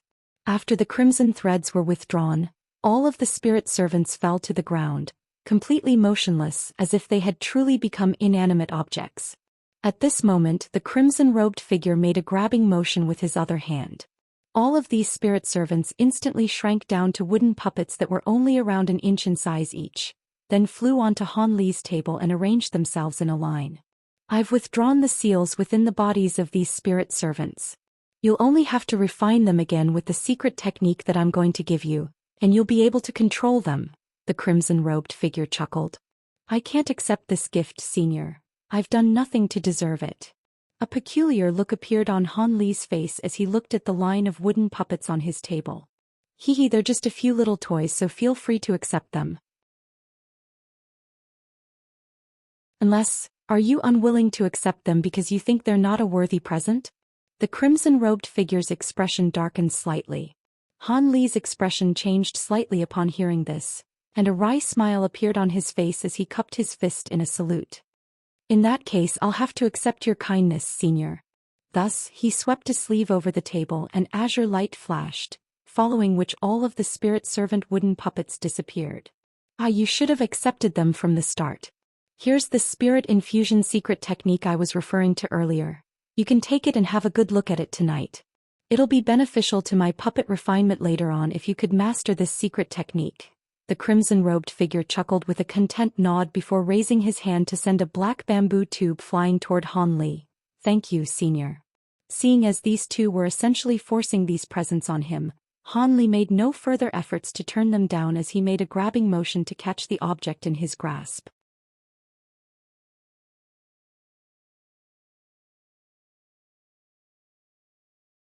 After Han Li put away the bamboo tube, eccentric Zhou enthusiastically chatted with Han Li for over an hour in the Flame Palace before the banquet was over.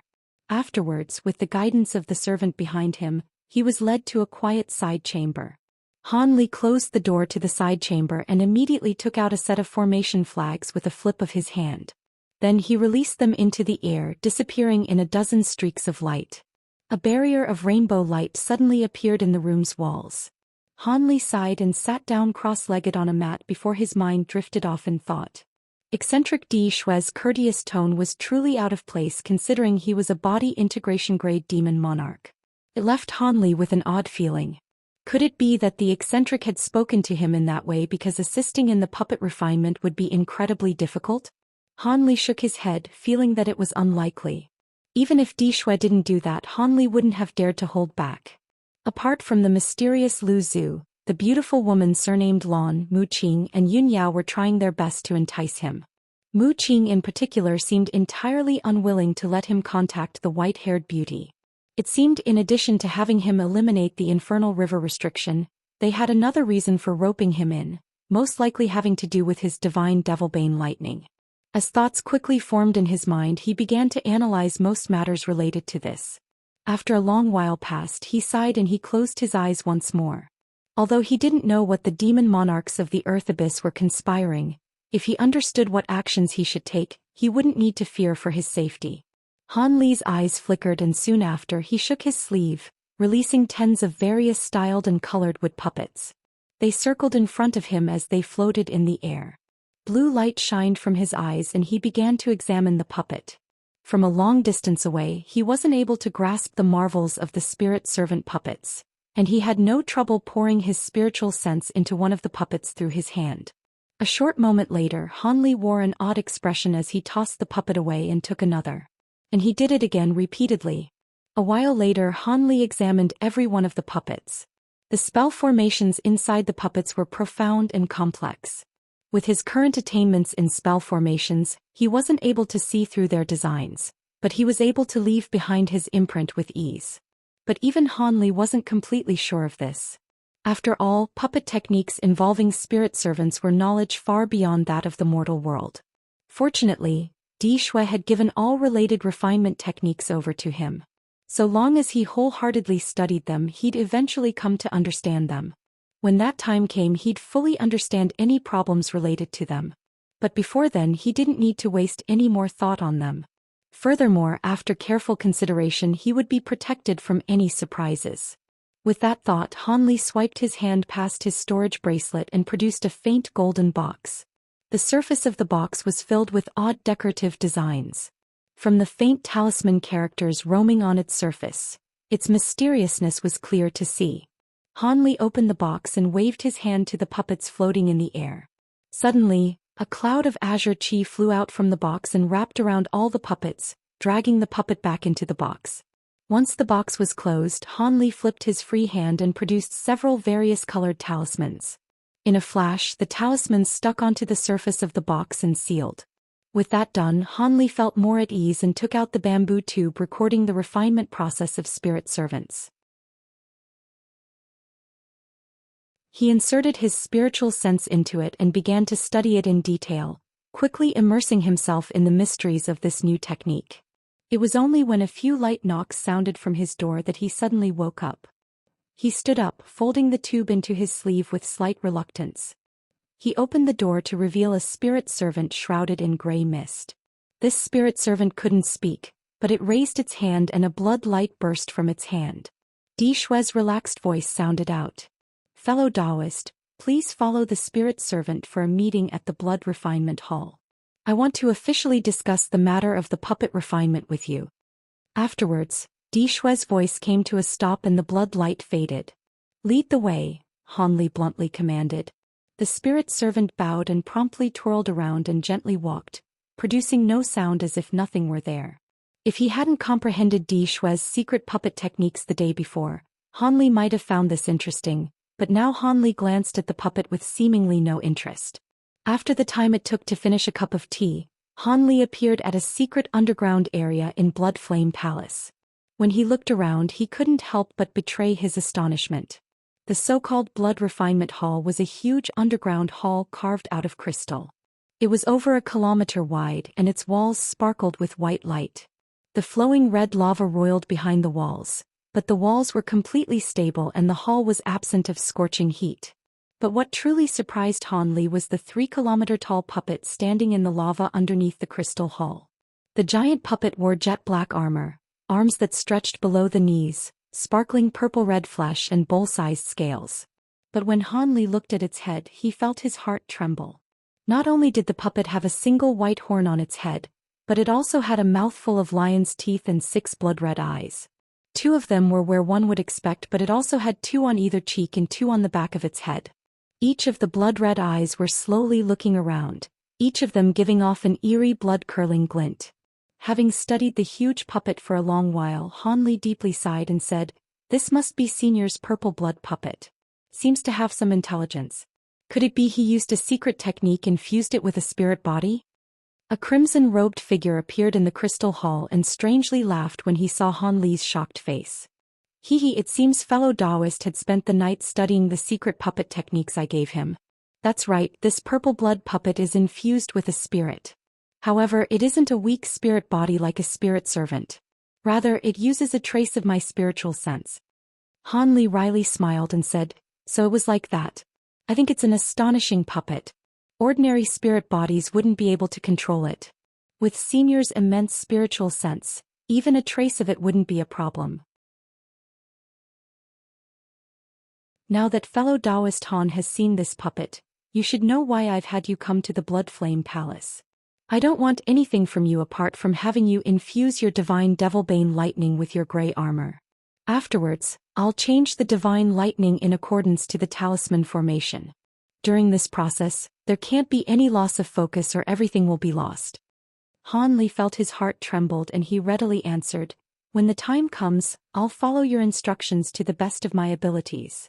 Di Shui cheerfully laughed when he heard this and said, "Very good. Don't worry, fellow Taoist, I won't have you work for free. Once the puppet is finished, I'll hand over a few things to you in addition to the spirit servant refinement method." Soon after, Di Shui formed an incantation gesture and chanted a few words. Suddenly the huge puppet underneath them began to move. As its 6 eyes stirred, it formed an incantation gesture with its hands and completely enveloped its body in purple light. As purple light shined, the lava gradually withdrew, creating a huge purple realm underground. At that same moment, white light flashed from underneath Han Li and Di Shui and the crystalline floor vanished as if it were an illusion. The two suddenly fell. Although Han Li was surprised, his wings flapped and slowed his descent. As for Di Shui, crimson light flashed from his body and steadied himself like a mountain. Han Li flew quickly and landed on the top of the purple blood puppet. At that moment, one of the blood-red eyes turned and stared at Han Li. Han Li felt a chill run down his back as his body became sluggish as if an invisible force was covering him. In the blink of an eye, Han Li's expression changed and a layer of sweat appeared on his brow. Fortunately, the 3-meter-wide demon eye flashed and looked at something else, returning Han Li to normal. Han Li deeply sighed and wiped away the sweat on his head. From this experience he came to view Di Shui's puppet with greater importance. The might of this purple blood puppet might even be a fraction greater than that of the old eccentric himself. Why else would a mere look force such pressure onto him? In that moment he was nearly forced to use his law-destruction eyes out of helplessness to resist that fearsome gaze. But with the support of the great development technique he had forced himself to endure it. From this, it can be seen that not only was the puppet extremely powerful, but even the power of its spiritual sense was profound. Dumbstruck, Han Li didn't dare to linger near the top of the puppet's head and quickly descended. Soon Han Li arrived in front of the puppet's chest where Di Shui was waiting. Han Li swept his gaze past the black armor and felt stunned. He revealed a trace of doubt. When he arrived near the armor, he saw that its surface was as shiny as a mirror and that a talisman formation appeared to be absent. Could it be that the eccentric? Han Li muttered apprehensively. "Fellow Taoist Han, because I need to conform with the divine Devilbane lightning, I will explain a simple explanation about the talisman formation I want to place on the armor. After this is all done, I will seal the talisman formation's power and the lightning together. If anything goes wrong, I'll tell you at the time."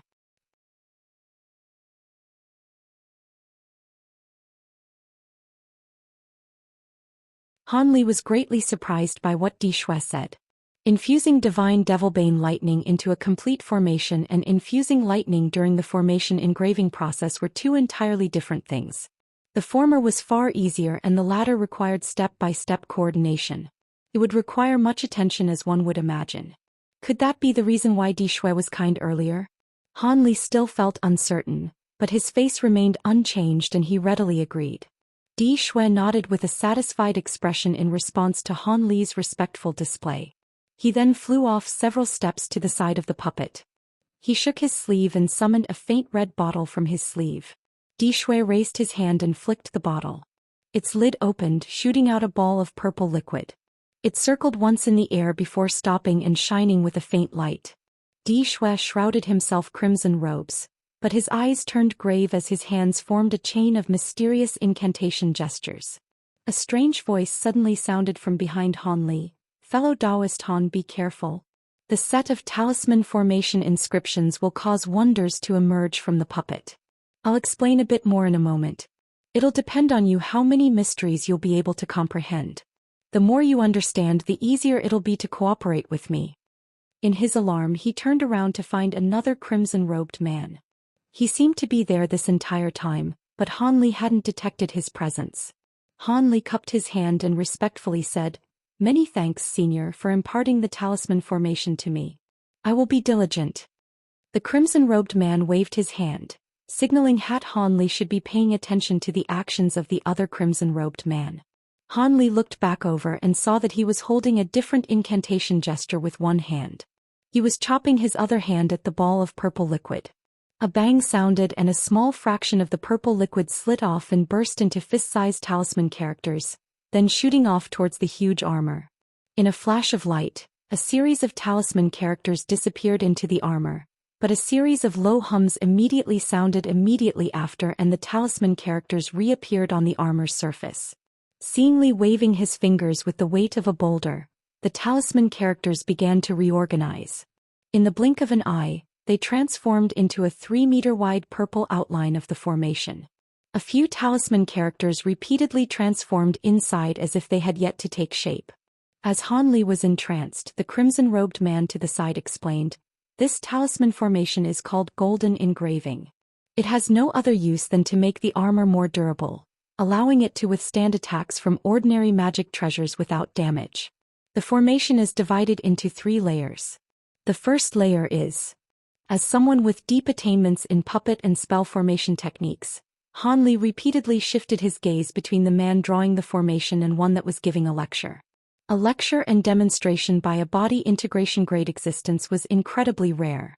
Although Di Shui was only giving a shallow explanation, a few problems that had perplexed Han Li on the topic for ages had suddenly been solved. In the time it took to finish a meal, Di Shui had finished refining most of the talisman formation and was about to begin solidifying. The crimson-robed man to the side sullenly said, "Youngster Han, it's now. You will just have to fuse divine Devilbane lightning into the last layer's formation core." Although his voice wasn't loud, Han Li immediately woke up from his scholarly trance. He wordlessly flew over and clapped his hands together. Rolls of thunder loudly sounded as bolts of golden lightning were released, causing the nearby scales to shine with golden light. When the crimson-robed man saw the lightning in Han Li's side, a trace of astonishment briefly appeared from his eyes. Half a month later, Han Li once again appeared in a secluded room in the Wood Essence Cave. He sat down on a mat cross-legged and he fiddled with a white jade badge and muttered to himself. During the month he spent day and night underneath the Blood Flame Palace and beside the huge puppet, assisting Di Shui through the daunting experience unharmed. When the time came, Mu Qing arrived at the Blood Flame Palace and led him back. Although his mind was greatly exhausted from pouring his divine Devilbane lightning into the talisman formation day in and day out, Han Li didn't feel like he suffered a loss. Let alone anything else, the set of spirit servant refinement methods and the narration of the talisman formation process had benefited him greatly. And when he departed, Di Shui bestowed him a batch of puppet materials distinctive to the Earth Abyss and a few rare materials. Although Han Li knew he had plans in him, he couldn't help but feel satisfied. However, Han Li hadn't put further thought into the matter. Instead, he was focused on the badly damaged outer page of the Golden Jade Tome. The outer page recorded many powerful talismans. Among them, he already comprehended the High Zenith Invisibility Talisman and had several of them on hand. As for the other 3 talismans, they were the Enemy Trapping 9 Palaces Heavenly Talisman, the Offensive Type Heavenly Halberd Talisman, and the Puppet Talisman Armor Origin Talisman. The most powerful and profound of these talismans was the Heavenly Halberd Talisman. Even now, Han Li could only rack his head and leave to the side.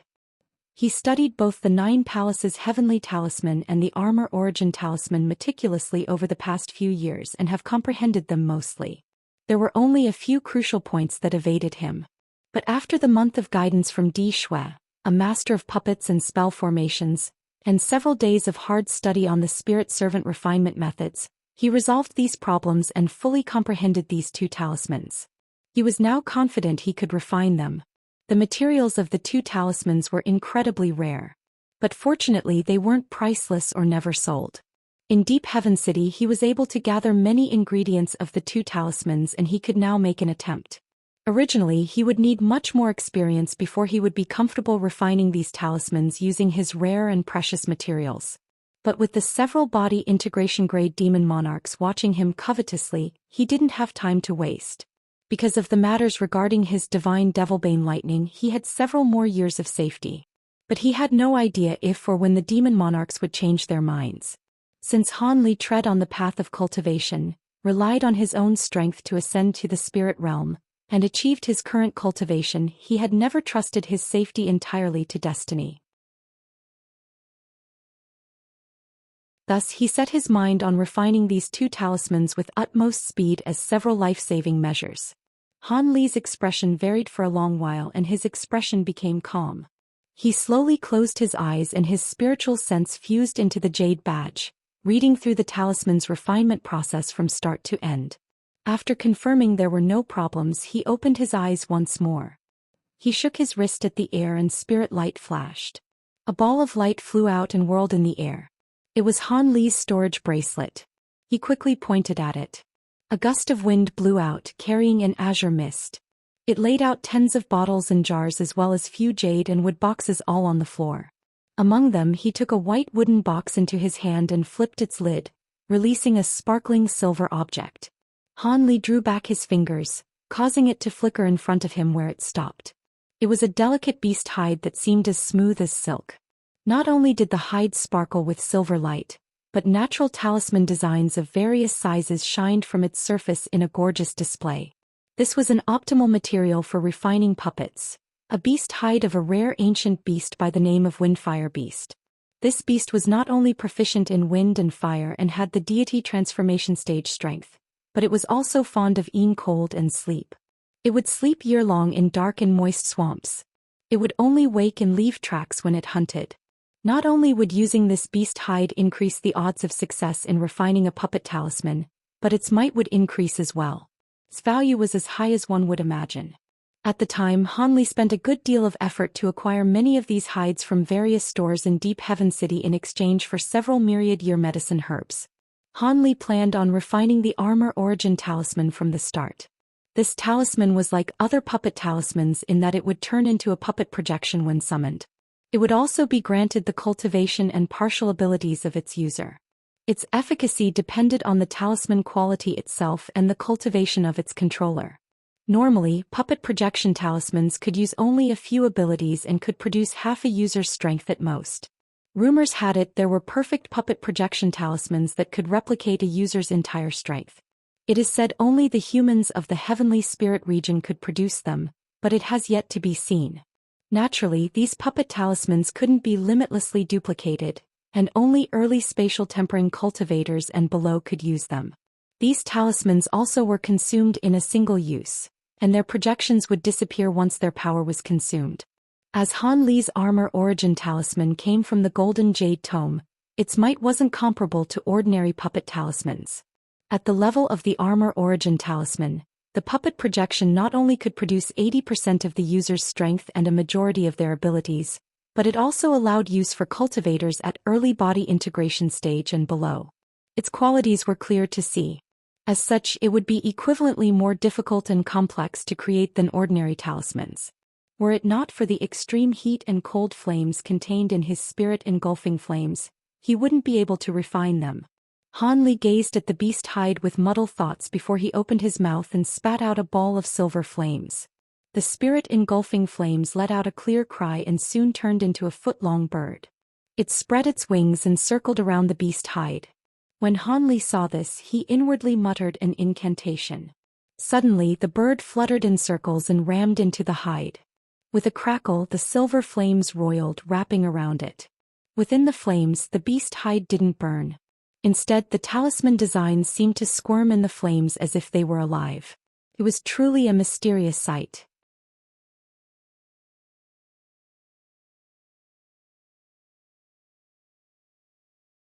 6 days later, Han Li emerged from seclusion. Although he wore a tired face, he couldn't help but show a trace of joy. Over the past few days of talisman refinement, he succeeded greatly. As today wasn't the day Mu Qing would be teaching him lightning control techniques, Han Li decided to take a walk and relax. After all, he would be in his best state when he was properly rested. Mu Qing's cave wasn't as small as the Blood Flame Palace. Han Li had to tread through the garden in front of his room before making his way to other areas of the cave. An hour later, Han Li appeared in front of a gate. He looked at the endlessly flickering green light on the gate and couldn't help but lower his head and mutter to himself. He's already walked through most of the cave several times. But there were some areas that were placed under restrictions and were kept concealed. There were 2 areas in particular that were placed under heavy restrictions that caused Han Li to feel in awe of them, piquing his curiosity as a result. One of the areas was a side courtyard named the Jade Song Garden. After sensing the traces of the pure wood's spiritual qi leaking out of the dense restrictions, he guessed it was most likely a medicinal garden. What medicines and spirit fruits would be viewed so importantly by a body integration grade demon monarch? As Han Li thought this, his curiosity grew even greater. But when he thought of the casual warning Mu Qing gave him, Han Li wryly smiled in his mind and gave up on investigating these places. Given their harsh restrictions, Mu Qing would definitely pay close attention to these areas. Although it seemed there was no one nearby, it was likely he was already being observed, so he definitely couldn't do anything out of the ordinary. Han Li inwardly shook his head and held his hands behind his back as he walked forward. Before he made it to the outside, he already walked for 2 hours. Then he returned to his. In the following year, Han Li spent his days uneventfully. Perhaps due to being superbly talented with the Tao of Lightning, he didn't find his lessons with Mu Qing on controlling lightning very difficult. In a short amount of time, Han Li had a good grasp of the technique and only needed to practice. Mu Qing was happy to see this. When 2 years passed, Lu Zhu and the others were issued an invitation to gather at the Wood Spirit Hall. 3 days later, Han Li arrived in the hall facing the several demon monarchs. This time Yuan Yao and the beautiful women weren't present. This left Han Li somewhat disappointed as it proved some of his impressions false. Di Shui's 2 crimson-robed men gathered there as well. The white-haired beauty wore an expression of doubt and said with a surprised tone, "What? Has fellow Taoist Han already grasped the lightning-wield technique with his divine Devilbane lightning? Little sister Mu, are you telling the truth?" At that moment she was the only one sitting at the side of the hall. Mu Qing chuckled within the black light and said, "I wouldn't lie about something this important. To tell the truth, I was also shocked by how quickly Han Li grasped the most important part of the lightning control method, the lightning wield technique. It was then I realized that fellow Taoist Han used golden lightning bamboo to forge his personal magic treasures. As such, it is no wonder he was able to quickly control the divine Devilbane lightning." He used golden lightning bamboo as his personal magic treasure? The white-haired woman turned to look at Han Li and deeply said, "Fellow Taoist Han, you're awfully courageous. Could it be you didn't know how easily the divine lightning can backlash? It is a miracle you're still alive today." Han Li was startled when he heard this. Divine lightning backlash? I've never heard of that before. Could Senior tell me about it? Did little sister Mu not tell you about it? The white-haired woman asked with a frown. Mu Qing casually answered, "I've already looked into it. Fellow Taoist Han is deeply fortunate. The divine Devilbane lightning he controls is incredibly stable and shows no signs of backlash. As such, I hadn't mentioned the matter." Those are only your words. I've yet to see it for myself," the white-haired woman said with a cold tone and examined Han Li once more. Mu Qing smiled and thought to say something else when Lu Zhu suddenly said, "Enough rubbish. We were invited here by Fairy Mu but not to idly chat. We'll have to personally see if fellow Taoist Han truly learned the lightning wield technique." Lu Zhu's words were calm and emotionless. However, when Mu Qing and the white-haired woman heard this, their hearts trembled. The one of the 2 blood-robed smiled and said, "Fellow Taoist Han, since you've learned the offering technique for the divine Devilbane lightning, please present it to us." When he heard the 2, he forced down his puzzlement over the mention of this backlash and bowed. "Seniors, I will immediately follow your command. It's only that the technique is very powerful, this place." When Han Li said that, he looked around him. "Fellow Taoist Han, Our wood spirit hall has some restrictions in place, but it won't be able to bear the true might of the divine Devilbane lightning. Let's head outside. Wuxia nodded and went out first. When the other demon monarchs saw this, they exchanged a glance and followed after them. The demon guards standing at the hall gates were stunned to see so many demon monarchs present. Naturally, none of them dared to speak. A short moment later, the party arrived in an empty area in front of Wood Spirit Hall and focused their sights on Han Li. Han Li wryly laughed in his mind when the many high-grade existences looked at him. But with a calm face, azure light flashed from his body and he shot up 60 meters in the air where he floated motionlessly. He formed an incantation gesture with his hands and loud explosions sounded as countless golden sparks leaped out and wrapped around his body. The golden sparks gradually turned dense and began to wildly spread in every direction. In a short moment, under the immense light, a huge net of lightning began to gradually condense. At that same moment, as Han Li formed an incantation gesture, strange golden talisman characters began to rush out from his hands and repeatedly vanish into the surrounding lightning. As the talisman characters entered the dense net of lightning, the net seemed to silently disappear like a popped bubble, turning into a glowing golden halo that was 10 meters wide. Within the halo, Han Li's image became vague, but his voice spoke as it chanted a cryptic incantation. As the golden halo began to turn, the golden talisman characters roiled without end. Furthermore, a faint buzzing sounded from it, growing louder and more frequent as time passed. Suddenly, thunder clapped. For an instant, golden light brightly shined within the halo, only to disappear in the next. Han Li's image reappeared with one hand forming an incantation gesture. He spread out his other hand above him, seemingly holding up a fist-sized orb a foot above in the air. The orb appeared unremarkable apart from the uneven talisman markings on its surface. It also shined with a dim light and didn't emit a spiritual pressure as if it were a mundane object. When the demon monarchs saw this, they watched with wonder. At that moment, Han Li wore a solemn face and flicked in the direction of the golden orb with a single finger. The golden orb shot into the sky in a golden streak. With a few blinks, it vanished from sight. At nearly the same moment, a zap sounded from his other hand. In a flicker of lightning, a massive golden talisman character shot high into the air. A rumble sounded. The nearby sky was suddenly swept up in a windstorm and dark clouds formed up above where a golden sun can be faintly seen. An astonishing aura capable of worldly destruction suddenly burst out from the golden sun. Countless arcs of electricity wildly flashed from the surface of the sun, followed by a repeated chain of deafening thunder. When the others saw this, their expressions changed.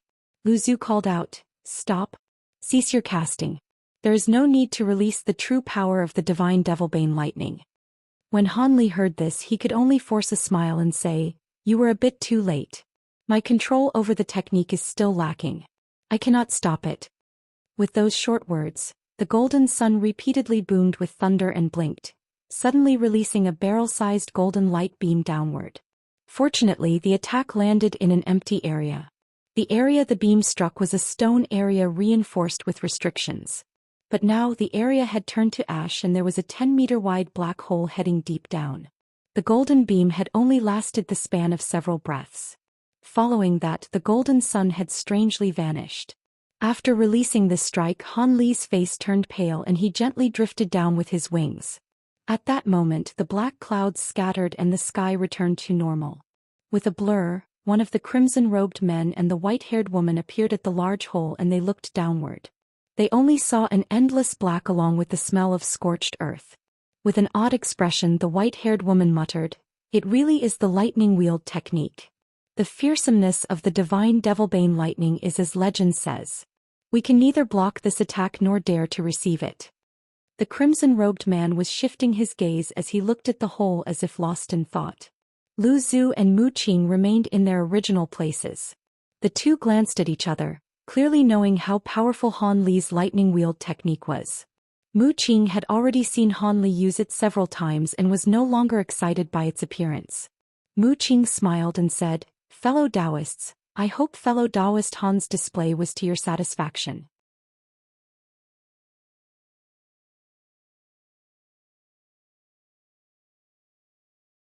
Lu Zhu nodded and asked, although he still isn't very proficient, his might is unquestionable.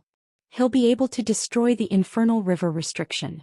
However, when I saw his casting, I also saw how he was able to avoid divine lightning backlash. When fellow Taoist Han originally refined the golden lightning bamboo magic treasure, was your magic power also several times greater than your peers? Already landed on the ground, Han Li said with an amazed tone, "That's right. I've long ago cultivated a strange technique. Although my cultivation speed was a bit slower, my cultivation was deeper than my peers.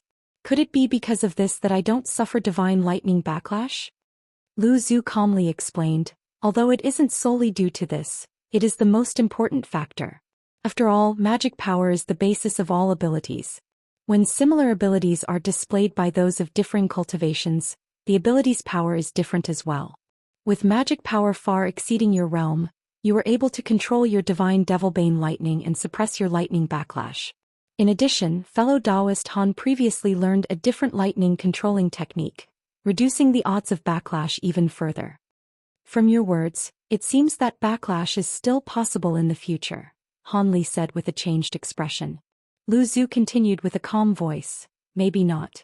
In addition to your dense magic power, it is possible you've stayed safe until today because you consumed a worldly treasure, have another strange treasure in your body, cultivating some wondrous technique, you've been able to suppress backlash. At the very least, there is some reason why you've never shown signs of backlash. I won't say anything about the future, but you have no need to worry about it with your present cultivation. Although Han Li didn't dare to completely accept his words, his expression turned unsightly nonetheless. Even if he currently had no problems after his cultivation progressed, he would no longer be able to restrain the divine lightning backlash. When the beautiful white-haired woman heard Lu Zhu, her eyes narrowed and suddenly turned to the woman in the black light and coldly asked, "Little sister Mu Qing, since you've had us gathered here, it can't be only to show fellow Taoist Han's lightning. What else do you have to say?" Mu Qing briefly paused and soon chuckled. With no intention of hiding her plans, she leisurely said, "That's right. Since Brother Lu Zhu recognized the power of fellow Taoist Han's divine Devilbane lightning, I believe in 2 years, fellow Taoist Han won't need to visit Elder Sister Lan again. For the remaining years, have him properly practice the lightning control techniques in my cave. How do you feel?" The white-haired woman's expression sank and imposingly said, "Even if Han Li has a grasp over the lightning wield technique, there are differences in the lightning control techniques we understand. Why can't fellow Taoist Han learn under me for 2 years? Besides, we've already come to an agreement on this. I won't accept your changes." Mu Qing chuckled and casually said, "Elder Sister Lan's words are wrong. We only want to borrow fellow Taoist Han's divine Devilbane lightning to eliminate the restriction on the infernal river. Why is there a need to do so much? As for the agreement, since the circumstances have changed, a few temporary changes should be acceptable." The white-haired woman no longer addressed Mu Qing and turned to the other two saying, "Brother Lu Zhu, fellow Taoist Di Shui, what do you think? Will you approve of Mu Qing's words?" One of the crimson-robed men chuckled and casually declined, "I don't understand a single aspect of lightning control. I'll leave it to you to decide." It seemed he didn't wish to involve himself with this dispute. The white-haired woman was stunned at Di Shui's response and wore a puzzled expression. She then turned to the mysterious Lu Zhu. Shrouded in his black cloak, he lowered his head in thought. Lu Zhu eventually raised his head and said, "Both of your words are reasonable. On one hand, fellow Taoist Han's control over his lightning is sufficient, and fellow Taoist Lan's tutelage is no longer necessary.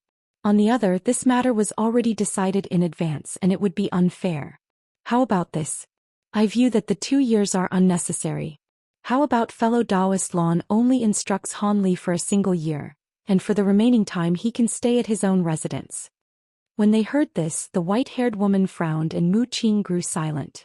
When Lu Zhu saw they were silent, he said with a cold tone, "I know you two are unwilling to accept these conditions, but don't forget what's important. Entering the infernal river.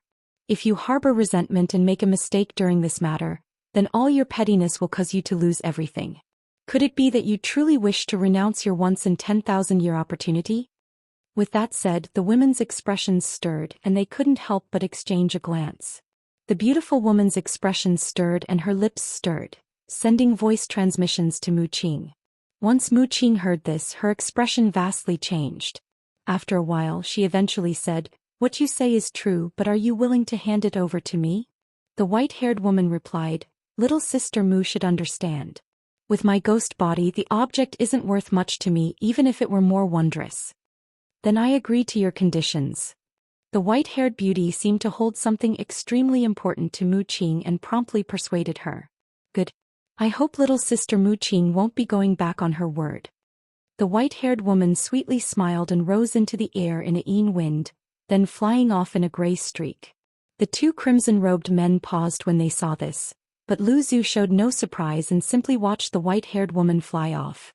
Mu Qing grinned and said, "Fellow Taoists, I've already settled things with elder sister Lan. Fellow Taoist Han won't need to head over to her. For the remaining time, let's have fellow Taoist Han live in his own residence and practice controlling lightning. What do you think, fellow Taoist?" With an ordinary expression, one of the crimson-robed men let out an odd laugh and said, "I did say I'd leave it to you. I won't interfere. So long as it doesn't affect the important event, I have no objections," Lu Zhu coldly said. Mu Qing was overjoyed. Han Li originally stood in place inside. Not knowing anything about the circumstances, Mu Qing and the white-haired beauty had come to an agreement. This caused him to feel sullen and apprehensive. Not long after, Lu Zhu and the two blood-robed men departed. When Mu Qing called out to Han Li, he followed her back into the hall. Sitting on a huge golden flower, Mu Qing calmly said, "Fellow Taoist Han, you should have heard us. Now I will explain a few things to you and resolve your doubts. You may ask me 3 questions. Take note that you only have 3. I will not answer anything past that. But in exchange, I will require you do help me with something after we enter the Infernal River region." Han Li felt his heart tremble and he cautiously asked, "Do what?" Mu Qing stared at him and slowly said, "In these 2 years, I've given you much instruction on cultivation. With the addition of these 3 questions, I'm not asking for much." "Of course, but Han Li forced a smile, thinking of something to say. But Mu Qing then raised her hand and explained, "Don't worry, I won't have you do anything outside of your abilities. In the end, I only want to borrow your divine Devilbane lightning. Why else do we hold such a favorable attitude towards you?" Mu Qing's expression turned sullen. Han Li felt his heart relax. After a moment of thought, he asked, "Since you've said this, I won't decline. So long as it's within my abilities and there is no danger to my life, I will agree to help you with this one matter." Mu Qing darkly smiled and held his arms behind her back. "You sure are covering your bases, but that is no matter. Go ahead and ask your questions." Han Li raised his head and looked at her, asking, "I wish to know what is the Infernal River area. Also, what dangers are there?" Mu Qing found Han Li's question unsurprising and gravely explained, "The Infernal River is something we unintentionally discovered in the deepest layer of the Earth abyss. It is an independent space, containing yin qi filled with various ghosts and harmful spirits. It contains countless dangers. Let alone ghost monarchs and demons on par with our strength, there are some places that are dangerous beyond our capabilities. That is to say, there were originally 5 demon monarchs in the Earth abyss. During our first venture into the space, one of us perished. Admittedly, we didn't understand much of the space at the time and hadn't made many preparations. However, it is dangerous as one can imagine." When Han Li heard this, his heart sank and he curiously asked, "This Infernal River region was something you named. There must be a reason why you call it this place." "Hee, fellow Taoist Han, is that your 3rd question?" Mu Qing said with a sweet laugh. "Of course not. My 3rd question is..." As Han Li pondered about this 3rd question, Mu Qing stopped him with a laugh and slowly said, "It doesn't matter. I'll answer your question for free since it doesn't amount to much. The space is shrouded in a dense bottomless screen of yin water. If someone enters the water, a myriad of souls will immediately engulf you and turn you into a yin corpse eternally flowing in the yin water. That is why we gave it that name."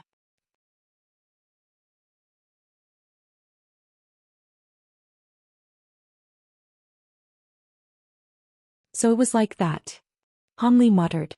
He now had a vague impression of the Infernal River region. Mu Qing coldly said, "All right, I will answer one last question. Think about it carefully." After some thought, Han Li said, I want to know what you want me to do after we enter the Infernal River. Although he wanted to ask about the demon monarch's plans in the Infernal River, matters concerning himself were more important. He would feel apprehensive if he didn't ask about this. You truly want to ask about that? Mu Qing said with surprise. That's right. Please answer me. Han Li said with a determined tone. The woman indifferently said, since you used your last question, I may as well tell you. It's rather simple. I want you to accompany me in fetching an item of great use to me. However, this item is guarded by an extremely powerful devil wherever it is located. It would be difficult by myself, but with your divine devilbane lightning, you'll be able to restrain them. Han Li frowned and astonishedly said, a devil? Wasn't the Infernal River a gathering spot for ghosts? The majority of creatures there are ghosts and Yin souls, but there are a few devils among them. Don't ask me for the reason since I don't know as well, Mu Qing said with an unquestionable tone. Han Li felt speechless. But you don't have to worry. With my help and the power of the divine devilbane lightning, the devils will be no problem. Besides, so long as we acquire what I want, I'll bestow you a treasure. As the holy disciple of the Flying Spirit tribe, you'll definitely be interested in it. A cunning glint flickered in her eyes. A treasure? Han Li said doubtfully. When the Earth Abyss demon wave erupted, I took the risk of killing a Flying Spirit tribe elder and acquired a vial of true holy blood from his body. According to my knowledge, even if it isn't the blood of your branch's deity, it is still a priceless treasure. What kind of blood is it? Han Li asked with alarm. Mu Qing answered with an enticing tone, the true spirit blood of the rainbow peacock. What do you think about it? Even if you can't use it, if you bring it back to your tribe, there will surely be great benefits for you. The Flying Spirit tribe may view the true spirit blood as a holy item, but even other foreign races view the blood with great importance. After all, the blood will have miraculous effects when used for tool and pill refinement. The rainbow peacock in particular was exceedingly famous, a fearsome existence even among the top ranks of bird-type true spirits. Han Li suddenly felt delighted. Of the 12 awakening transformations, he knew of 3 transformations, the rainbow peacock transformation being among them. So long as he ingested the spirit blood and cultivated the technique, he could take the form of a rainbow peacock. 12 awakening transformations were more fearsome the more transformations one knew. According to the technique incantation, for each transformation he learned, the might of his original transformations would increase by 30%. If he fused all the transformation he knew into one, the strength of his transformation would be amplified over 4 times. Of course, the cultivation realm of the transformation would greatly increase as well. This was the basis on how the transformation's strength increased. In addition, the transformation would also grant access to true spirit divine abilities. The fearsomeness of the awakening transformations were clear to see. The rainbow peacock's rainbow divine light was especially famous in the spirit realm. Rumors said that objects of the 5 elements were restricted wherever the divine rainbow light passed. It had a similar result to Han Li's divine essence-fused light, but the discrepancy of their true power was vast. Han Li's expression remained the same, but his eyes betrayed a trace of delight that hadn't escaped Mu Qing's notice. She smiled and continued, it seems fellow Taoist Han would be quite satisfied with the rainbow peacock true blood. How about this?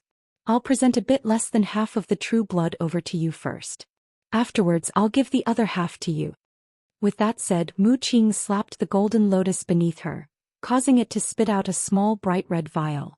He grabbed it and tossed it at Han Li. With an odd look on his face, he caught the vial and promptly opened its lid. A clear cry immediately sounded from the vial, followed by the glow of rainbow light as if something were about to fly out from it. Pop Han Li quickly sealed the vial without hesitation. In that instant he used his spiritual sense to sweep past the vial's interior. Although he hasn't seen this kind of true blood before, from its astonishing aura it should be the genuine thing. Many thanks for the spirit blood, Senior. Han Li didn't refuse out of politeness and bowed in thanks. Mu Qing nodded and chuckled. When the time comes, don't forget to lend me your aid. You may leave now. So long as you don't head to the 3rd level or above, you may choose any place in the Earth Abyss to cultivate. In several years we'll finish our preparations and call for you. Han Li wore a pensive expression for a moment and saluted her without saying anything else. Azure light wrapped around his body and he flew off in an azure streak.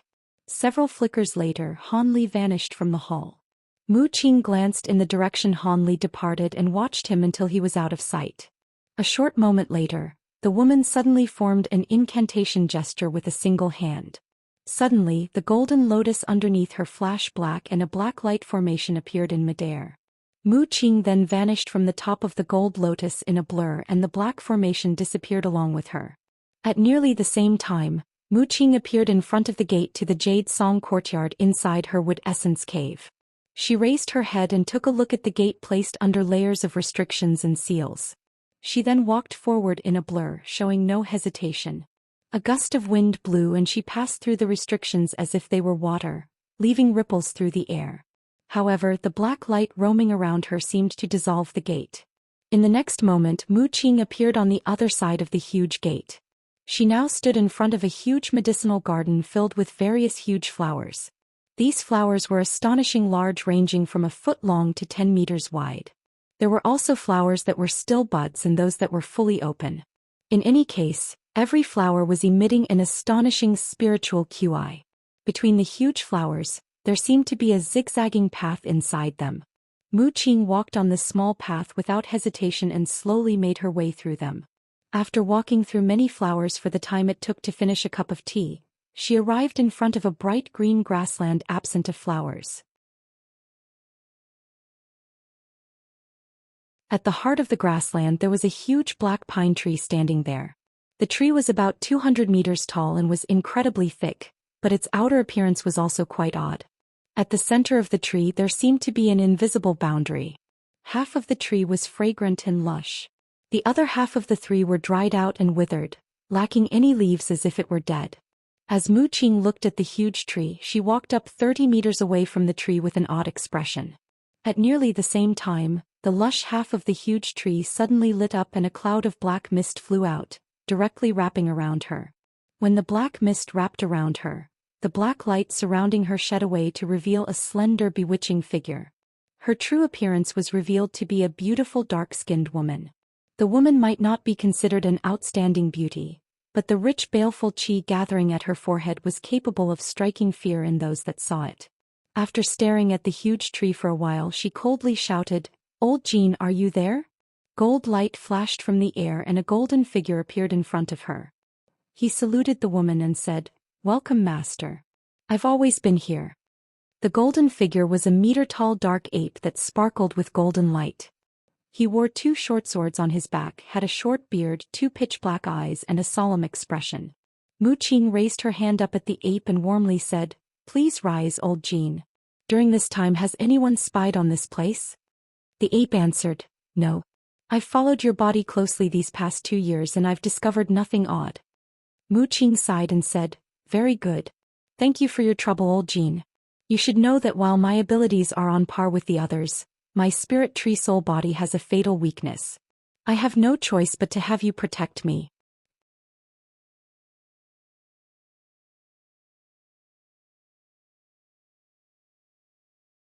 After some hesitation the ape worriedly asked, "Since Master understands, I am at ease. But before you head to the infernal river, will you be leaving your tree body here?" Mu Qing calmly answered, "I've considered it. I'm prepared to carry my spirit tree body with me." The ape wore an uneasy expression and said, "Master, how can that be? There are many dangers in the infernal river. If Master is trapped or something unexpected happens, you'll be able to revive yourself after some time. But if you're trapped in the infernal river, you would lose that opportunity. Furthermore, your spirit tree body can't survive long in storage space. Since the infernal river is a barren place, you won't be able to plant it there." Mu Qing shook her head, walked up to the tree and gently stroked its trunk. "Don't worry. Since I dare to bring my body into the infernal river, I have high confidence I'll be able to survive. For this reason I especially refined a storage pearl capable of holding my spirit tree for several years. Otherwise I wouldn't feel at ease taking my body to the outside.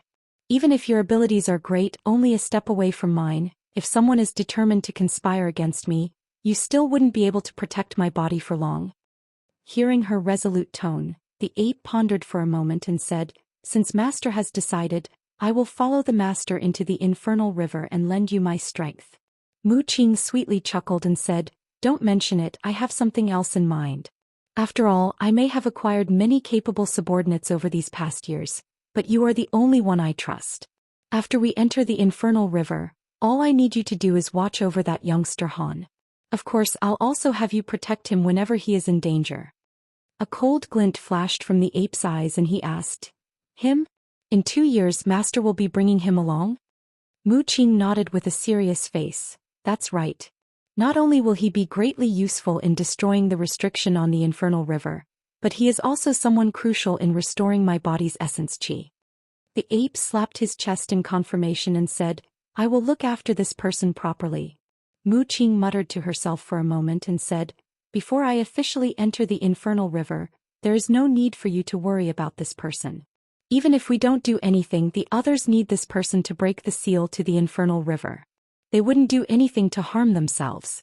But I'll have to trouble you to look after him after we enter. Master, don't worry. I Jingling understand, the ape solemnly answered.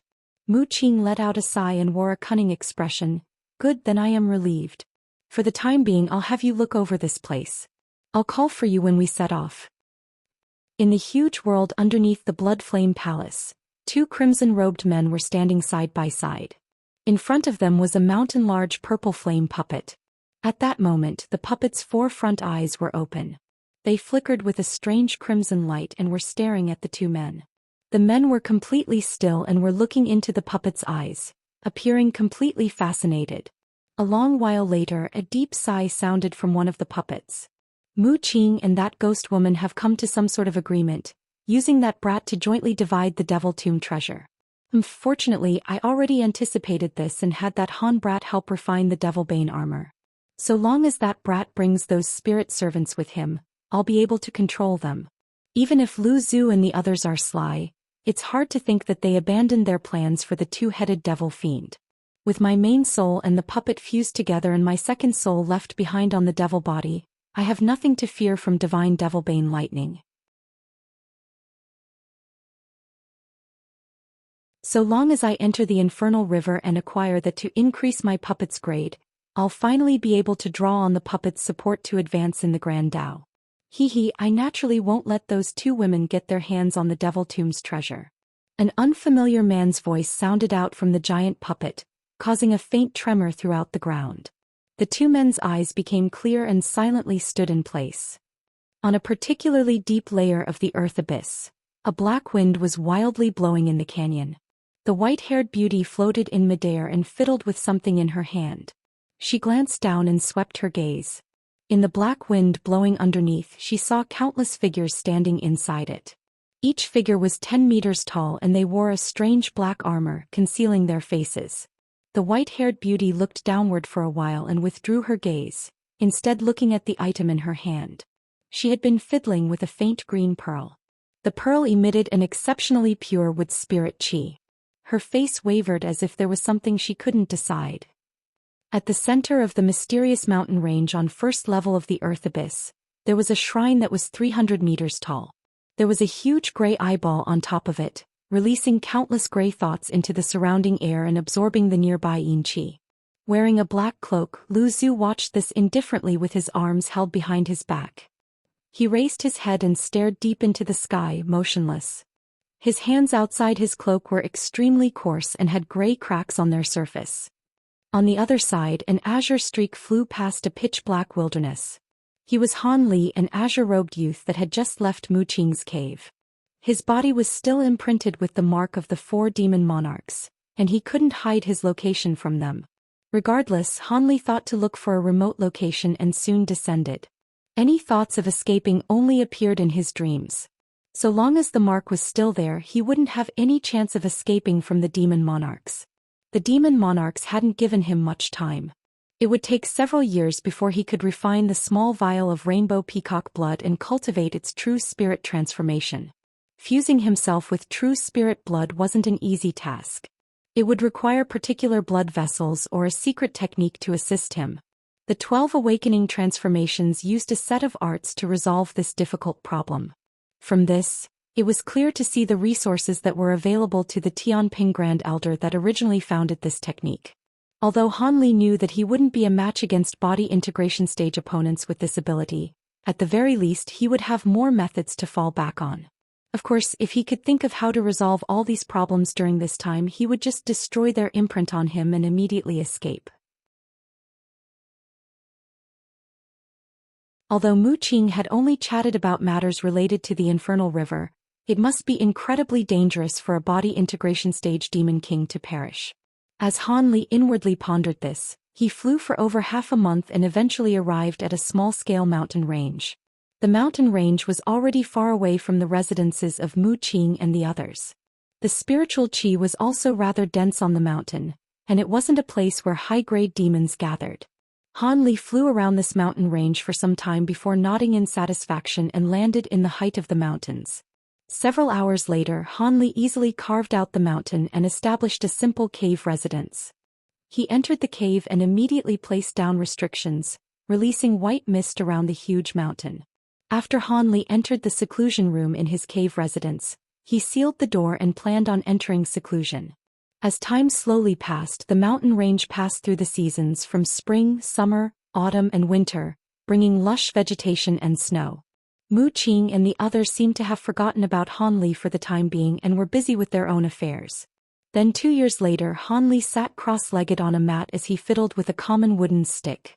The stick was blunt on one side and smooth like a knife on the other. There were green and mysterious markings on its surface. After much maturation, this was the profound heavenly fruit that Han Li didn't know what to do with. These past few years, Han Li used the mysterious small bottle to pour liquid on it, and after many years, the fruit hadn't changed much on the outside.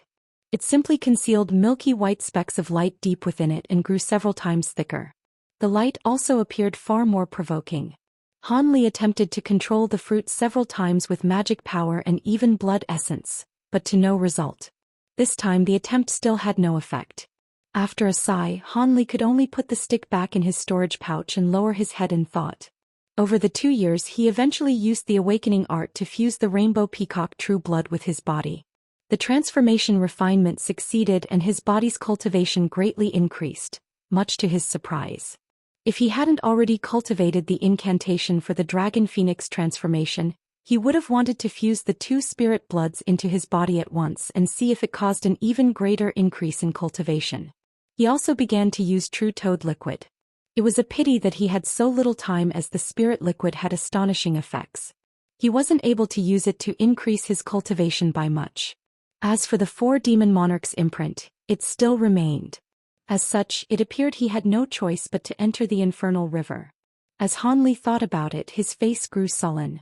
A short moment later, his face stirred as he raised his head. He suddenly looked outside his secluded room and wore an odd expression. He suddenly reached out for the door.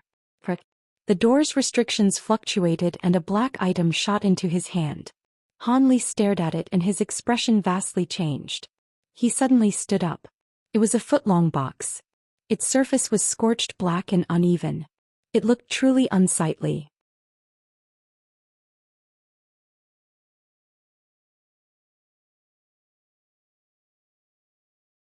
Han Li used his spiritual sense to look at the box and then stroked it, only to remain silent afterwards. Shortly after, he opened the box's lid and a pitch-black ball flew out. The ball spun in front of Han Li and then ruptured into a black mist before disappearing. At that same moment he felt an itch from his palm. As his heart stirred, he suddenly raised his hand. He saw several small strange characters appear on his hand. They were as small as grains of rice. Han Li glanced at them and shook his wrist. Azure light flickered and the small characters completely disappeared without a trace. He pondered to himself for a moment and azure light flashed from his body, flying out of his room in an azure streak. He circled once in the air before flying out of his cave residence. A quarter-hour later, an azure streak arrived above a nameless valley at the edge of the mountain range with dragon-like speed. Once the azure light faded, Han Li's figure was revealed. His eyes flickered as he glanced downward and he slowly descended. The valley stretched over 3,000 kilometers. At the very end of it was a pile of scattered rock. Han Li landed right in front of it. When his feet touched the ground, he looked at a huge rock and calmly said, I've already arrived. Fellow Taoists, please show yourselves. Hee, Senior Martial Brother Yan, I told you so. You can't use mere invisibility techniques to hide from Brother Han. I already knew fellow Taoist Han's abilities were unordinary, but I may as well test him. After a few giggles, two pleasant female voices chatted near the huge rock. Afterwards, the mist of gray light blurred and two beautiful young women appeared there. One of them had snow-white skin and appeared like a goddess. The other appeared dainty and charming. They were Yuan Yao and Yen Li. The black wooden box he received inside his cave residence was refined from the soul-nurturing wood he originally acquired from Heaven Void Hall. He recognized it at a glance. Using some mysterious technique, they were able to secretly send it to his secluded room. Han Li glanced at the two women with an odd expression on his face. He then slowly asked, "So it was you two fellow Taoists? Lady Yuan, I haven't seen you since we've last met in the scattered star seas. Are you in good health?" Yuan Yao withdrew her smile and sighed. "Brother Han, are you teasing little old me? Do I and my senior martial sister look to be in good health?" Han Li sensed an astonishing EQI being emitted from their bodies and he frowned. "Ah, my words were mistaken. However, I see that you two aren't ghosts. There is something odd about you two. Brother Han is right.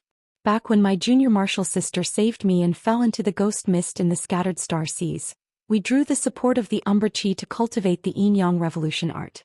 However, this human-ghost dual cultivation art caused us both to become half-human and half-ghost.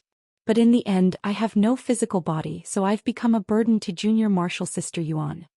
Yuan Yao's expression changed and she hastily said, "Senior martial sister, don't say that. If you hadn't helped me, I would have been dead already. And you managed to reach this stage as well." Yen Li could only bitterly smile and shake her head. "The Yin-Yang revolution art?" Han Li frowned. Yen Li turned to him and said, "Yes, it seems Brother Han knows quite a bit about this technique." Han Li sighed, "I do know a bit about it. You've lost your right to reincarnate." He was quite unfamiliar with her, but from what Yuan Yao said in the past he held her in admiration. Yuan Yao smiled at Han Li and said, "In the past, if my senior martial sister and I didn't jointly cultivate this odd technique, she would have already perished in the moral world. As such, I have no regrets cultivating this technique. But Brother Han was also able to ascend to the spirit realm. I admire you quite a bit." The mortal world's spiritual chi is lacking and I can't use common methods of flight in this world. More importantly, why have you appeared here? This isn't human territory, Han Li said with an odd expression. Yen Li wore a blank expression and answered, "Junior martial sister, and I don't know either.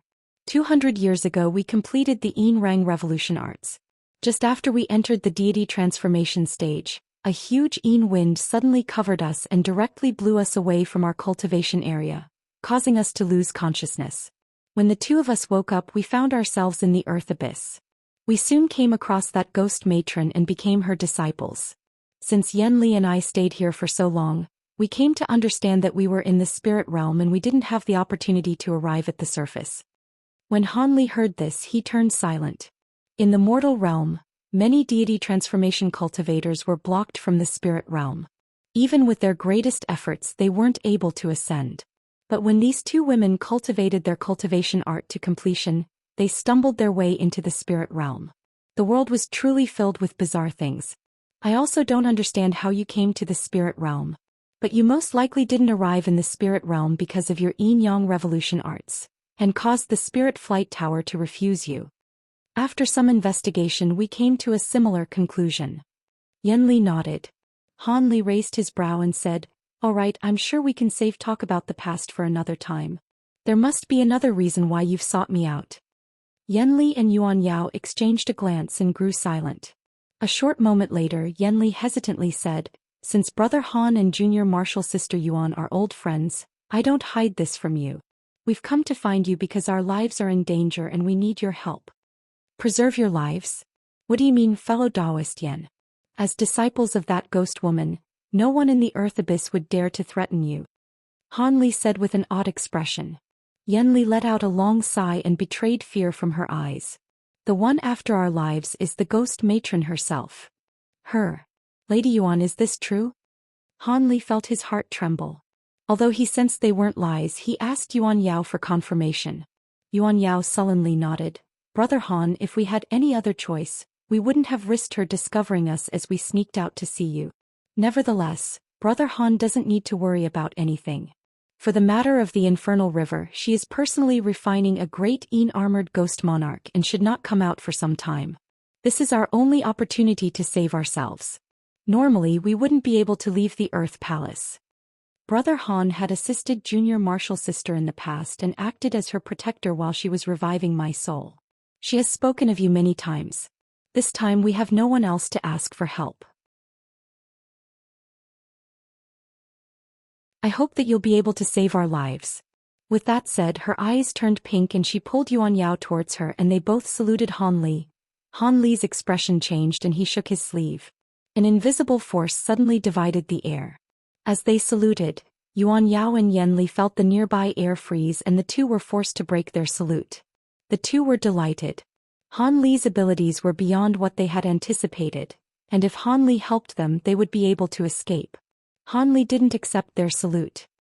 His expression changed for a long while as he hesitated, eventually replying with a deep tone, "The two of you think too highly of me. You should understand my circumstances as well. I am restricted here and do not have the ability to face that ghost. Furthermore, for what reason will she take your life? Have you verified this?" Yen Li said, "If it truly is a misunderstanding, it would be extremely fortunate. In truth, we personally discovered that the ghost was concealing a calamity heart. I won't bother with the specifics, but I can tell you that when the ghost matron took us in as disciples, she was thinking of the pure yin qi we condensed from cultivating the yin-yang revolution arts. The ghost has a technique that can consume both our souls and yin qi, arousing a surge in her cultivation." As she spoke, she couldn't help but tremble. Also, our investigations have found that the ghost matron has also had disciples with ghost bodies in the past who quietly disappeared. This is evidence of our assumptions. Yuan Yao said with a paled expression. Han Li went silent for a moment and his gaze wandered. "Even so, you can't count on me. That ghost matron won't let me go. Even if I have some value after I enter the Infernal River, my life will be hard to preserve." Yen Li smirked and slyly said, "There is no need for Brother Han to worry about this. My little sister already thought of something that only asks from a token effort from you. Furthermore, if Brother Han helps us, he'll also have an opportunity to escape. We have a method to quickly dispel the mark on your body inside the Infernal River." "What? You truly have such a thing?" Han Li's expression vastly changed and his heart was thoroughly moved. Yen Li sweetly smiled and said, "For something this important, how could I lie to you? Furthermore, I can tell the method to Brother Han ahead of time, and can determine if it's true or false." Han Li stroked his chin and glanced at Yuan Yao. He then determinedly said, "Good. If the method is genuine, I'll do all I can in my power and take the risk of helping you to escape."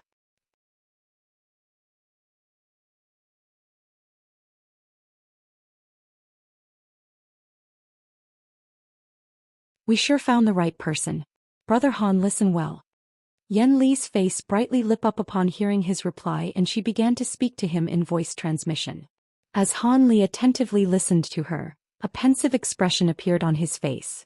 As Yuan Yao quietly stood at the side, her eyes glistened while she looked at Han Li's face.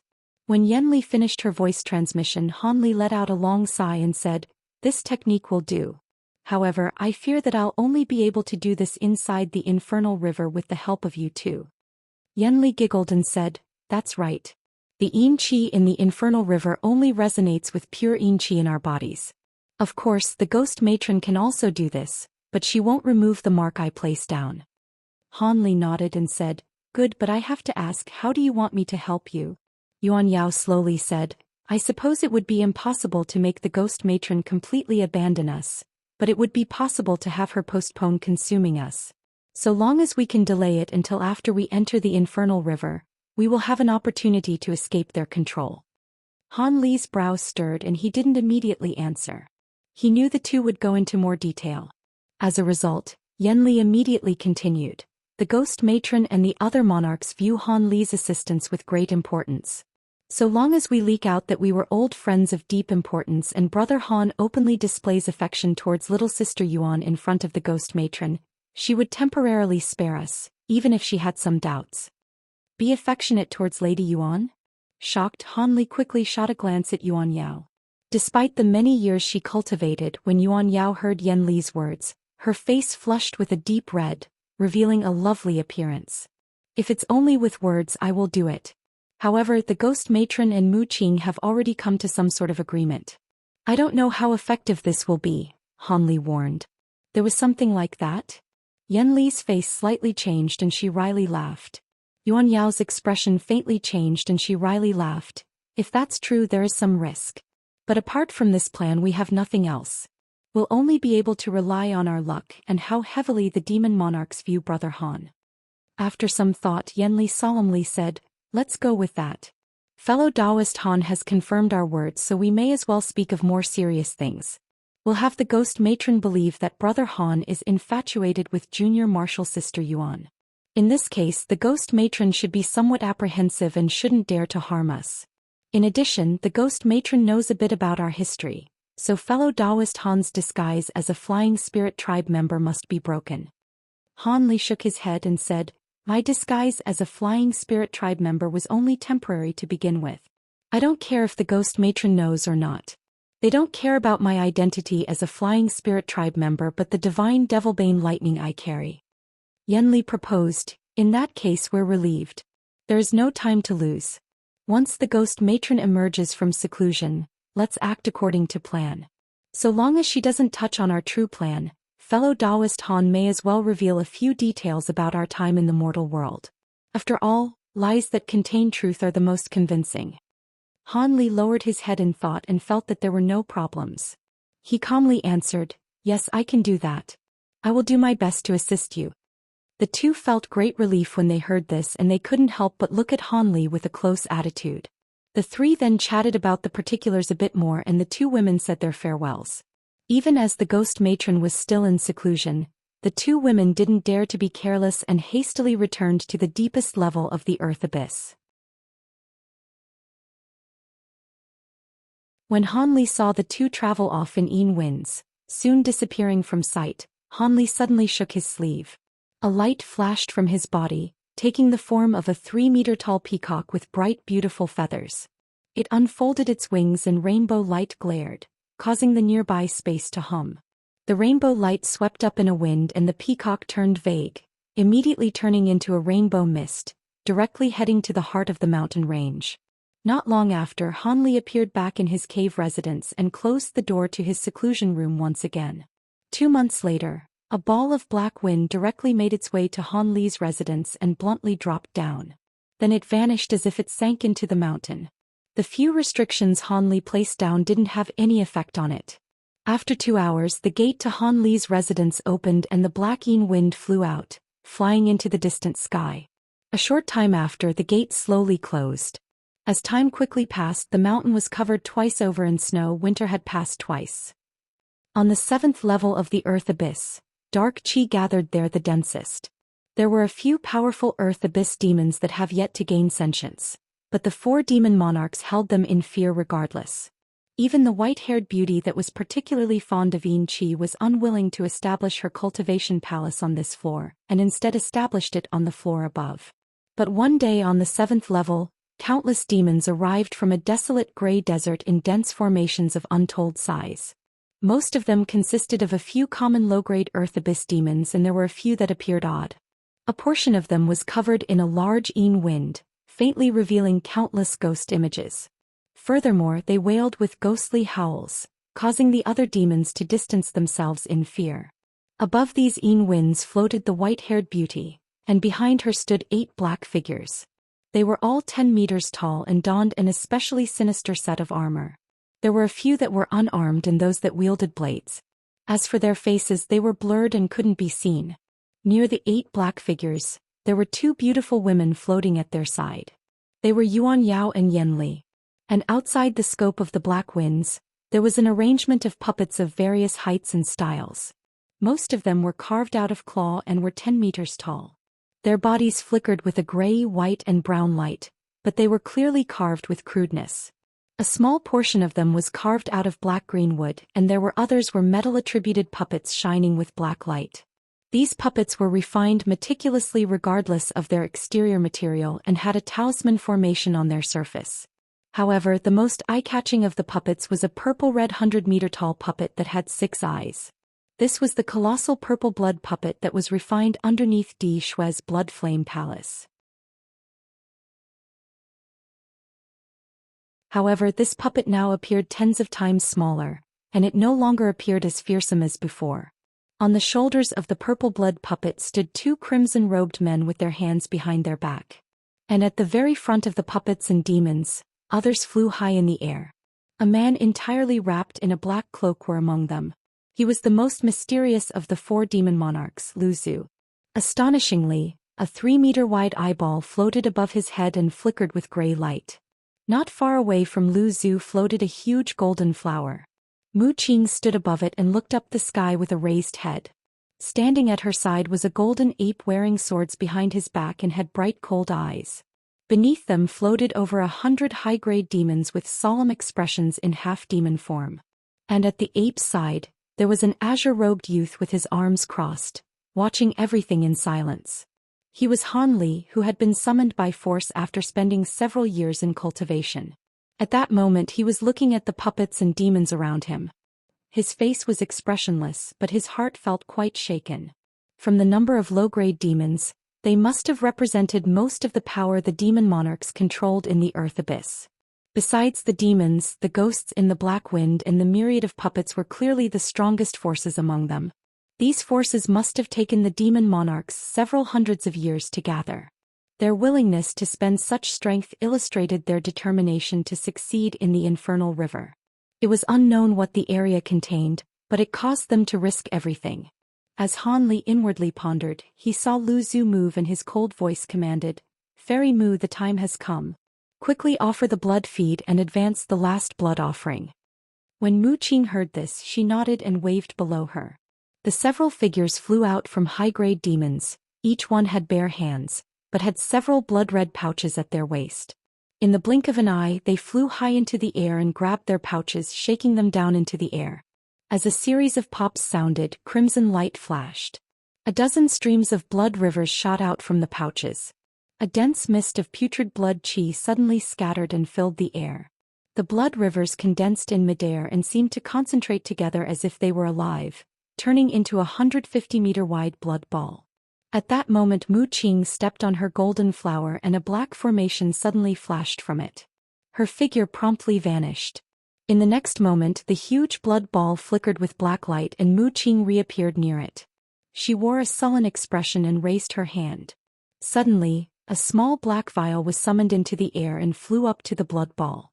Forming an incantation gesture, the black vial spun and its lid vanished. The vial released several fist-sized black-red objects, blurring into the blood ball and disappearing without a trace.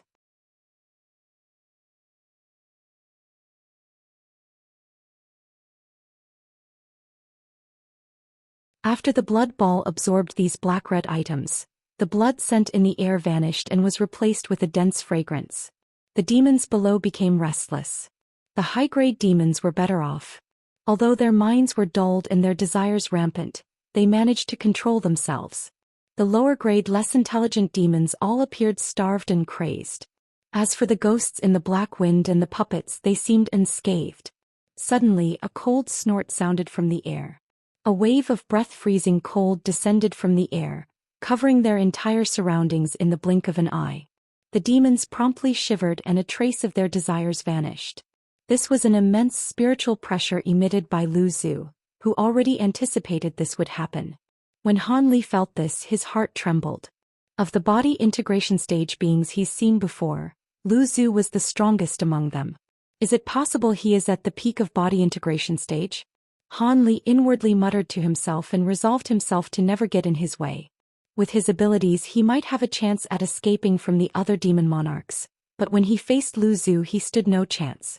At that moment, Mu Qing stood in front of the huge ball of fragrant blood and began to mutter an incantation. The other high-grade demons began to flee downward as if they were running for their lives. At nearly the same moment the blood ball let out a muffled explosion, causing the nearby space to fluctuate. Balls of silver clouds began to form in the air and they began to spiral, turning into a huge vortex. The vortex was nearly 30 meters wide and contained boiling silver mist. It grew increasingly brighter before it let out a series of ruptures as if it were about to tear through space. Han Li's expression stirred and he narrowed his eyes as he looked at the air. A trace of blue light flickered from his eyes. The others didn't notice, but Han Li was able to see the vortex's interior clearly with his bright sight spirit eyes. In the deepest point of the vortex, the silver mist began to compress and wrinkle like paper as it violently shook. The strange sound of violently fluctuating space burst out. Suddenly, glass-like cracks mixed with the sounds of explosions and Han Li narrowed his eyes. The space within the vortex ruptured and black light flashed within it. Suddenly, a furry silver arm suddenly stretched out from it and began to swipe several times through the air, and soon a similar arm appeared next to it. Two jet-black fingernails struck out from the huge silver hands as they attempted to stretch open the black light to create a larger hole. The space within 300 meters began to shatter in tiny pieces. The silver vortex wailed, turning into specks of silver starlight before disappearing. In its original spot was a black hole that appeared 10 times larger. The pair of huge hands connected to the edge of the hole was still. At that same moment, a pair of huge green eyes glinted from the dark. Apart from the 4 demon monarchs, everyone who saw this felt their blood run cold. Mu Qing's expression sank and the black light formation underneath her flickered, vanishing from her position next to the blood ball. A short moment later she reappeared in front of her golden ape, and her expression faintly relaxed. The sounds of rumbling repeatedly sounded out from the large black hole. When Han Li heard this he was greatly surprised, but when he looked around he was startled. When the nearby demons heard this strange scream, their bodies began to sway. The lower-grade demons powerlessly fell to the ground, but the higher-grade demons managed to remain standing. Even the 4 demon monarchs erected flashing light from their bodies to resist the effects. As for Han Li, he was entirely unaffected by this. He was amazed by this result, but this also drew the attention of the 4 monarchs. The white-haired woman yelped and her lips curled as she thought of something. As for Lu Zhu, he coldly shouted, "Don't be surprised. This youth has a personal magic treasure crafted from divine devilbane lightning, and he hasn't stayed in the earth abyss for long. Since his body isn't corrupted by dark aura, it isn't odd he isn't scared by the void fright devil's scream." When the white-haired woman heard this, she wore an expression of enlightenment and she turned silent. When Mu Qing and the 2 crimson-robed men glanced at Han Li with a changed expression, they also didn't speak. When Han Li heard the name Void Fright Devil, he frowned. He hadn't heard of its name before, but since it was able to tear through space, it wasn't something to be trifled with. Could it be a true spirit-grade existence? Although the demon monarchs appeared serious, they didn't view with much fear. As Han Li remained baffled, the pair of silver arms at the edge of the black circle withdrew at lightning speed and the demonic eyes in the hall gradually became clearer. A strange huge creature slowly moved closer, revealing its true appearance. Han Li was startled at a glance. The monster was a silver skull that was over 100 meters large with decayed skin and dead inch-long hair. There was a green eye half protruded from its forehead, and its long mouth was filled with tiny teeth of incredible sharpness. Its nose and eyes were pitch black, completely absent of anything there. But what was most frightening was how the skull had no body. It merely had a pair of furred arms stretching out from its ears as it floated with faint silver light. So that's a void fright devil. No wonder they're so scared. Although Han Li saw many demons, devils and ghosts in the past, none were as grotesque as this monster. It was truly a chilling sight. After the monster floated to the front of the black hole, it landed on top of the blood ball and its eyes flickered. The 4 demon monarchs and their myriads of subordinates watched silently. They had used the blood feed to attract it and tear open space. At that moment, the low-grade demons had begun to crawl up from the ground as the void fright demon had ceased yelling. However, they were still fearful and didn't dare to make any noise. As for the 4 demon monarchs, they looked at this monster with a solemn calm. The huge head let out a low groan and opened its mouth wide, spitting out a silver mist to wrap around the blood ball and take it into its mouth. With a gust of wind, the blood ball entered its mouth. Suddenly, light glowed from the devil and it turned a bright red, turning into a similar color as the blood feed. It let out several muffled belches from its mouth and its huge head shook several times. Soon after, it turned around into the black hole and disappeared in an instant. The Void Fright Devil actually left. The 4 demon monarchs took no further action. They simply remained high in the air near the black hole. When Han Li saw this, he revealed his astonishment from his eyes, feeling somewhat at a loss. But then Lu Zhu faintly said, "Enough. With the Void Fright Demon assisting us in tearing open a spatial tear, we're halfway into the Infernal River. Fellow Taoist Mu, let's enter first and link the space to the Infernal River, allowing Di Shui's and fellow Taoist lands armies to enter smoothly." Mu Qing nodded and then shouted, "Yes, fellow Taoist Lu Zhu. Fellow Taoist Han Jingling, follow me in." "Yes." The golden ape promptly replied and quickly bowed.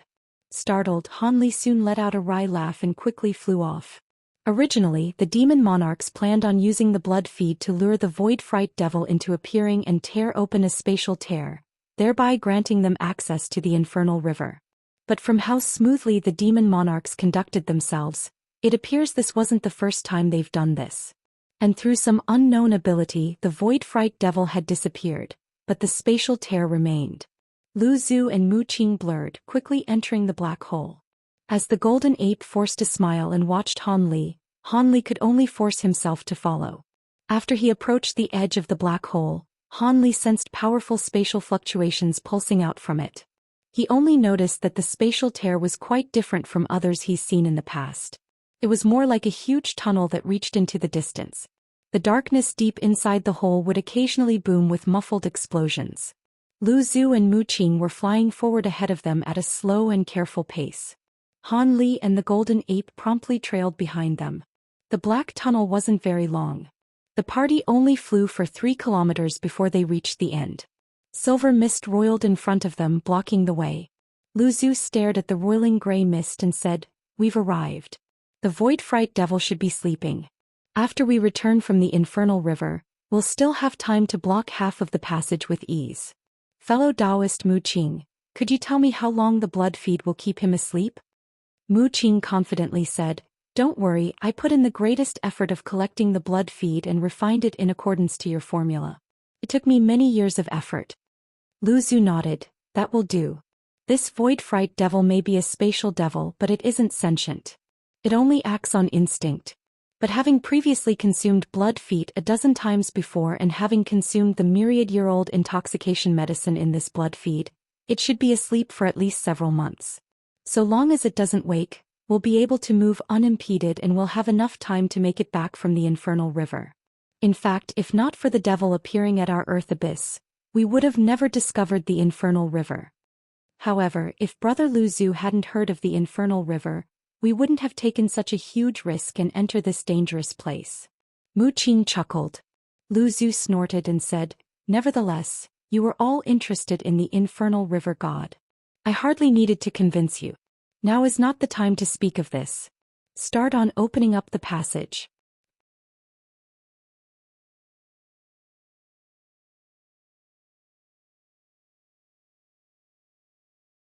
Mu Qing smiled and she flipped her hand, producing 3 sparkling blood-red pearls, each the size of a thumb. Lu Zhu shook her shoulders and black light flickered.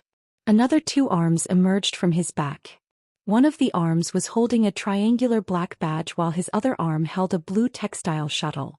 With his original arms grasped in an incantation gesture, the air crackled, and a black beam of light shot out from his mouth into the silver mist. Boom! The silver mist immediately began to collapse upon contact with the black beam, resulting in a series of hums sounding from the impact. Mu Qing raised her hand when she saw this. The 3 blood-red pearls shot out in a line, turning into crimson fireballs. After 3 world-shaking booms, the silver mist and 3 head-sized crimson flames erupted and began to disperse.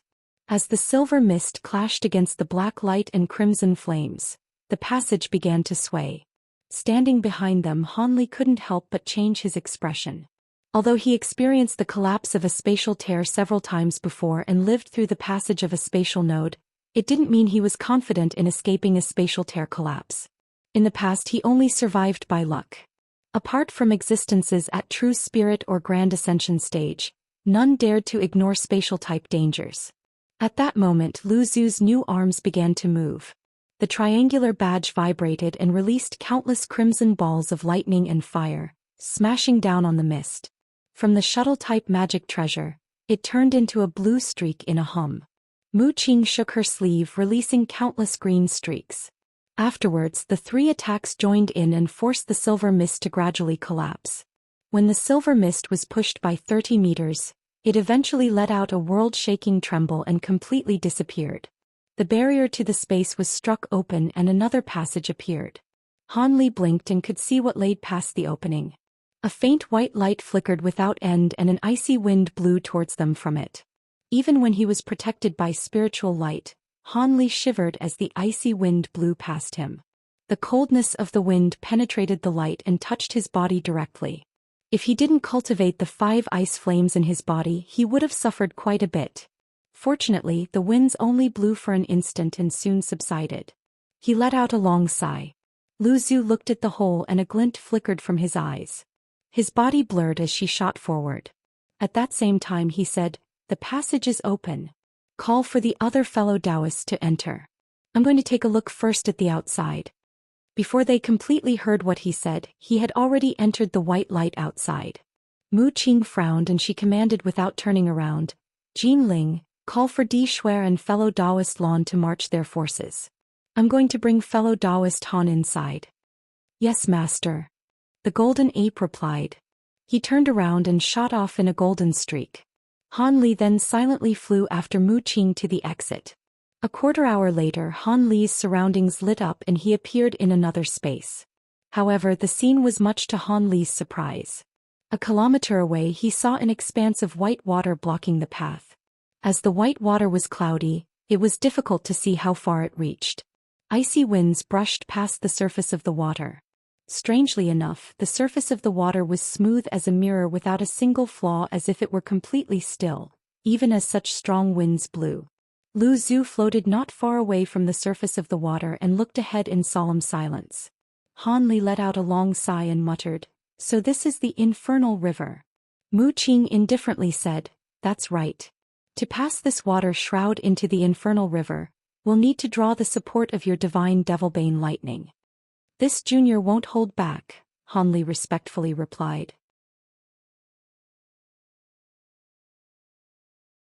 Mu Qing nodded and thought to say something else when Lu Zu suddenly reached out his hand in the direction of the water's surface.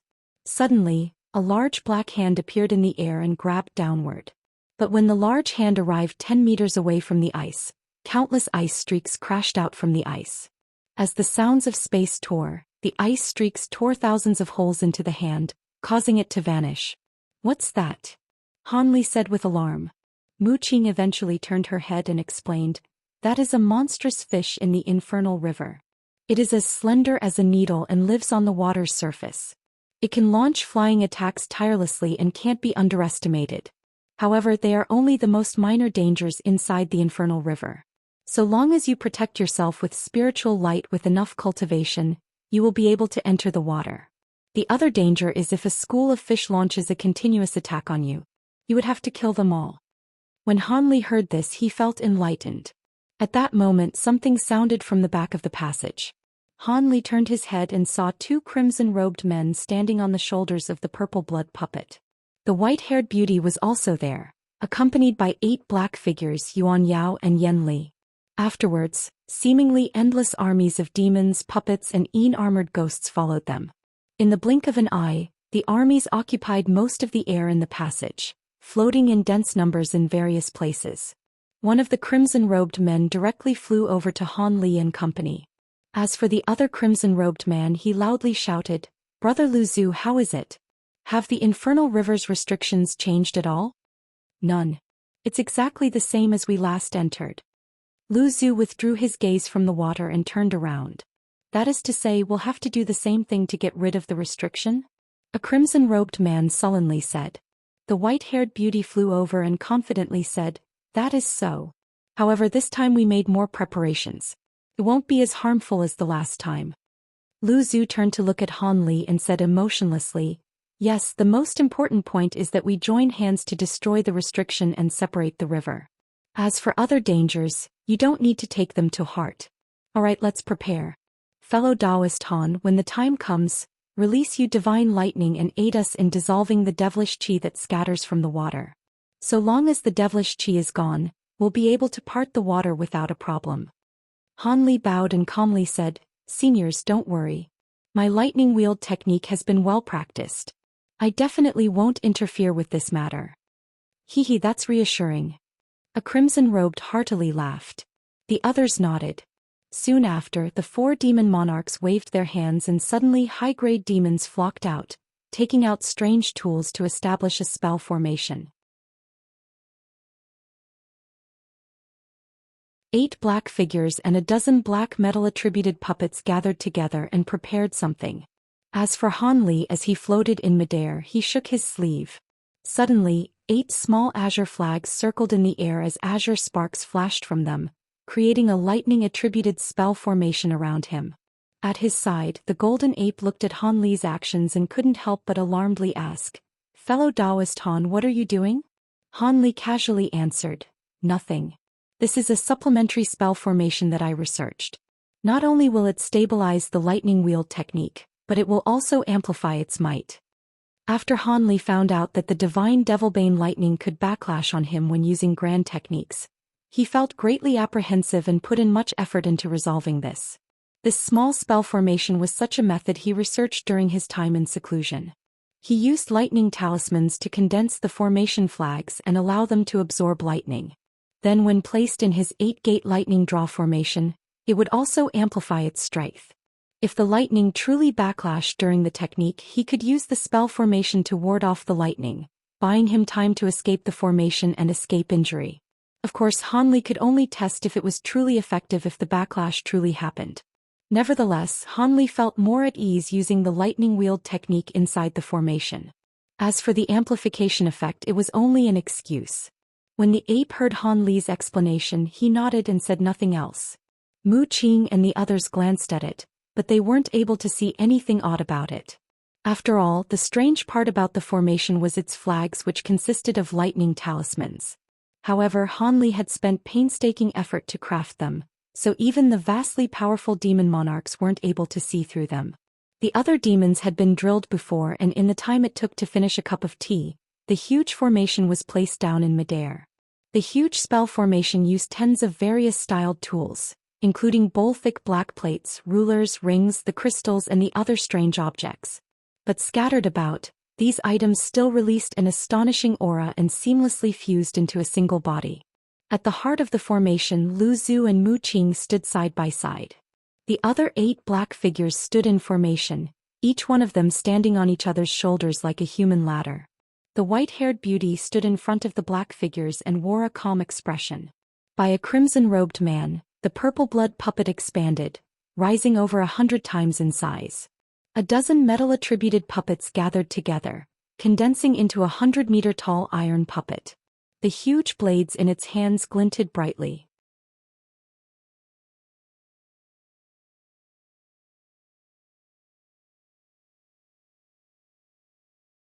Fellow Taoist Han, prepare to unleash your lightning wield technique when we give the signal.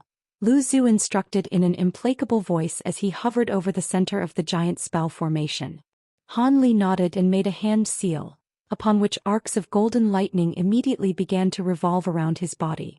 A lightning net appeared before swelling drastically, then transforming into a ball of golden light amid a resounding boom.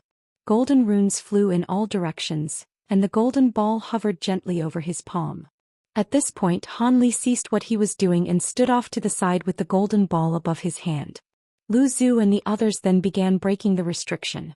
Lu Zhu and Mu Qing both began to chant something as the treasure being controlled by several tens of high-grade demon beasts down below began to glow with scintillating light, forming a formation that instantly gave rise to a massive black hole. Boundless World's origin chi surged toward Lu Zhu and Mu Qing in a frenzy from the surrounding air. In the blink of an eye, the two of them had been completely enshrouded in rainbow spiritual light, and their bodies shimmered as if they were a pair of divine deities. On the other end, the white-haired beauty stood in front of the 8 black shadows, and brought her hands together before separating them again, producing a small pitch-black bell in the process. The bell was extremely antiquated and there were even chips missing from the edges. Meanwhile, one of the crimson-robed figures stood atop the shoulder of the purple blood puppet while the other descended on top of the head of the giant metallic puppet that had just taken shape.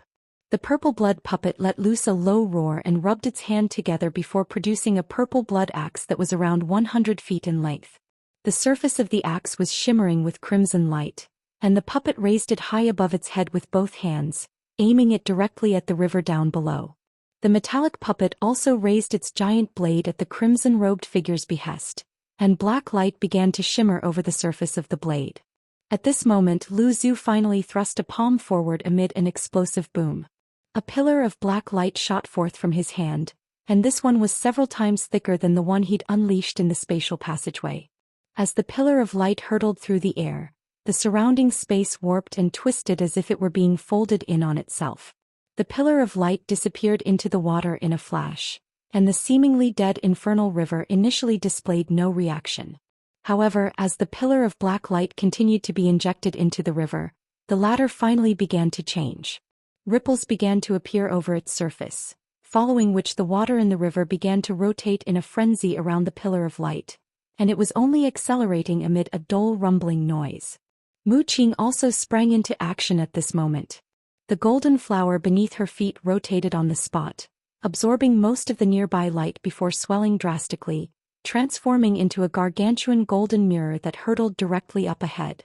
The mirror was several tens of feet in diameter, and before it had even come into contact with the water, it was already causing a massive commotion. Golden light flashed as the mirror sliced into the surface of the river, finally parting the water in what appeared to be a Herculean feat. A white hole began to appear at the center of the pillar of light before slowly expanding, but the water around it was tremoring violently, causing the holy light to waver in an extremely unsteady manner, making it appear as if it were going to collapse at any moment. Two loud booms erupted as a giant purple axe and a black saber projection also sped through the air. In the face of the demon monarch's combined efforts, the infernal river was finally completely parted amid an earth-shattering boom, and a chasm that was around several hundred feet tall and over 100 feet wide slowly took shape within the water. However, right at this moment, a strange noise sounded from the nearby water, following which wisps of translucent black threads appeared from within the water, then converged toward the massive chasm. An incredible turn of events unfolded. All of the astonishingly fearsome attacks unleashed by the demon monarchs suddenly dimmed, and their powers were quickly being diminished. "What are you waiting for, fellow Taoist Han?" Lu Zhu's cold voice sounded from within the rainbow light. The massive formation that had materialized from the surrounding world's origin chi was rapidly shrinking while sustaining the output of the black pillar of light. The massive golden mirror that Mu Qing had unleashed was also quickly diminishing in size. It was quite clear that both of these abilities were extremely taxing on their reserves of magic power, and even with the power of the spell formation to support them, they wouldn't be able to sustain them for long. Han Li took a deep breath before flicking his 5 fingers toward the golden ball hovering over his palm. The golden ball shot forth high into the air as a streak of golden light. Meanwhile, Han Li rapidly pointed the fingers on his other hand at the ball of golden lightning, and a massive golden rune appeared. Following a rumbling thunderclap, gale-force winds and dense dark clouds were abruptly swept up in the surrounding area. A golden sun then appeared amid the dark clouds, and a devastating doomsday-like aura erupted from within the dark clouds. The surface of the golden sun was flashing erratically with arcs of lightning, and dull thunderclaps rang out incessantly.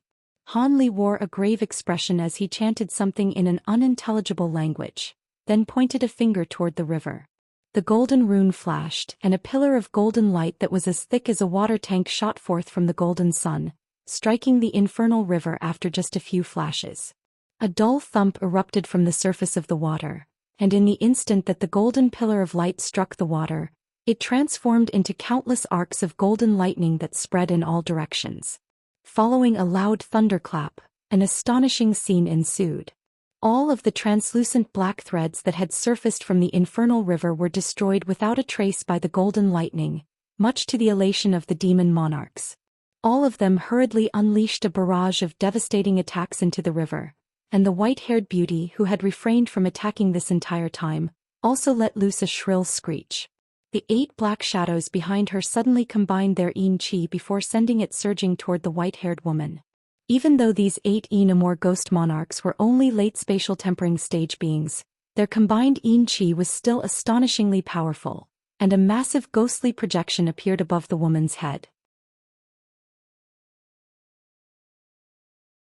Meanwhile, brilliant black light erupted from the small black bell in her hand, and it instantly rose into the air before expanding to several tens of feet in size.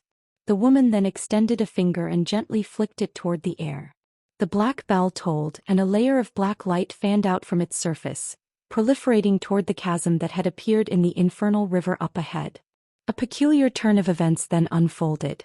As soon as the black light came into contact with the chasm, it instantly transformed into a light barrier to support the walls of the chasm, thereby forming a true passageway. As Lu Zhu and the others continued their relentless barrage of attacks, the chasm deepened further into the infernal river, thus extending the passageway further and further.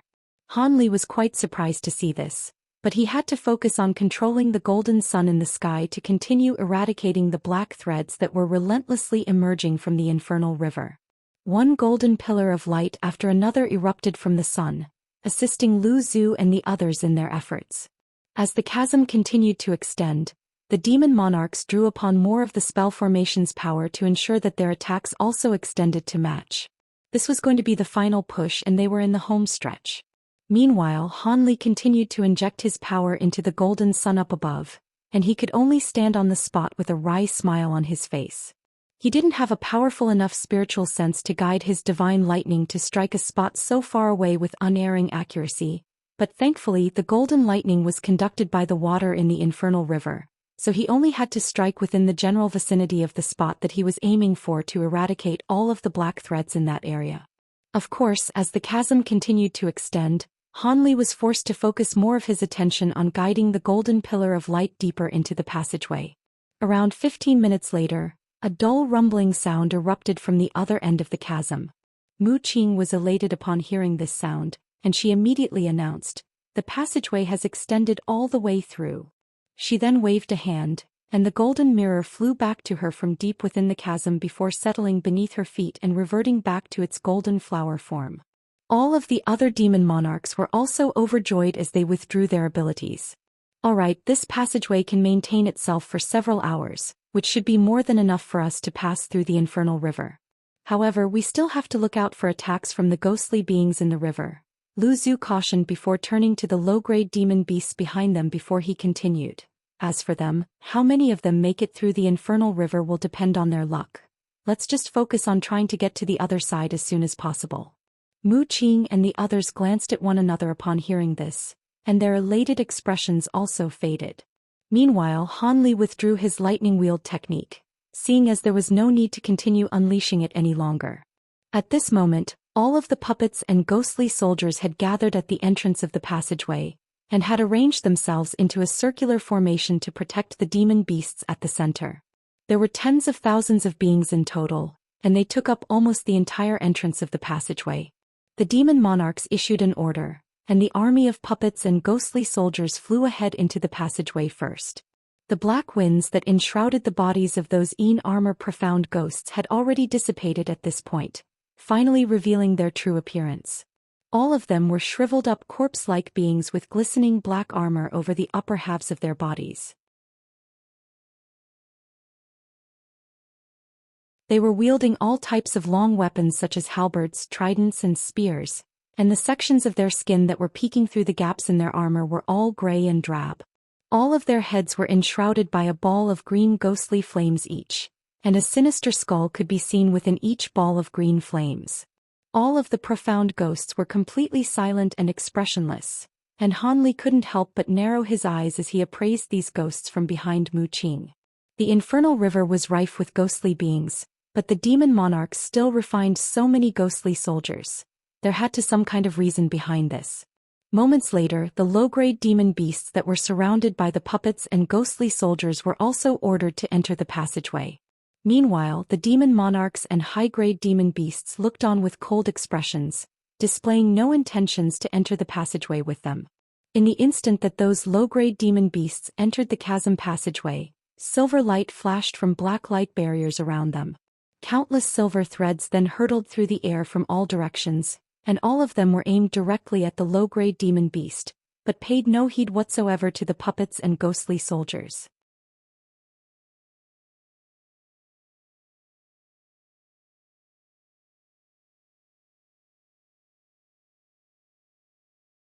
These silver threads were naturally none other than the strange infernal river fish that Han Li had seen at the beginning.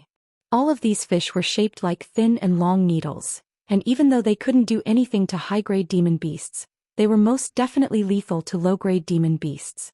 Mere moments later, most of the demon beasts that had charged into the passageway were punctured countless times and perished in the face of these silver fish. The demon beasts behind them were greatly startled upon seeing this, and many of them conjured up protective barriers of spiritual light around their bodies. The profound ghosts and puppets around them also began to swing their weapons through the air, keeping most of the silver threads at bay. However, there seemed to be no end to the silver threads emerging from the black light barriers. One of the crimson-robed figures let loose a long cry, and all of the low-grade demon beasts charged toward the other side of the chasm with all their might. Even though they were all low-grade demon beasts, they were still astonishingly fast when traveling at full speed. Demonic chi surged, and many of the demon beasts managed to cover a small portion of the passageway. Right at this moment, a sudden turn of events abruptly unfolded. A series of black shadows appeared from the black light barriers amid bursts of unsettling cries. Black creatures of different forms squeezed their way out of the light barriers, and some of them opened their mouths to blast forth white arrows of water, while others pounced onto the demon beasts and tore at their bodies with their sharp fangs. All of the demon beasts that were struck by the arrows of water stiffened, then perished on the spot. Even those with protective spiritual light around their bodies seemed to be unable to withstand the infiltration of those arrows as black chi began to surface from their bodies, and they only managed to last a few more steps before falling dead. Meanwhile, the demon beasts that had been latched onto fanged black shadows only managed to thrash around violently for a short while before their bodies were reduced to puddles of putrid black liquid. These black shadows all had lethal poisons in their mouths. So those are ghosts. A blue light flashed through Han Li's eyes, and he looked on with a hint of shock in his heart. Using his spirit eyes, he was naturally able to see everything. Those black shadows were comprised of countless body parts thrown together in all types of different random configurations, and they were all zombie-like ghostly beings without any intelligence. All they did was charge toward the living demon beasts with all their might, completely ignoring the puppets and ghostly soldiers. Of course, there were tens of thousands of low-grade demon beasts in the chasm, and they were certainly far from completely defenseless. Following a period of panic and turmoil, all of them began to unleash retaliative attacks like fireballs and blades of wind against these ghosts. However, much to their surprise, no matter what kind of attacks landed on the bodies of the ghosts, the attacks merely disappeared into their bodies without any effect whatsoever. All of the demon beasts were in a state of complete panic now. Idiots! Ghosts are unable to leave the infernal river. As long as you get to the other side, you'll be safe. Lu Zu's cold voice suddenly rang out within the passageway like claps of thunder, making the ears of the demon beasts ring loudly. Only then did they realize what they had to do, and all of them ignored the attacks from the ghosts as they focused wholeheartedly on getting to the other side of the passageway as quickly as possible. The distance of over 100,000 feet was covered in just a few flashes by some of the fastest demon beasts. The remaining demon beasts trudged onward under the protection of the puppets and the ghostly soldiers, and even though they suffered extensive casualties, the good thing was that they had massive numbers. As such, despite the huge number of demon beasts that perished, those actually only accounted for a fifth of the total number of demon beasts that had entered the passageway. Meanwhile, more and more low-grade demon beasts were being forced into the passageway like floodwaters by their high-grade counterparts. The scent of blood and gore quickly filled the entire passageway. All of the demon monarchs looked on from outside the passageway with grave expressions on their faces, but none of them showed any intention of offering their assistance to the demon beasts. Instead, they seemed to be waiting for something. Just as Han Li was pondering their intentions with furrowed brows, a massive black shadow suddenly descended toward the top of the passageway. The previously stable and stalwart black light barrier suddenly began to tremor violently. Following a series of resounding booms, a few massive tentacles broke through the barrier of light like giant pythons, then rushed into the passageway. With just a casual swipe, a dozen or so demon beasts were swept up before being dragged out of the light barrier into the infernal river like lightning. Those demons' beasts were devoured by the massive black shadow amid a string of blood-curdling howls, following which the huge tentacle appeared in the passageway again. The nearby low-grade demon beasts were immediately thrown into complete turmoil. "It's here." As soon as those tentacles appeared, the demon monarchs were all elated as the white-haired beauty, the two crimson-robed figures Mu Qing and Lu Zhu abruptly disappeared on the spot amid flashes of spiritual light. In the next instant, the five of them reappeared in the section of the passageway where the tentacles had crashed through. Four of them raised their hand and grabbed the air in unison. Four massive hands constructed from spiritual light different colors instantly materialized in a flash. Each of those hands grabbed onto a tentacle before pulling downward at once. With the combined efforts of four body integration stage beings, even a massive mountain hundreds of thousands of feet tall could most likely be plucked up from the ground. Following a thunderous roar and a resounding boom, the owner of the tentacles was forcibly dragged into the passageway by the four demon monarchs. It was a gargantuan ball of white flesh. It had no nose nor eyes, but it did have a huge mouth that took up most of its body. Furthermore, there were 7 or 8 long tentacles on the upper half of its body, half of which were being held by the hands of spiritual light, but the other half of those tentacles immediately thrashed violently, crashing directly toward the demon monarchs. A cold harumph sounded, following which a white streak of sword chi appeared out of thin air. Black light flashed and the giant ball of flesh was sliced apart down the middle. A humanoid figure then shot forth like lightning, digging something out of the ball of flesh before rapidly darting back. The humanoid figure was none other than Lu Zhu, who had refrained from attacking this entire time, and he was currently holding a white egg-sized crystal that was shimmering in the darkness. "We've finally got the infernal spirit crystal. With this thing it'll be a lot easier for us to overcome that hurdle." Lu Zhu nodded with a pleased expression as he examined the object in his hand. All of the other demon monarchs were also elated to see that they'd secured the crystal so easily. There's only one infernal river spirit in an infernal river, and there's no way that we wouldn't catch its attention after making such a massive commotion. It may be quite powerful, but it's no match for our combined powers, one of the crimson-robed figures cackled. The jointed attack they had unleashed just then appeared to be quite simple, but it was something that they had rehearsed countless times. Only then were they able to slay this infernal river spirit with such apparent ease. Mu Qing swept a sleeve through the air, pulverizing the oncoming Yin ghosts with a streak of green light as she said, "Now that we have this thing, let's hurry up and pass through this river as well. We're lucky that nothing more powerful than Yin ghosts have shown up on this occasion."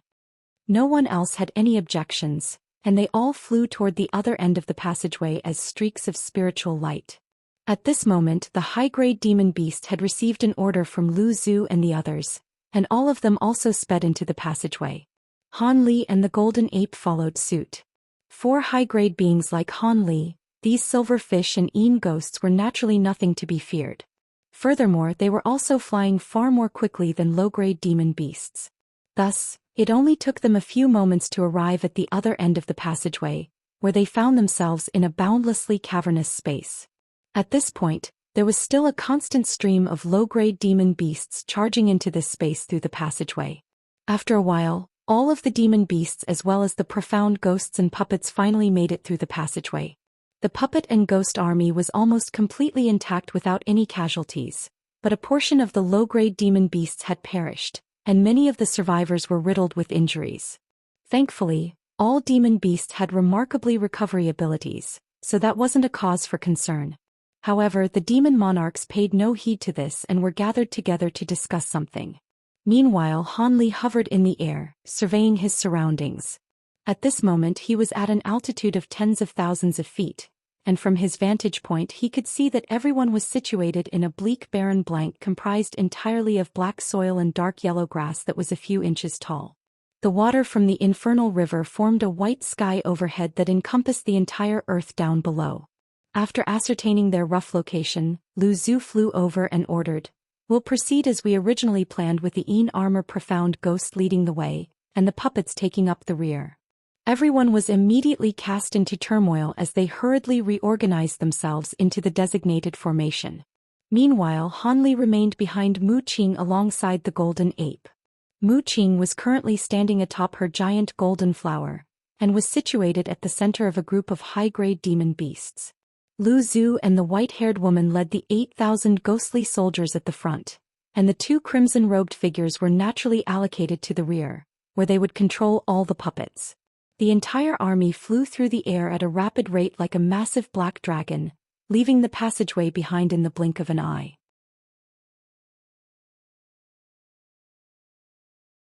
Several hours later, the army had flown out of this vast expanse of black land, yet the sight that greeted them next made Han Li draw an involuntary sharp breath.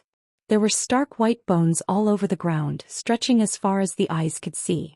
All types of bones were littered over the plains up ahead, and all of them were of different shapes and sizes, clearly having belonged to many different types of living beings. The bones were all strewn haphazardly over the ground, and they appeared to have been there for an extremely long time. Furthermore, there was a putrid smell wafting toward everyone from deeper within the plains, and that made them even more uneasy.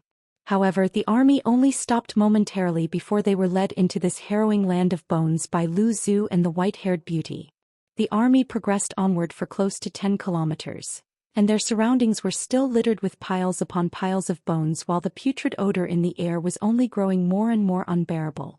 Han Li had already summoned a layer of protective spiritual light to ward off this godforsaken stench, and blue light was flashing his eyes. He constantly surveyed his surroundings.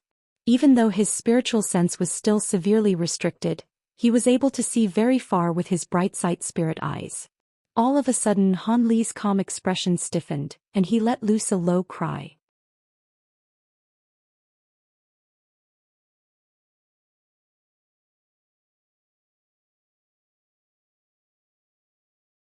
Mu Qing turned her head to the side at almost the exact same moment, and a peculiar look appeared on her face. There in the distance, a vast expanse of gray mist was visible, and it stretched for as far as the eyes could see. The white bones beneath this gray mist all rose up and formed skeletons of strange configurations. These skeletons weren't very large, but they had eyes that glowed with unsettling red eyes, and all of them turned their attention to the Earth Abyss army. In the blink of an eye, the gray mist had spread to an area that was quite close to the Earth Abyss beings. All of the low-grade demon beasts were becoming quite uneasy. Han Li's expression changed slightly, and he couldn't help but take a glance at Mu Qing, only to find that she remained completely calm and collected, as if she'd already predicted this well in advance. Just as Han Li was feeling rather perplexed, a low cry suddenly erupted from the rear.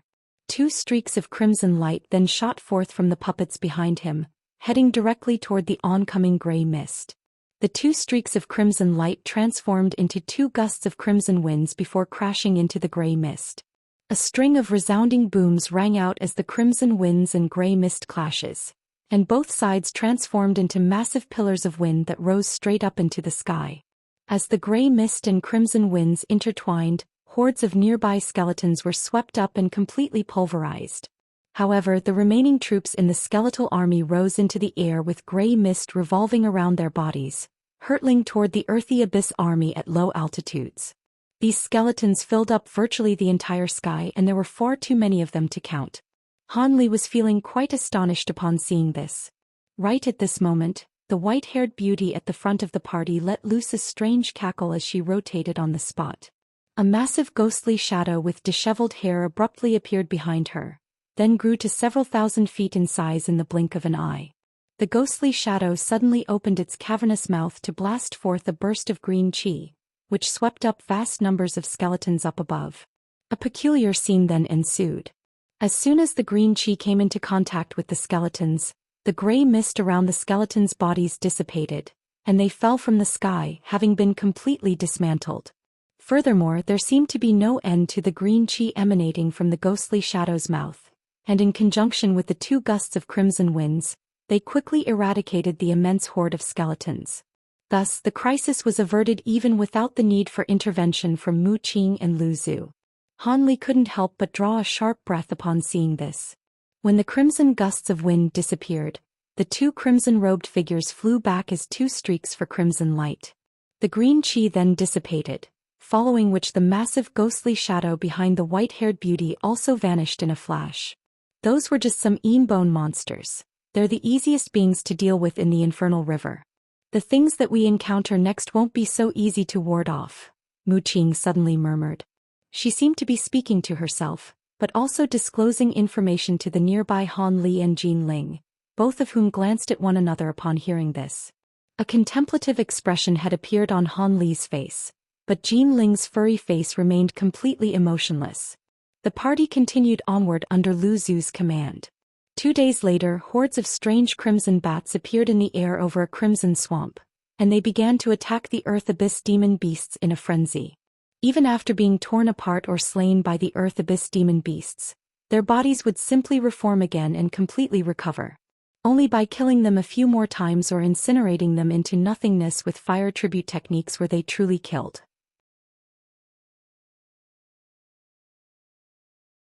As soon as they latched onto the body of an Earth Abyss demon beast, they would gulp down large mouthfuls of blood essence, and it would only take a few gulps to reduce their prey to a shriveled-up corpse. Some of these bats were as large as several tens of feet in size, while the smallest ones were only several feet long. The largest dozen or so bats among them had human faces and bat bodies, and they were capable of blasting crimson light out of their mouths. Any demon beast that was struck by this crimson light would instantly be reduced to dust. In fact, this light was so formidable that even high-grade demon beasts weren't able to take a blast head-on. As such, not only did all of the demon beasts spring into action to retaliate, even the 4 demon monarchs had unleashed their abilities to kill those human-faced bats. Han Li had enshrouded himself in arcs of golden lightning, and the crimson bats would be reduced to clouds of crimson qi as soon as they came into contact with this lightning. At this point he finally understood why all the demon monarchs held his divine devilbane lightning in such high regard. The majority of ghostly beings in the infernal river were imbued with devilish qi, so his divine devilbane lightning was extremely effective against them. The Earth Abyss army was attacked by a vast number of these crimson bats, but through the retaliation from the 4 demon monarchs, the demon beast, the puppets and the profound ghosts, the number of bats rapidly dwindled until there were barely any left. The remaining 2 or 3 human-faced bats could clearly tell that their situation had turned into quite a perilous one, and blood mist erupted from their bodies as they fled into the distance. At the astonishing speed at which they flew, they disappeared into the distance in just a few flashes. 7 days later, within a vast expanse of strange blue mist, countless black ghostly shadows took on different shapes and forms as they danced around the Earth Abyss demon beasts at the foot of the mountain. Even though they refrained from approaching the Earth Abyss army, all of them were capable of letting loose extremely unsettling ghostly cries that caused the low-grade demon beasts to sway unsteadily as their eyes glazed over, looking as if they could collapse at any moment. At this moment, a large black bell flew forth from within the Earth Abyss army, and following just a single toll of the bell, most of the ghostly shadows were vanquished while the remaining ones screeched with anguish and horror as they disappeared into the mist. A month later, in the air above a black lake, a 3-headed giant with rotten green flesh all over its body stood atop the surface of the lake, wielding a massive beast-bone club with its hands as it engaged in battle with a purple-blood puppet, which was comparable in size to itself. Nearby, countless ghostly beings had emerged from within the lake to battle the Earth Abyss demon beasts.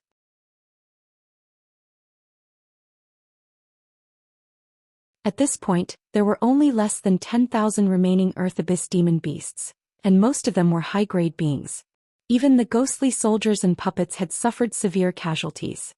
On a certain day a month later, Han Li raised a hand and golden light flashed as a minotaur ghost before him was instantly sliced in half. Gray light then swept forth from behind him, sweeping toward a few oncoming bone arrows, and those arrows immediately disappeared without a trace. At the same time he pressed a palm against the air and 5-colored glacial flames erupted forth, reducing the 2 sinister ghosts that had appeared behind him to a pair of ice sculptures. Right at this moment, a gust of howling winds came crashing down from above. Han Li's expression changed slightly, and his body blurred as he disappeared on the spot. A massive mace that was over 100 feet in length struck the spot where Han Li had been standing a split second ago, and black light flashed as a huge crater that was several tens of feet deep was smashed into the ground. The wielder of the mace was a giant cyclops corpse with green fur all over its body, and it looked around with its single eye with a perplexed expression. All of a sudden azure light flashed in the air above the giant corpse, and Han Li appeared before pressing a palm downward. A small black mountain appeared out of thin air before transforming into a massive mountain of over 10,000 feet as black light swirled around it. Following a resounding boom, the black mountain crushed the giant corpse and also pulverized all of the other ghostly beings in a radius of over 1,000 feet. Han Li heaved a sigh of relief, and only then did he get a chance to catch his breath as well as to survey his surroundings. There were ghostly chi and murky mist surging in all directions, and even with his bright-side spirit eyes he only had visibility for up to just over 10,000 feet. He could only tell from the astonishing flashes of spiritual light and the relentless resounding explosions that there were many Earth Abyss demons still locked in arduous combat against this ghostly army. However, he didn't know where the 4 demon monarchs were, nor whether they'd been surrounded by the infernal river ghosts. A wry smile appeared on Han Li's face. During the preceding month the first dozen or so days were filled with battles, but the going was relatively good and they made fast progress. However, in the second half of the month, they passed through a dozen or so areas inhabited by powerful ghosts with special abilities. Even the 4 demon monarchs were wary of such beings, and they had refined the 8,000 ghostly soldiers and over 10,000 puppets in advance to try and force their way through these areas. As for the low-grade demon beasts, there were almost none left in the aftermath of the previous battles. Lu Zhu and the others had already anticipated that this would happen, but they were still feeling rather uneasy. However, it was certainly far too late for them to turn back, so they could only continue onward, making sure to take any extra precautions that they could. On this day the army arrived at a set of highlands that Mu Qing proclaimed didn't house any powerful ghostly beings. All of a sudden, countless ghostly soldiers converged toward them from all sides, and there were so many of them that it was as if the entire heaven and earth had been dominated by their presence. They were led by over 30 spatial tempering stage ghostly generals, and they unleashed dense mist in unison, surrounding the Earth Abyss army and taking them by surprise to scatter their entire formation. As a result, everyone was forced to fight on their own.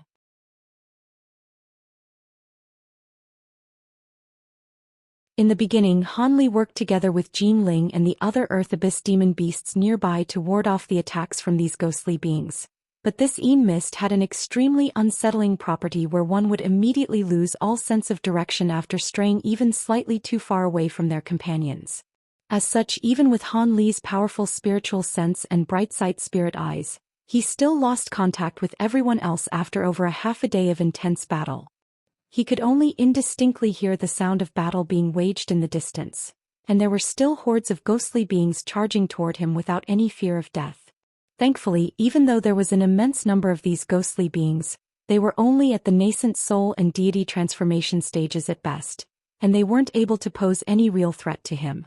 After battling for a while longer, he finally managed to kill all of the ghostly beings in the surrounding area, thereby earning him a brief period of respite. However, he knew that it wouldn't take long for a new horde of ghostly beings to swarm to attack him again, and there were simply far too many of them to kill. An indecisive look appeared on Han Li's face for a moment, following which he suddenly made a grabbing motion downward, and the massive black mountain disappeared in a flash. He then shot forth as a streak of azure light toward the direction where the sounds of battle were the least intense. He had to fly out of this mist to ensure self-preservation before worrying about anything else. If worst came to worse, even though he was wary of the demon monarchs, he'd simply have to release his weeping soul beast and force his way out.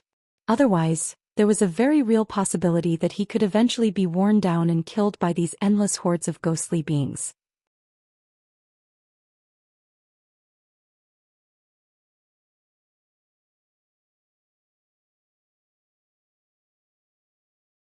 Almost in the exact instant that Han Li flew into the distance, another group of sinister ghosts with crimson bodies and green hair charged out from the nearby mist, only to be completely dumbfounded by the lack of targets to attack. At this point Han Li was already over 10,000 feet away, and through the use of his spirit eyes he was able to avoid several large-scale battles in succession as he attempted to fly out of this mist. If he encountered a small group of ghostly beings, then he'd kill them on the spot. Conversely, if he encountered large hordes of them, then he'd take evasive measures instead. Thus Han Li managed to traverse relatively smoothly through the Yin mist. However, it didn't take long before Han Li lost all sense of direction. As such, he could only take a risk to fly higher up into the air and ascertain his position from a higher vantage point.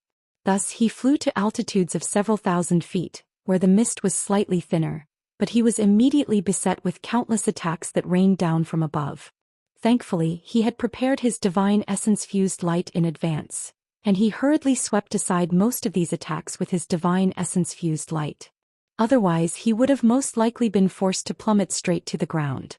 Even so, he had still been given a massive fright. Before the next wave of attacks could arrive, he flew back down into the denser mist again. It appeared that it would be impossible for him to fly up to an altitude that would make a substantial difference in his situation. As such, he could only decide on a certain direction and plunge headfirst into the mist. However, it was either the case that this mist had been imbued with some kind of profound restriction, or it truly did cover an extraordinarily vast area. In any case, even after several hours he was still trapped within the mist without any signs of being close to the edge. Han Li's expression was growing darker as time passed by. He swept a sleeve through the air and several golden threads shot forth, instantly slicing in the ghostly shadows before him into several pieces. However, those ghostly shadows merely recovered amid a burst of unsettling howls before pouncing toward Han Li again. Han Li harumphed coldly as he opened his mouth to blast forth a ball of silver flames. The fireball then exploded into several smaller fireballs, completely incinerating the ghostly shadows into nothingness amid cries of anguish. These formless ghosts were rather difficult to deal with for normal cultivators, but they were naturally completely powerless in the face of Han Li's spirit engulfing heavenly flames. After eradicating this wave of ghostly beings, Han Li looked up and was just about to decide on a direction to fly toward when an earth-shattering boom suddenly erupted from another direction, and even the nearby ground tremored violently as a result. Ball of black flames shot forth in all directions in the distance, and an indistinct female cry of shock and fury could be heard. Han Li's expression faltered slightly as he turned toward that direction. That voice was rather familiar. It seemed to belong to Yuan Yao. Could it be that she was engaged in battle here? Even though Han Li couldn't be sure of this, he still flew toward that direction as a streak of azure light after a brief pause for contemplation. The black fireballs hadn't exploded very far away from Han Li, so it only took him moments to cover the distance of tens of thousands of feet as a streak of azure light, thereby arriving near the area. Han Li focused his gaze up ahead, upon which his expression changed slightly. Over 1,000 feet away from him, there were several hundred crimson skeletons with disproportionately massive and thin and long limbs shooting one crimson arrow after another, surrounding and attack over 100 Yin armor profound ghosts.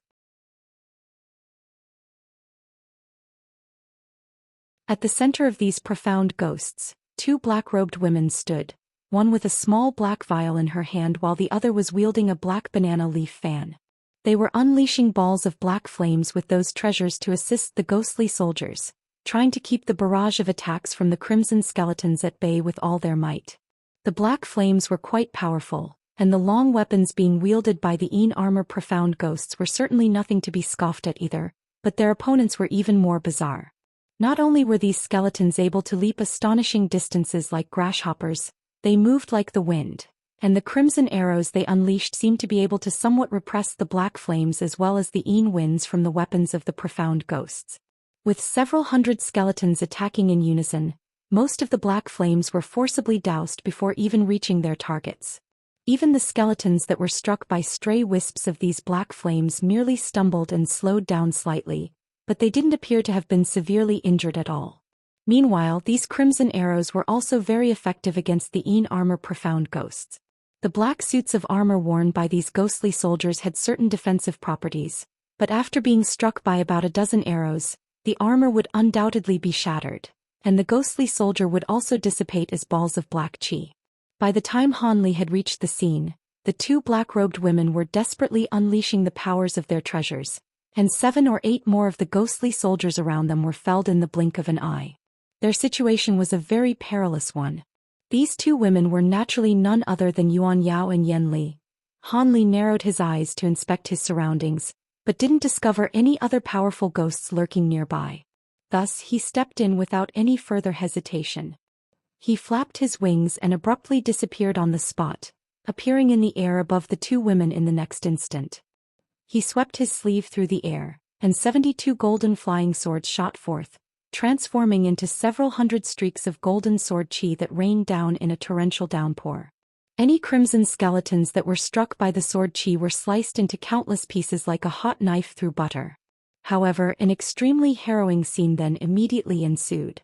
Crimson light flashed from the surface of the remains of all of the crimson skeletons, and they all disintegrated into balls of blood-like liquid. They then converged to form a massive vibrant red ghostly being. Han Li raised his eyebrows upon seeing this, and he raised a pristine white hand before thrusting his palm toward the giant crimson ghost that was slowly taking shape. All of a sudden 5 large skeleton progesitons appeared above his fingertips, following which a vast expanse of 5-colored glacial flames came crashing down.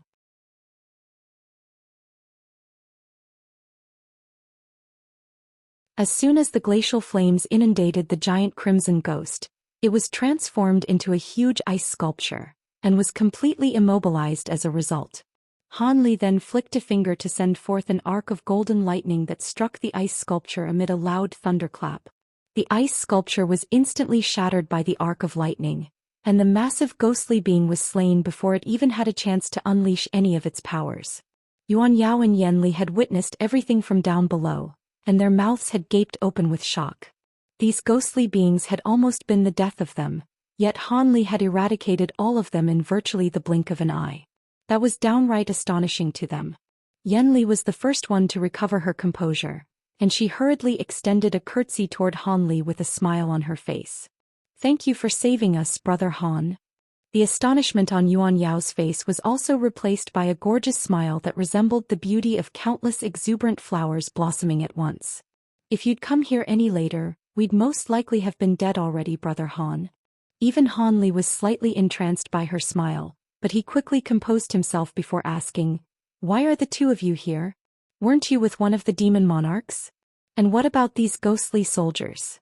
Weren't you with Fairy Mu Qing as well, brother Han? We were separated in the same way that you were separated from everyone else. As for these armor profound ghosts, the two of us participated in their refinement process, so we're able to control some of them. However, these are all that's left of the profound ghosts under our control, and it was all thanks to their protection that we were able to survive to this point," Yen Li explained with a smile. This ambush was most likely led by a ghostly being with an extremely high level of intelligence. Otherwise, there was no way that such a massive and organized trap could have been sprung. "They clearly want to kill all of us in one fell swoop," Han Li said with a nod of his head. Yuan Yao's face paled slightly and she chewed down on her lower lip before asking, "Your analysis is quite plausible, brother Han. What do you intend to do now? We've been surrounded by far too many ghostly beings for us to kill." Han Li didn't give a direct reply. Instead, a peculiar look appeared on his face as he said, "Have you not noticed? Up to this point, we've only encountered low-grade and mid-grade ghostly beings, but we haven't even seen a single high-grade ghost." "What you're saying is..." Yen Li faltered slightly before catching the gist of Han Li's words. "That's right, those spatial tempering stage ghostly beings are most likely busy battling Lu Zhu and the others. Otherwise, even if just a few of them were to appear, we'd be in severe danger," Han Li mused as he stroked his chin. "What are you trying to say, brother Han? Please make yourself clearer," Yuan Yao prompted. "I simply think that the situation is not looking very good, and it's also quite chaotic, but at the same time, it also presents to us a brilliant opportunity to get away from the demon monarchs," Han Li said in a slow voice. "So what you're suggesting is..." Yen Li's smile faded and was replaced by a grim expression. "That's right. If we can get out of this place, then the demon monarchs won't be able to come after us. We just have to find a place where pure Yin Qi has materialized so we can wipe away the tracking marks in my body. With the size of the infernal river, even if the demon monarchs try to come after us, it'd be like searching for a needle in a haystack," Han Li proposed. Yuan Yao and Yen Li glanced at one another, and both of them were quite tempted by this proposition. After holding a brief discussion through voice transmission, the two women finally made up their minds. All right, we'll do as you say, Brother Han.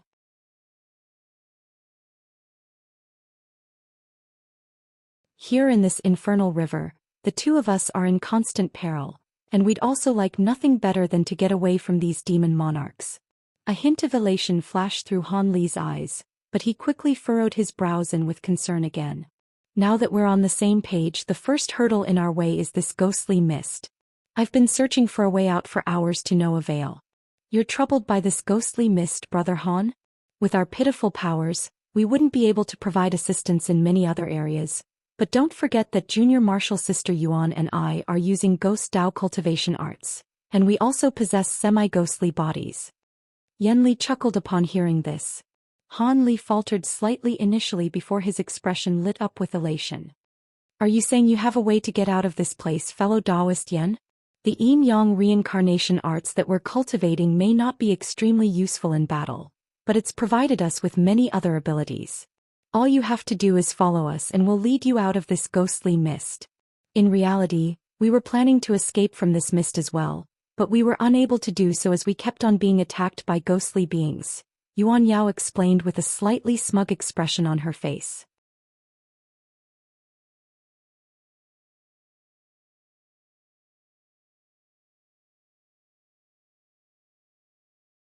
Han Li repressed the excitement in his heart as he said, "It wouldn't be wise to delay any longer, so let's leave right away.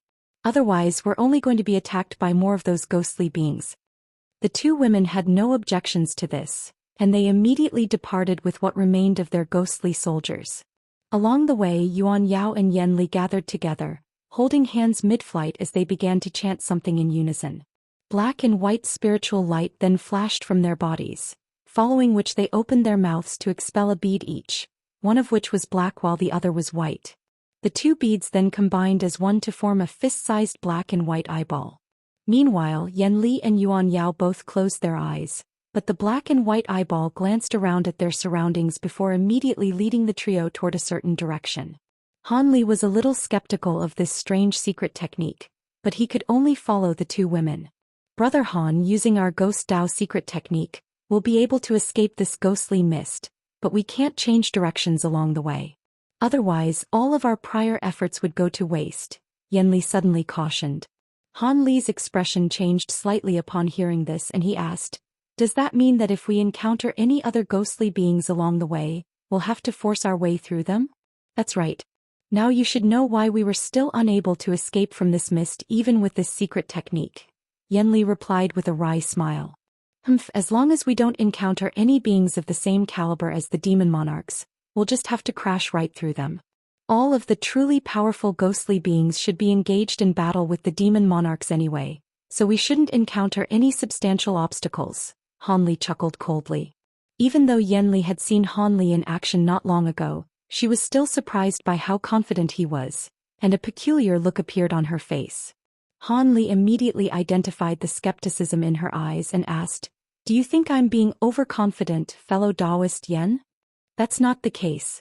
I'm not overly familiar with you, but I've heard on countless occasions from my junior martial sister about your ability to easily slay beings of the same cultivation base in the human world."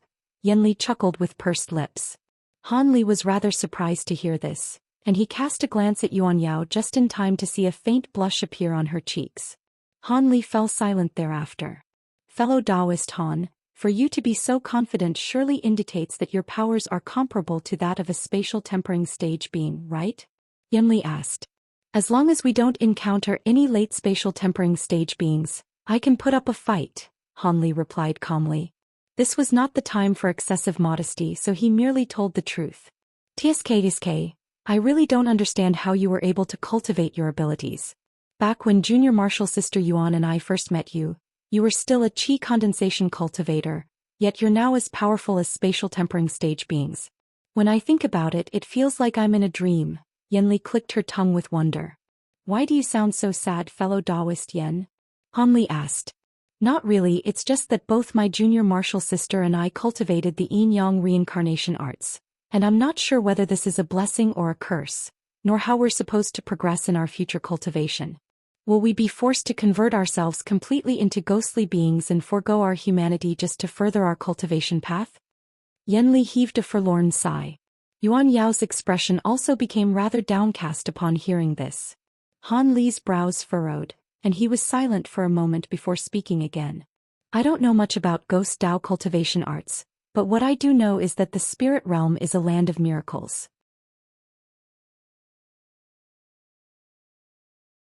Even those without spiritual roots can attain them here, and as long as you two haven't completely become ghostly beings, there should be a way to recover your former bodies given the countless incredible secret techniques in the spirit realm.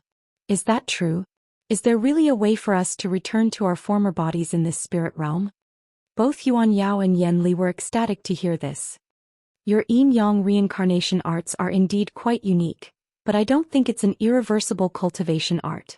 If I'm not mistaken, you too should be able to recover your former human bodies as long as you dissipate the yin qi within your bodies.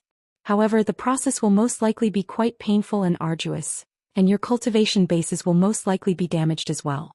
As for the specific method to accomplish this, it's best to do some thorough research on the matter after we return to human race territory, Han Li said in a meaningful voice. If we can recover our former human bodies, having to endure some pain and sacrifice some of our cultivation bases is nothing. Yuan Yao replied in a resolute manner. Yan Li also nodded in agreement. Han Li smiled in response, yet just as he was about to say something else, his expression abruptly darkened as he disappeared into the mist up ahead as a streak of azure light. The two women faltered momentarily before glancing at one another. Moments later, ghostly howls erupted from the mist up ahead, following which a dozen or so streaks of gray yin qi burst into the air. However, the commotion abruptly subsided after a few streaks of golden sword qi vanquished these streaks of yin qi. Han Li then returned to the two women as a streak of azure light. Let's keep going. Those were just a few ordinary ghostly beings, Han Li said in a calm manner. Ordinary. Yan Li and Yuan Yao were both completely speechless. They weren't able to witness the battle that had just taken place due to the dense mist in their path, but those streaks of yin qi were extremely powerful and clearly not something normal ghostly beings were capable of unleashing. The fact that Han Li was able to vanquish them so easily further cemented their belief in him. Thus, they continued to focus on controlling the eyeball they'd conjured up, searching for the correct route to take. Along the way, all of the ghostly beings they encountered were slain in mere moments by Han Li. They'd even stumbled upon a few relative large-scale battles between the Earth Abyss demon beasts and other ghostly beings, but Han Li was still able to lay waste to those ghostly beings in what seemed like the blink of an eye to carve out a path. The two women and the remaining ghostly soldiers continued onward. The Earth Abyss demon beasts had thought that their saviors had arrived, only for Han Li's trio to quickly disappear into the distance, and after a brief period of dumbstruck inactivity, they could only continue to fight for their lives.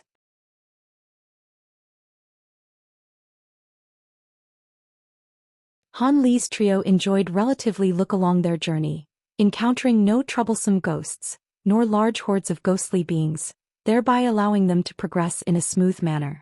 Several hours later, the mist around them finally began to thin out, and the ghostly beings they encountered also became fewer and far in between. Han Li and the others were naturally ecstatic to see this. They knew that they'd taken the right route and were close to the edge of the mist. After slaying a few more ghostly beings, Han Li was just about to lead the two women and the ghostly soldiers on a final charge when his expression suddenly changed, and he abruptly came to a halt as a grim expression appeared on his face. Yuan Yao's heart jolted upon seeing this and she asked, "What is it, Brother Han?"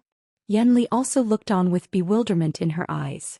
Unfortunately, their spiritual sense was rather limited, so they weren't able to glean the scenes up ahead. "Looks like leaving this place won't be so easy after all," Han Li replied expressionlessly. Right at this moment, a female giggling voice suddenly sounded from within the thin mist up ahead. The giggling grew louder and louder, reaching them in the blink of an eye and ringing out in all directions. Yan Li and Yuan Yao initially paid no heed to this. After all, with their semi-ghostly bodies, such simple ghost Dao captivation techniques wouldn't be able to harm them in the slightest. However, within moments from when the laughter first erupted around them, the two women were suddenly struck by a sense of feebleness, and their eyelids drooped as if they'd suddenly become countless times heavier. Yuan Yao reacted quite quickly, forcibly retaining a hint of clarity in her mind to try and repress this debilitating sensation. However, when she tried to summon the Yin power within her body, her heart immediately sank as panic surged through her heart. She discovered that there wasn't a single trace of Yin power left for her to draw upon. What's going on? Yuan Yao knew that her current condition definitely had something to do with what giggling female voice, but the overwhelming wave of sleepiness was too much for her to resist. Her eyes slowly fell shut, and her body swayed as if she were about to collapse at any moment. Yanli was in the same boat, and some of the Yin armor profound ghosts had even dropped their weapons before plummeting from the sky. Humph! A cold harumph suddenly sounded from beside them. Even though the voice wasn't very loud, it was particularly clear to the two women, and both of them felt a sharp pain in their spiritual sense in unison. The two of them shivered as their drowsiness completely faded, and at the same time Yin power began to surge through their bodies. Yuan Yao was elated to have to escape that ordeal, and she immediately summoned a protective layer of gray spiritual light around her body. She turned to discover that Yanli had done the same thing, and even the profound ghosts that were falling out of the sky were rising into the air again. Yuan Yao heaved a sigh of relief before turning to Han Li, who remained as still and stalwart as a mountain. It was quite clear that he was the one who had saved them from that crisis. At this moment Han Li stood in a completely expressionless manner, completely unaffected by the ghostly giggling around him. All of a sudden blue light flashed through his eyes, and he abruptly swept a sleeve through the air, sending a streak of sword chi hurtling toward a certain spot in the air. A faint white shadow suddenly appeared in the spot where the golden sword chi had just passed through. The white shadow twisted its body slightly, and the sword chi flashed past without inflicting any harm to it. Han Li's expression changed slightly as one of his hands turned black while the other turned white, and he thrust his palms through the air like lightning.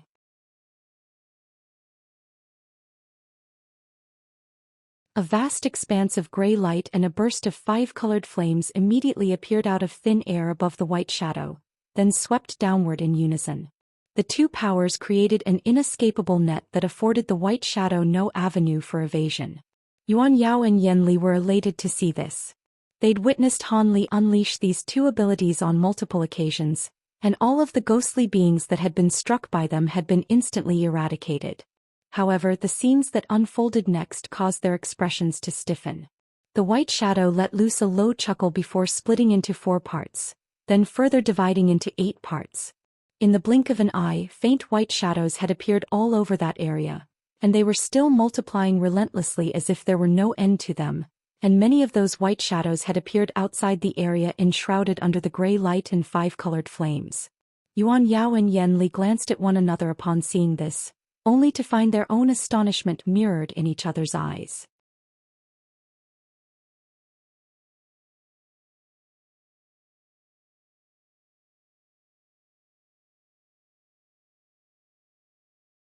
Han Li's pupils contracted upon seeing this, but he quickly made a hand seal, and the gray light as well as the 5-colored flames suddenly dispersed, transforming into countless gray threads and streaks of fiery 5-colored light that rained down from above.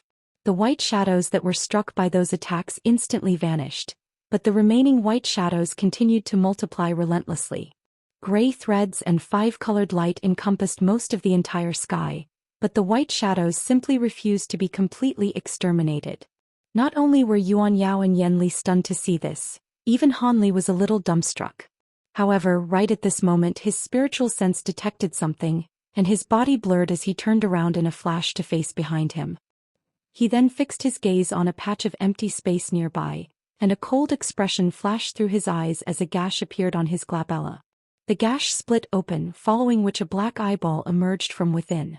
It was none than his law destruction eye. Having been nurtured for so many years, the eyeball had become darker and darker, and at this point, the mere sight of it made the beholder feel as if their soul were being sucked out of their bodies. Black light flashed deep within the eyeball, following which a pillar of light as thick as a human thumb shot forth, then disappeared into that patch of space in a flash. A resounding boom erupted and the nearby space twisted and warped. Immediately thereafter, a black ball of light that was several tens of feet in radius appeared out of thin air, then disappeared in a flash. At the same time, a white shadow stumbled out of that patch of empty space, then hurtled back to over 100 feet away. At this point, the white shadow was no longer as blurry and indistinct as it had been before. Instead, its appearance had become very clear. It was a woman dressed in a set of white robes. The robe was shimmering with light and completely pristine and spotless, seemingly having remained completely unscathed in the aftermath of that explosion. The woman herself was quite tall and slender with a curvaceous body and a head of glossy black hair. Due to the fact that she had her head lowered, Han Li was unable to glean her true features, but she appeared to be quite a beauty. Han Li appraised this woman through narrowed eyes, and a wary expression appeared on his face. He had just attempted to sweep his spiritual sense toward her, only to have it repelled by her white robes, thereby thwarting his attempt to ascertain her cultivation base. However, he could tell from that previous clash that this was most definitely not some kind of normal high-grade ghostly being. Just as the woman had been forced out of space by Han Li's law destruction eye, the white shadows on the other end that were relentlessly multiplying finally all disappeared. Han Li waved a hand without even turning his head, and the gray light along with the 5 colored flames in that direction also vanished.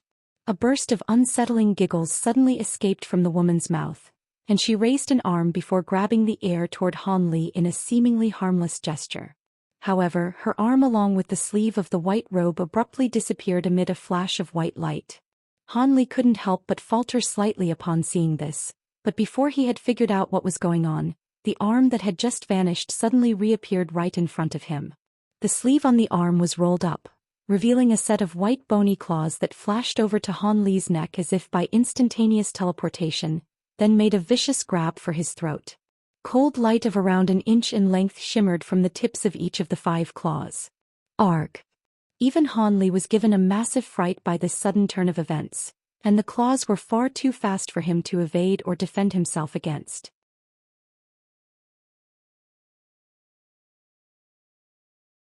Thus, the bony claws grabbed onto Han Li's throat amid a dull thump, but in the instant that they made contact with his skin, golden light flashed from Han Li's neck of its own accord, following which a few golden scales appeared.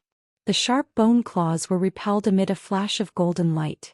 Han Li also stumbled back a couple of steps, but thankfully his throat remained completely unscathed, having been protected by those golden scales. A thunderous expression appeared on Han Li's face as he rapidly swept a sleeve through the air, sending forth a streak of golden light that instantly swept up the white arm. Golden light flashed as the entire arm was completely inundated by streaks of sword chi. The golden sword chi struck the arm with all their might, but they were only able to cause a few ripples to appear on the white sleeve of the robe while the arm itself remained completely unscathed. Han Li's expression changed slightly and he immediately opened his mouth to blast forth a ball of silver flames. However, it was too late.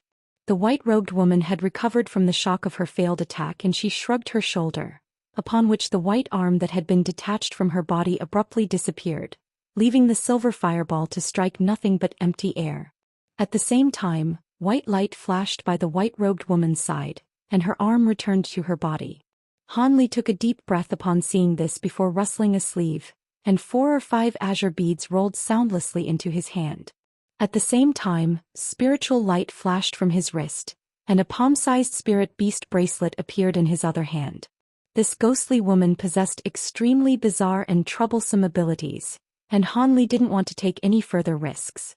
As such, he was planning to immediately summon his weeping soul beast, then assist the beast by attacking the white-robed woman with his lightning beads to end this battle as quickly as possible. This was not a time where he could afford lengthy delays. The white-robed woman seemed to have realized that Han Li was quite a formidable opponent, and she wasn't in a hurry to attack again. Instead, she slowly raised her head to reveal her true appearance. Arg! Yan Li and Yuan Yao had just been flabbergasted by the rapid series of blows traded between Han Li and the white-robed woman, and both of them suddenly let loose involuntary cries of surprise upon seeing the woman's true appearance. Han Li also drew a sharp breath at the sight of her facial features. An extremely terrifying half of a face was laid out before his eyes.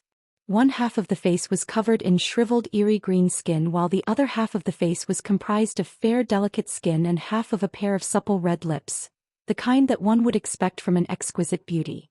The ghostly being's eyes were both green and completely emotionless, appraising Han Li in a cold manner. If this face had been present on some kind of sinister ghostly being with a hideous body, then it wouldn't have been much of a shock.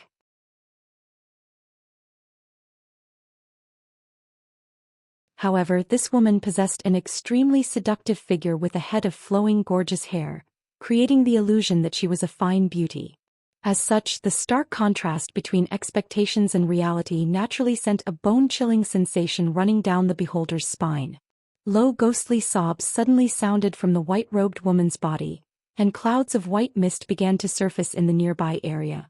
These clouds of mist contained all types of ghostly figures, some of which were baring their fangs in a menacing display, some of which were letting loose ferocious roars, and all of them were putting on menacing displays.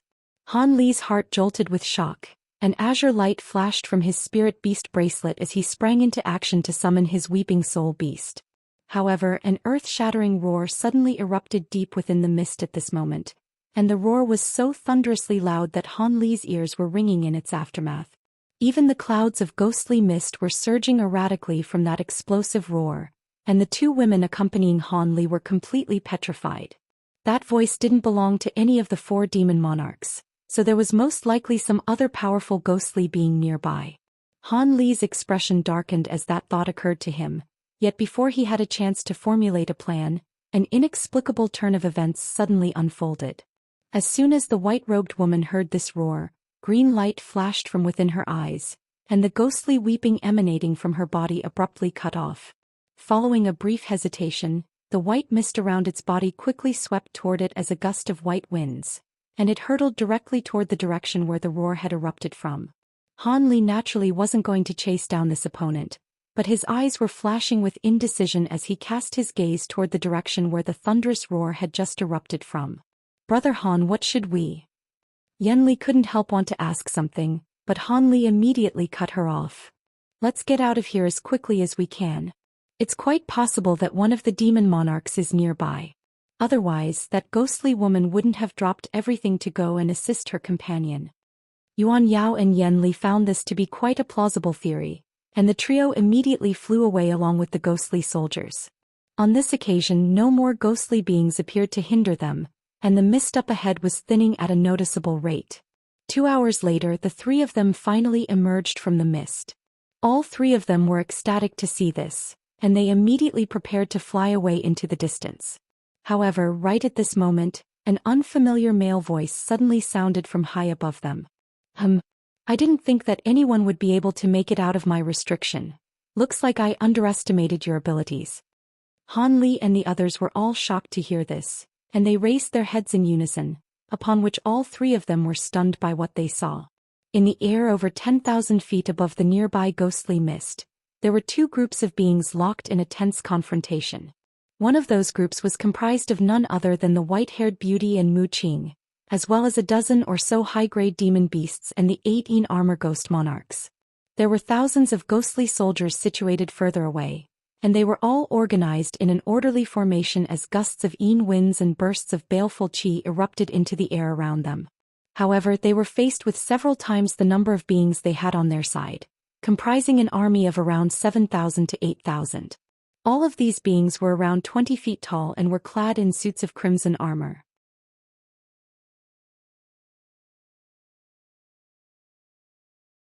They were wielding all types of weapons such as sabers, spears, swords, halberds, bows and crossbows, and all of them hovered completely motionlessly in midair, clearly indicating that this was an exceptionally well-trained army. What was even more surprising to Han Li was that there were over 100 azure war carriages among this crimson army. These war carriages appeared to be rather antiquated with azure light flashing erratically over their surfaces. There were a dozen or so crimson-armored beings on each carriage, all of which were wielding long weapons. There were two strange black beasts with lion heads and WRM bodies drawing each carriage, and they were also clad in suits of armor. At the forefront of the army were three generals seated atop different beastly steeds. The one who had just spoken was a man in a suit of purple armor with a pair of golden war hammers strapped to his back. Mu Qing and the white-haired beauty also turned their attention toward Han Li's trio. The white-haired beauty remained completely motionless, making it impossible to glean her thoughts, but Mu Qing wore a hint of a smile on her face, and Han Li's heart jolted upon seeing this as he lamented his terrible luck.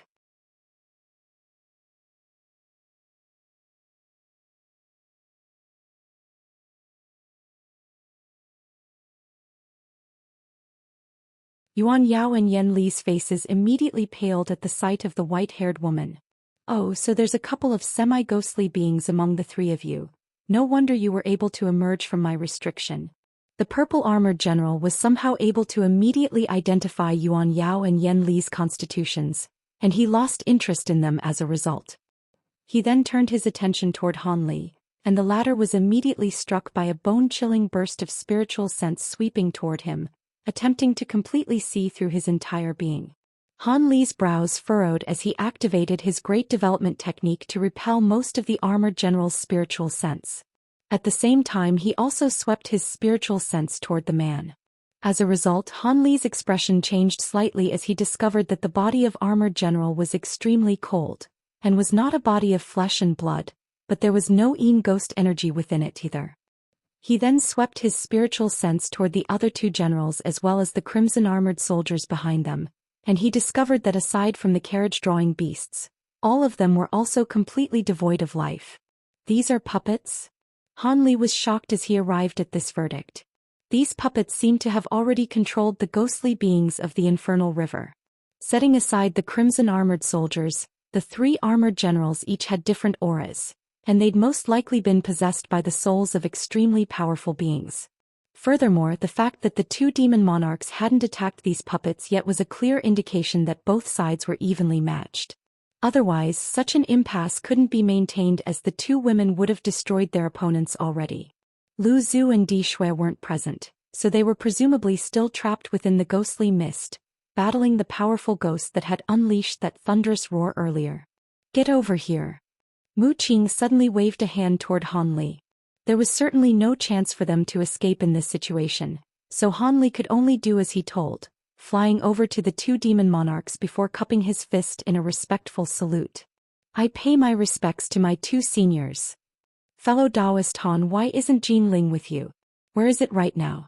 Rather than asking about why Han Li and the others had escaped from the ghostly mist, she instead inquired about that golden ape. "I'm not sure. Brother Jin and I were forcibly separated by the ghostly beings in the mist," Han Li replied truthfully. "Is that so?" Mu Qing's brows furrowed upon hearing this. Han Li glanced at the puppets they were facing off against and asked, "Senior Mu, what are these beings?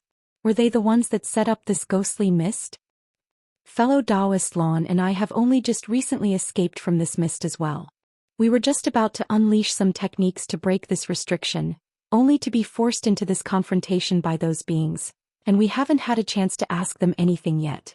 However, I didn't see these things last time I was in here, so I think they're just like us in that they also came into the infernal river from the outside." Mu Qing was clearly also rather perplexed.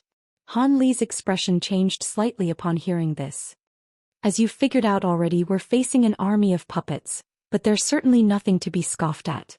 Those three puppet generals are all extremely powerful, and even if fellow Taoist Lon and I were to attack in person, we're still not confident in our ability to kill them," Mu Qing said in a grave voice. On the other side, the white-haired woman didn't ask Yuan Yao and Yen Li any questions.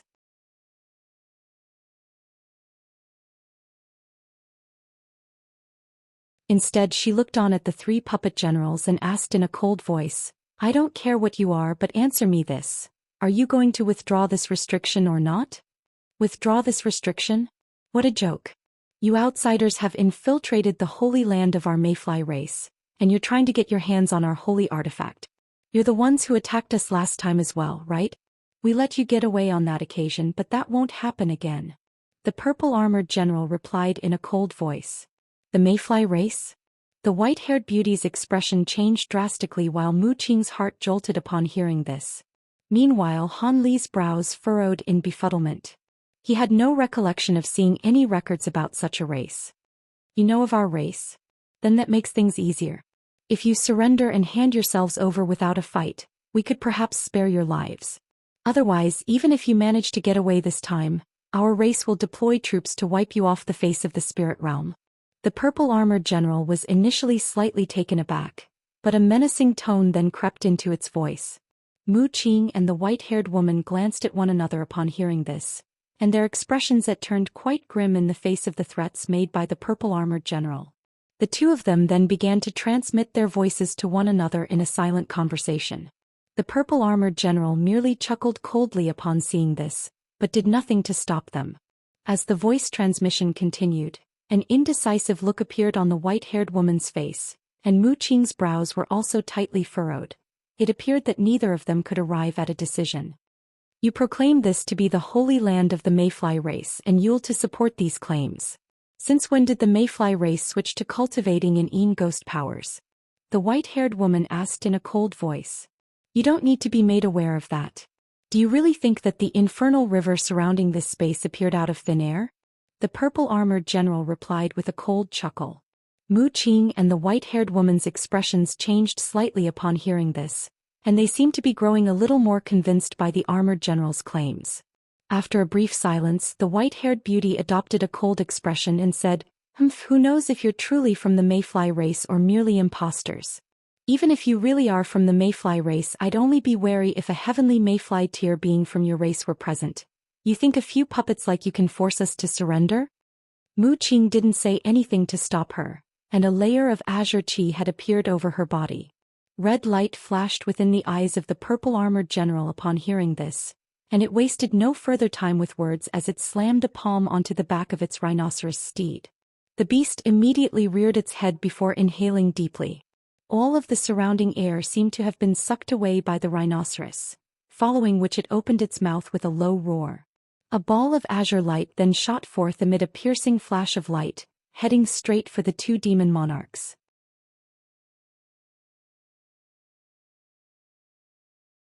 A thunderous rumbling noise was erupting from the ball of azure light, and the white-haired woman's expression darkened as she made a hand seal. Gray light flashed behind her, and a massive ghostly projection with a head of disheveled hair appeared, then swelled drastically in size. It opened its massive mouth and blasted forth a ball of black light in retaliation. The two balls of light clashed amid an earth-shattering boom. Azure and black light intertwined, creating a massive mushroom cloud in the aftermath of the explosion. A vicious light appeared in the white-haired woman's eyes upon seeing this, and she let loose a long shrill cry. The thousands of ghostly soldiers then transformed into gusts of pitch-black winds as they swept toward their opponents, led by the 8 ghost monarchs. The opposing purple-armored generally harumphed coldly before drawing the 2 golden war hammers from his back. Even though this is only a puppet body, I should be able to unleash half of my full power, the purple-armored general murmured to himself in an unintelligible voice, then swung his golden war hammers through the air.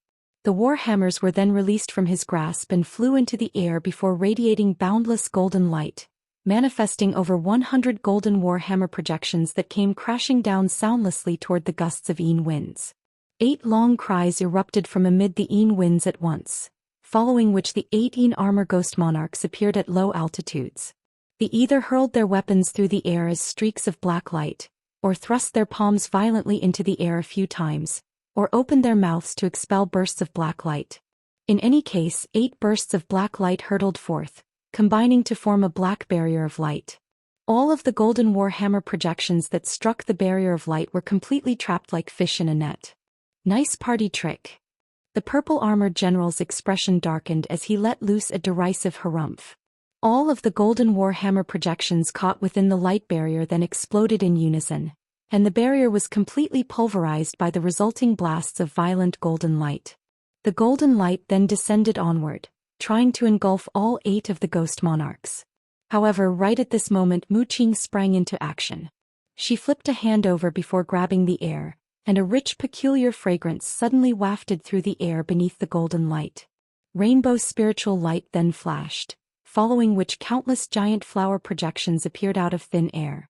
These projections kept the golden light at bay as they clashed amid a resounding boom, and the armor profound ghosts down below took advantage of this opportunity to charge toward their enemies. The purple-armored general merely waved a hand in response without saying anything, and a row of crossbow-wielding crimson-armored puppets immediately stepped forward at once, then let loose their arrows in unison. Countless crimson arrows descended into the winds like a torrential downpour. Balls of crimson light exploded within the Yin winds, and a series of ghostly figures began to plummet from the sky. However, during this split second, the Yin winds plunged headfirst into the army of crimson-armored puppets, led by the 8 ghost monarchs. An extremely fierce battle ensued. None of the ghost monarchs nor normal Yin armor profound ghosts attacked the 3 puppet generals.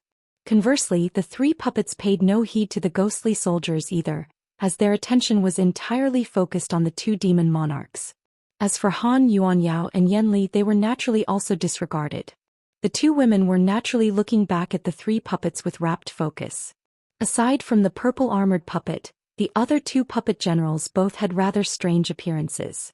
One of them was around 400 feet tall with 3 eyes on its head, and a massive axe in its hands.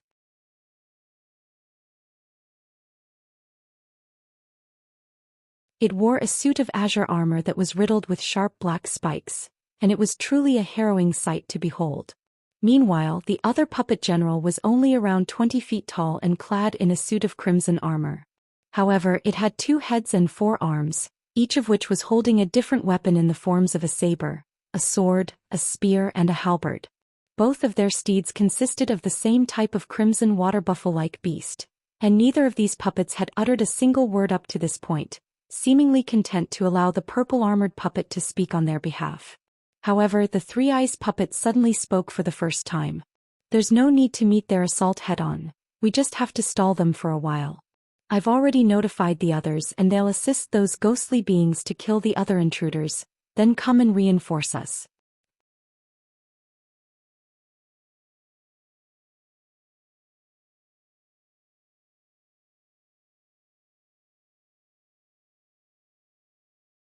The purple-armored puppet and 2-headed puppet both nodded in agreement, making it seem as if the 3-headed puppet was the true leader of the trio. The 3-headed puppet made no effort to lower its voice, so not only did Mu Qing and the white-haired beauty hear it, it was clearly audible even to Han Li Yuanyao and Yan Li. Mu Qing adopted a peculiar expression while a deriding sneer appeared on the white-haired beauty's face. Hee hee, Sister Mu, seeing as they want to wait for some reinforcements, why don't we wait with them? The white-haired woman chuckled as she turned to Mu Qing. My thoughts exactly. We'll do as you say, Sister Lan, Mu Qing agreed with a smile. The white-haired woman nodded before withdrawing her hands into her sleeves, and the massive ghostly projection behind her hovered motionlessly in mid-air. Mu Qing also crossed her arms and stood completely still atop her golden flower. The 2 of them really did seem to be planning to wait. Meanwhile, the high-grade demon beast as well as Han Li and the others naturally stood still on the spot, having received no orders to attack. Hints of curiosity flashed through the eyes of the 3 puppets upon seeing this, but what the 2 women were doing played right into their hands, so they also merely remained on the spot with cold expressions on their faces. Weapon projections, Yin winds, and streaks of spiritual light intertwined relentlessly in the air amid relentless strings of explosions. Shattered puppets and ghostly soldiers plummeted from the sky from time to time before disappearing into black mist amid a string of dull thumps. Meanwhile, the 5-body integration stage powerful beings continued to engage in a tense standoff. The crimson-armored puppets clearly had the advantage in numbers and were more proficient in teamwork. Meanwhile, the Yin armor profound ghosts were more powerful individually, and with the 8 ghost monarchs among their ranks, they were forcing the crimson-armored puppets back into retreat, seemingly having completely gained the upper hand. Thankfully for the crimson-armored puppets, the armored warriors on the 100 or so war carriages on their side were fighting without any fear of death, and the carriages themselves along with the beasts they were drawn by all possessed powerful abilities. Thus, they were able to combine their powers to ward off most of the ghost monarchs. Otherwise, the situation would have most likely been even worse for them. A contemplative look flashed through Han Li's eyes upon seeing this. The normal crimson-armored puppets moved quite slowly and clearly had lackluster reaction speed. These were only ordinary puppets with no spiritual sense imbued within them.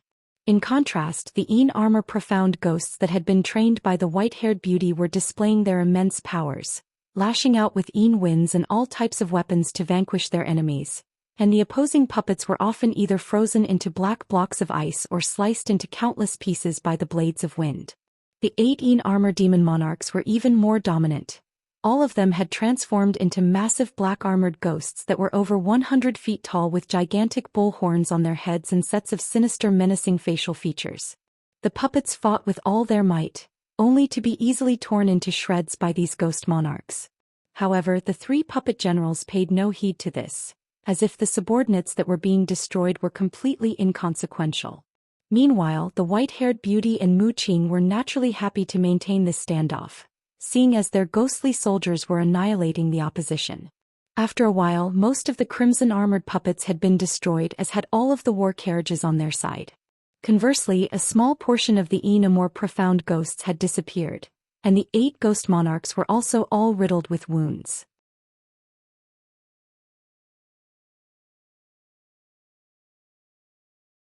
A cold light flashed through the white-haired woman's eyes, and she turned around to glance at the other high-grade demon beasts, seemingly about to issue some kind of instruction. However, right at this moment, a burst of silent fluctuations erupted from deep within the mist, and the air in the area near Han Li and the others began to tremor and quake. This strange occurrence naturally drew everyone's attention. However, they could only tell that the sea of mist in the distance was tumbling and swirling violently, but they were unable to see through the mist and ascertain what was going on in there. Just as Han Li had also narrowed his eyes in bewilderment, a low buzzing sound swept toward them from the extremely far distance. A speck of white light flashed from afar, following which another earth-shattering roar rang out, and a scintillating white sun appeared within the mist. The sun then expanded rapidly, illuminating almost the entire sea of mist with its incandescent light. The white light then receded, yet an unfathomable burst of spiritual pressure began to wreak havoc within the space with reckless abandon. Crap. Everyone had reflexively closed their eyes in the face of that brilliant sun, and as soon as they sensed that burst of fearsome spiritual pressure, all of them turned around and fled the scene without any hesitation, flying away from the mist. Han Li was also among the people fleeing the scene. He flapped his thunderstorm wings and disappeared on the spot as an arc of lightning. Meanwhile, Yuan Yao and Yen Li suddenly gathered together as gray mist surged around their bodies, and they flew away amid gusts of winds that they'd conjured up. As for the other high-grade demon beast, all of them were also scattering as quickly as they could. A rumbling thunderclap rang out from the distance, following which a white hurricane erupted into the air at the center of the sea of mist, as if it were a white true dragon rising into the skies. However, the pillar of wind then abruptly shattered in the face of that explosive thunderclap. Howling winds began to sweep forth in all directions, and the winds were so fearsome that they seemed to be threatening to tear this entire space open. Even though a restriction had been placed on this mist in advance, there was no way that it was able to withstand such fierce winds. As such, the sea of mist was completely swept away without being able to offer any resistance. When Han Li reappeared over 10,000 feet away and turned back to assess the situation, his heart abruptly jolted with shock.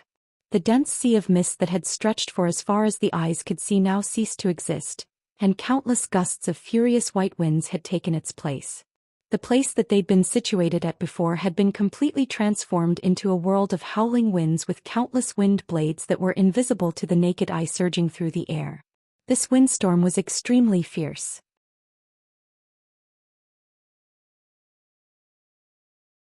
The puppets and ghostly soldiers that weren't able to get away in time were all swept up into these ferocious winds, and they were struggling with all their might to remain intact. However, the winds were simply too powerful to contend with, and after a series of explosions and howls of anguish, almost all of the puppets and armor profound ghosts were instantly eradicated into nothingness. Only the 8 ghost monarchs still remained, resisting with all their might as black light flashed over their bodies. But their situation was also very dire. The white-haired beauty's expression darkened upon seeing this. All of a sudden she let loose a sharp cry, and all 8 ghost monarch immediately let loose shrill cries of their own to resonate with her. They then barely managed to transform into balls of black light before hurtling toward the same spot. Brilliant black light erupted and the 8 balls of light combined into one. Ripples then ran along the surface of this ball of light, following which it transformed into a gargantuan ghost that was several hundred feet tall. As soon as this ghost took shape, it fled toward a certain direction, escaping the area encompassed by the vicious winds in just a few flashes before rushing directly toward the white-haired beauty as quickly as they could. At this moment, the three puppet generals were appraising the windstorm with contemplative looks in their eyes, seemingly in deep thought about something. All of a sudden, heavy footsteps sounded from deep within the gusts of wind. The ground tremored slightly with each and every step, and each successive step seemed to be heavier and closer than the last one. It was as if a colossal creature was making its way toward everyone, and it was doing so at an alarming speed. Everyone looked on at the windstorm with grave expressions on their faces. Moments later, a mountainous black shadow began to appear from within the gust of wind, and it only seemed to be expanding further as it progressed onward.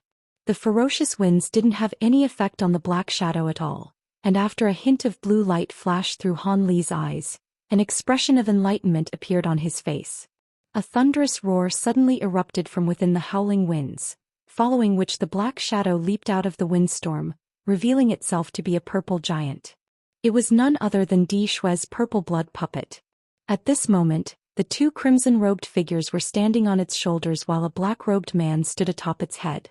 The black-robed man was none other than the most mysterious being among the four demon monarchs, Lu Zhu. The white-haired beauty was elated to see this, yet before she had a chance to say anything, green light suddenly flashed through the eyes of the three puppets in the distance, and the three-eyes puppet exclaimed, "How did you two come out alive? Where's everyone else?" "Everyone else? You mean these things?"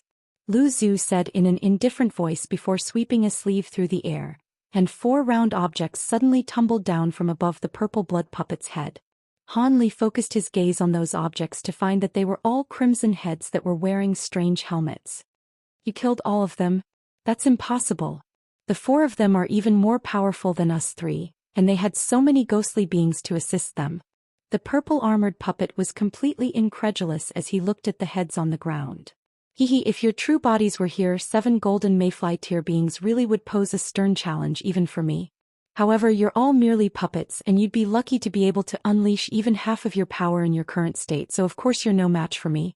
Fellow Taoist Mu, fellow Taoist Lon, kill them all.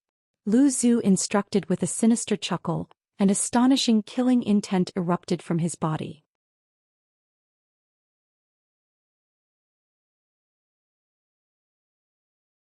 The three puppets were all horrified to hear this, and one of them yelled, "Split up and run."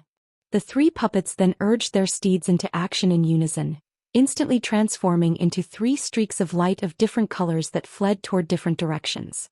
Following just a few flashes, they were already several thousand feet away. All of their steeds possessed strange movement techniques that were extremely fast. However, Lu Zhu and the others seemed to have a tacit understanding between them. The white-haired beauty let loose an unsettling chuckle before hurtling toward the purple-armored puppet as a plume of azure smoke, followed closely by the body integration stage gargantuan ghost, which flew through the air as a ball of black light. Mu Qing stomped a foot onto her golden flower, and a black formation of light appeared out of thin air, following which both she and her flower disappeared. In the next instant she reappeared far closer to the twin-headed puppet than she was a moment ago. One of the crimson-robed figures let loose a long roar, and the purple blood puppet strode forward as purple and red flames erupted all over its body, covering a distance of over 1,000 feet with just a single stride, pursuing the three-eyes puppet. Thus, all of the body integration stage beings disappeared in the blink of an eye, leaving behind only Han Li, Yuan Yao, Yen Li, and a dozen or so high-grade demon beasts. Right at this moment, Yen Li transmitted her voice to him. "Take this opportunity to get away, fellow Taoist Han. These demon beasts won't be able to stop you."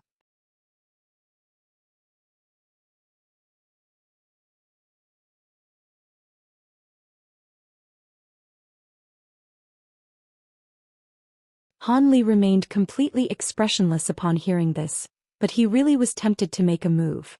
However, he then cast his gaze toward a certain direction, and what he saw there immediately made his heart sink.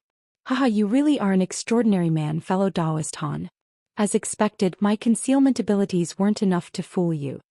A burst of hearty laughter suddenly erupted from empty space, following which golden light flashed and a golden figure appeared. It was none other than the golden ape, Jin Ling. Even though the ape was chortling in a raucous manner, it wore an extremely cold expression as it looked at Han Li. Yuan Yao and Yen Li's expressions changed in unison upon seeing this. They had spent many years in the Earth Abyss, so they were naturally well aware of just how powerful this golden ape was. The two of them were extremely confident in Han Li's abilities, but they knew that there was no way he'd be able to directly oppose a being at the pinnacle of the spatial tempering stage. With this ape present along with all of the other high-grade demon beasts, it would be impossible for him to get away. I'm glad you're safe, Brother Jean. After we were separated in that ghostly mist, I was worried about you for a long while, but it appears my concerns were unnecessary. With your immense cultivation base, those ghostly beings never stood a chance, Han Li said in a calm voice. I do have some self-preservation skills, but I can't compare with you, fellow Taoist Han. You were able to emerge from the mist as a spirit general. That's very much worthy of my admiration, Jin Ling praised with a smile on its face. I don't have such abilities. It was all thanks to fellow Taoist Yuan and fellow Taoist Yen that I was able to escape from this mist, Han Li replied with a shake of his head. Those two may have certain methods to find their way out of this mist, but without Brother Han's assistance, they wouldn't have been able to deal with the powerful ghostly beings along the way, Jin Ling continued. Han Li merely smiled in response and didn't say anything further. However, his mind was quickly scrambling. He was confident that his powers were not inferior to Jin Ling's, and even weighing those high-grade demon beasts into the equation, he was still confident that he had a 70% to 80% chance of getting away. However, that was only if he were to escape on his own. If he were to take Yuan Yao and Yen Li with him, then that probability fell to less than 50%. This was not a worthwhile risk for him to take. In any case, this infernal river was an extremely perilous and unpredictable place, so it was best to find another opportunity in the future. Thus, Han Li made his decision and began to chat with Jin Ling. Seeing as Han Li seemed to have no intention of getting away, the golden ape also relaxed a little, and the two of them engaged in a pleasant conversation as if they'd been good friends for many years.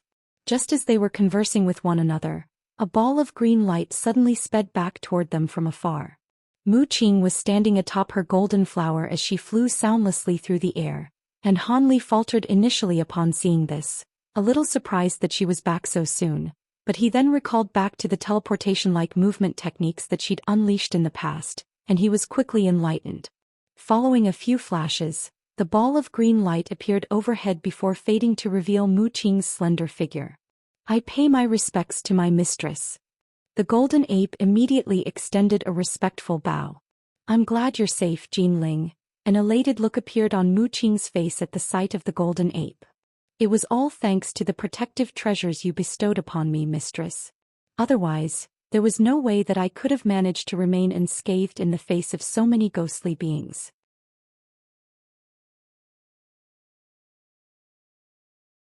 In the end, I was only able to escape with assistance from Master Lu Zhu and Master Di Shui, the golden ape replied. That windstorm in the end was clearly fellow Taoist Lu Zhu's handiwork. This is the first time I've seen him unleash a wind attribute ability, Mu Qing said in a slow voice, and there was a hint of unidentifiable emotion in her tone. Master Lu Zhu's powers are indeed quite unfathomable, but it was exactly because of this that those puppets and ghostly beings were vanquished so easily, Jin Ling said in a slightly grim voice. You're right. In a perilous place like this, the more powerful fellow Taoist Lu Zhu is, the better. Seeing as I've already taken care of my opponent, the others most likely won't take too much longer either. Mu Qing nodded after a brief silence before casting her gaze into the distance. Coincidentally, in the instant that she raised her head, a speck of spiritual light flashed in the extremely far distance in the direction that she'd cast her gaze toward, following which a ball of black qi appeared and hurtled toward them. Moments later, the ball of black qi appeared before everyone like a shooting star before receding to reveal the white-haired beauty. The woman appeared to be completely unscathed, but her aura was slightly more feeble than when she'd set off, indicating that she'd expended quite a bit of magic power. She looked around before her brows furrowed as she asked, "Why aren't Lu Zhu and Di Shui back yet? With their abilities, I would have thought that they'd be the first ones to take care of their opponent." I'm not sure of that myself. Perhaps they encountered some mishaps along the way. Where are your 8 ghost monarchs, Sister Lan? Didn't they go with you to hunt down that puppet? Mu Qing asked with a curious expression. The puppet self-detonated on the brink of death, and the 8 ghost monarchs were all severely damaged as a result, so I've stored them away into my Yin Cloud pouch for recovery. I really get getting rather worried about Lu Zhu and Dixue though. If you and I are the only ones remaining, there'd be no chance for us to secure the divine infernal river elixir. A concerned look appeared on the white-haired beauty's face. Mu Qing was just about to say something in response when a resounding boom suddenly erupted from a certain direction. That direction was none other than the one that Lu Zhu and Dixue had departed toward earlier. Mu Qing and the white-haired beauty exchanged a glance upon hearing this earth-shattering commotion, and both of them could see their own surprise mirrored on one another's faces. Could it be? The white-haired beauty's brows furrowed with concern.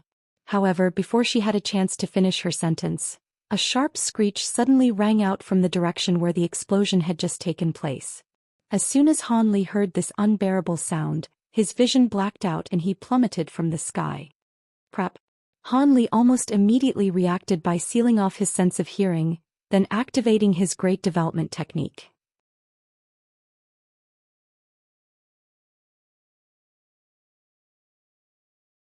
However, what was quite astonishing to him was that this sharp screech completely disregarded his attempt to seal off his hearing, piercing directly into his spiritual sense anyway.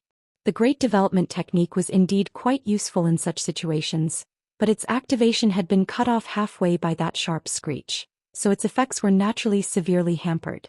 Han Li's heart jolted with shock as he let loose a loud roar, unleashing the spirit-stun thorn on himself to send a burst of searing pain piercing into his spiritual sense. As such, he was temporarily able to recover his clarity of mind and regain control over his own body. He then unleashed a layer of golden lightning around his body amid a loud thunderclap, then abruptly slammed his black and white palms together in front of his chest. 5 colored flames and gray light immediately erupted from his hands in unison, then intertwined with one another to form a dual-layered barrier of light that encapsulated his body. With these defensive measures in place, the effect that the sharp screech had on his spiritual sense was severely dampened, and he managed to right himself in midair again. However, he then caught sight of Yuan Yao and Yan Li, both of whom were still rapidly plummeting out of the sky, and they were going to crash heavily onto the jagged rocks down below very soon. Thus, he immediately made a grabbing motion toward them, upon which countless gray threads shot forth from within the gray light, instantly latching onto the 2 women before drawing them toward him. Han Li then expanded the flames and gray light emanating from his body to encompass the 2 of them as well, and a hint of color returned to their cheeks as they regained the ability to hover in midair again. At this moment, a string of dull thumps rang out from down below as the dozen or so high-grade demon beasts fell heavily to the ground, having been unable to withstand the effects of the sharp screech. All of the demon beasts possessed robust bodies, so falling from this height wasn't an issue at all for them. However, all of them had their hands pressed over their ears with all their might while they thrashed and rolled around in agony. All types of protective spiritual lights flashed erratically around bodies, but they seemed to be completely ineffective. Han Li drew a sharp breath upon seeing this before casting his gaze toward the others. Jin Ling was situated beside Mu Qing, and the golden flower down below had conjured up a series of flower projections to shield them from the effects of the sharp screech. As for the white-haired beauty, she was enshrouded in a ball of winds and stood in a completely motionless manner, clearly also unaffected by the sharp screech. However, all 3 of them were looking on into the distance with intense unblinking eyes as the screech was only growing louder, and an incredible phenomenon had appeared up ahead. A massive crimson insect projection had emerged up ahead, and it was so massive that it took up virtually the entire sky.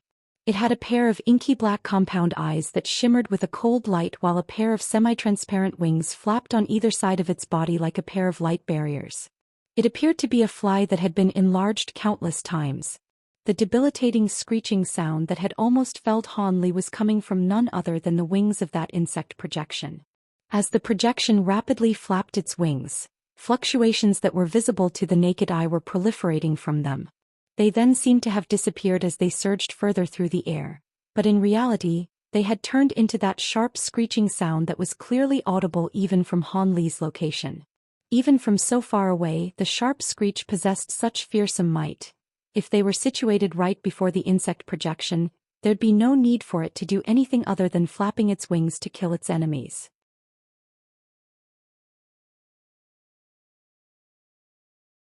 However, this fly-like projection wasn't only flapping its wings. It was also blasting countless thick pillars of crimson light out of its compound eyes. These pillars of light rained down from above, virtually encompassing the entire space down below. Even though Han Li couldn't truly experience the might of these pillars of light for himself, they were still a formidable sight to behold, even from afar. Beneath the massive net constructed from these intertwining pillars of light, there were two beings evading these pillars of light with all their might. These two beings were each around 100 feet in size, but they were so tiny and insignificant compared to the gargantuan insect projection that they weren't immediately noticed. Blue light flashed within Han Li's eyes, and he immediately identified these two beings. One of them was the purple blood puppet, which had shrunk down drastically, while the other being came as a massive shock to Han Li.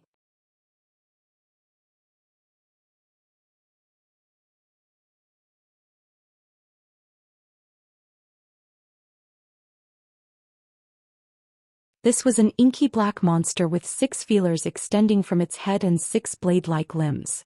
This being wasn't much smaller than the purple blood puppet, and its entire body was covered in steel-like strands of hard fur. Its 2 eyes were long and thin and shimmering with an eerie red light, while the 2 pairs of bird wings on its back were flapping rapidly. It was also a massive strange insect. The insect and the purple blood puppet remained unaffected by the sharp screech even though they were so close to the insect projection, and they were flashing through the air like wraith-like apparitions. On many occasions the pillars of red light seemed to have punctured their bodies, only for those to be revealed as mere afterimages. As the purple blood puppet was taking evasive measures, it produced a massive axe and unleashed a relentless barrage of crescent axe projections. In contrast, the giant black insect was attacking with its 6 limbs, which were flashing through the air to unleash streaks of black light that resembled sharp spikes. Most of their attacks were vanquished by the red pillars of light, and even the ones that snuck through were kept at bay by a layer of invisible power. What is that? Could it be that it's a heavenly mayfly tier being? The white-haired beauty exclaimed as she stared at the insect projection. I'm actually more intrigued by fellow Taoist Lu Zu's true form, Mu Qing murmured as her pupils contracted. The white-haired beauty repressed her shock as a dark expression appeared on her face, and she said, "Now's not the time to be arguing about such trivial matters, fellow Taoist Mu.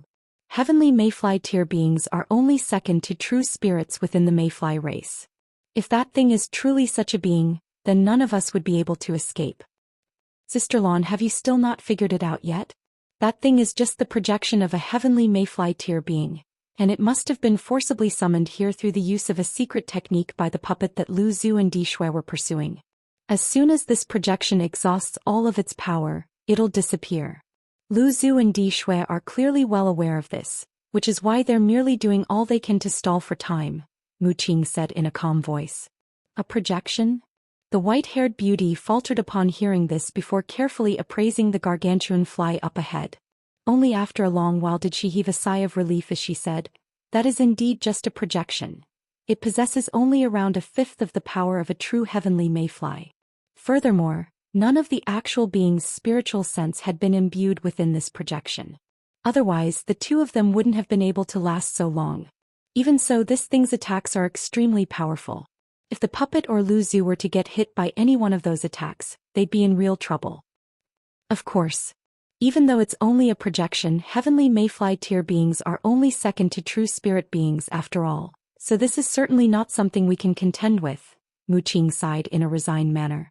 After ascertaining the nature of this projection, the 2 women naturally weren't going to charge into battle against it. They merely looked on from afar, patiently awaiting the moment that the power of the insect projection would run out. Meanwhile, Han Li listened to their conversation off to the side with a peculiar look in his eyes. The situation unfolding before their eyes naturally wasn't something that he could meddle in. At this moment, the white-haired beauty looked down at the high-grade demon beasts, which were still rolling around on the ground below, and her brows furrowed as she swept a sleeve downward. A swath of black light swept forth, instantly enshrouding all of those demon beasts within. The demon beasts immediately returned to their senses and finally stopped thrashing and writhing, but all of them were still completely feeble and unable to rise to their feet.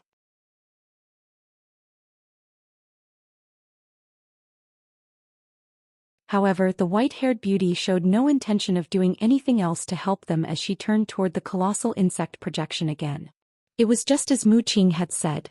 The devastatingly powerful insect projection suddenly began to radiate piercing red light a while later, then exploded into countless pieces amid a rumbling boom before finally disappearing without a trace.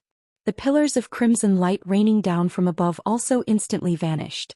The strange black insect and purple blood puppet both heaved a massive collective sigh of relief before standing still on the spot to recover both their composure and energy.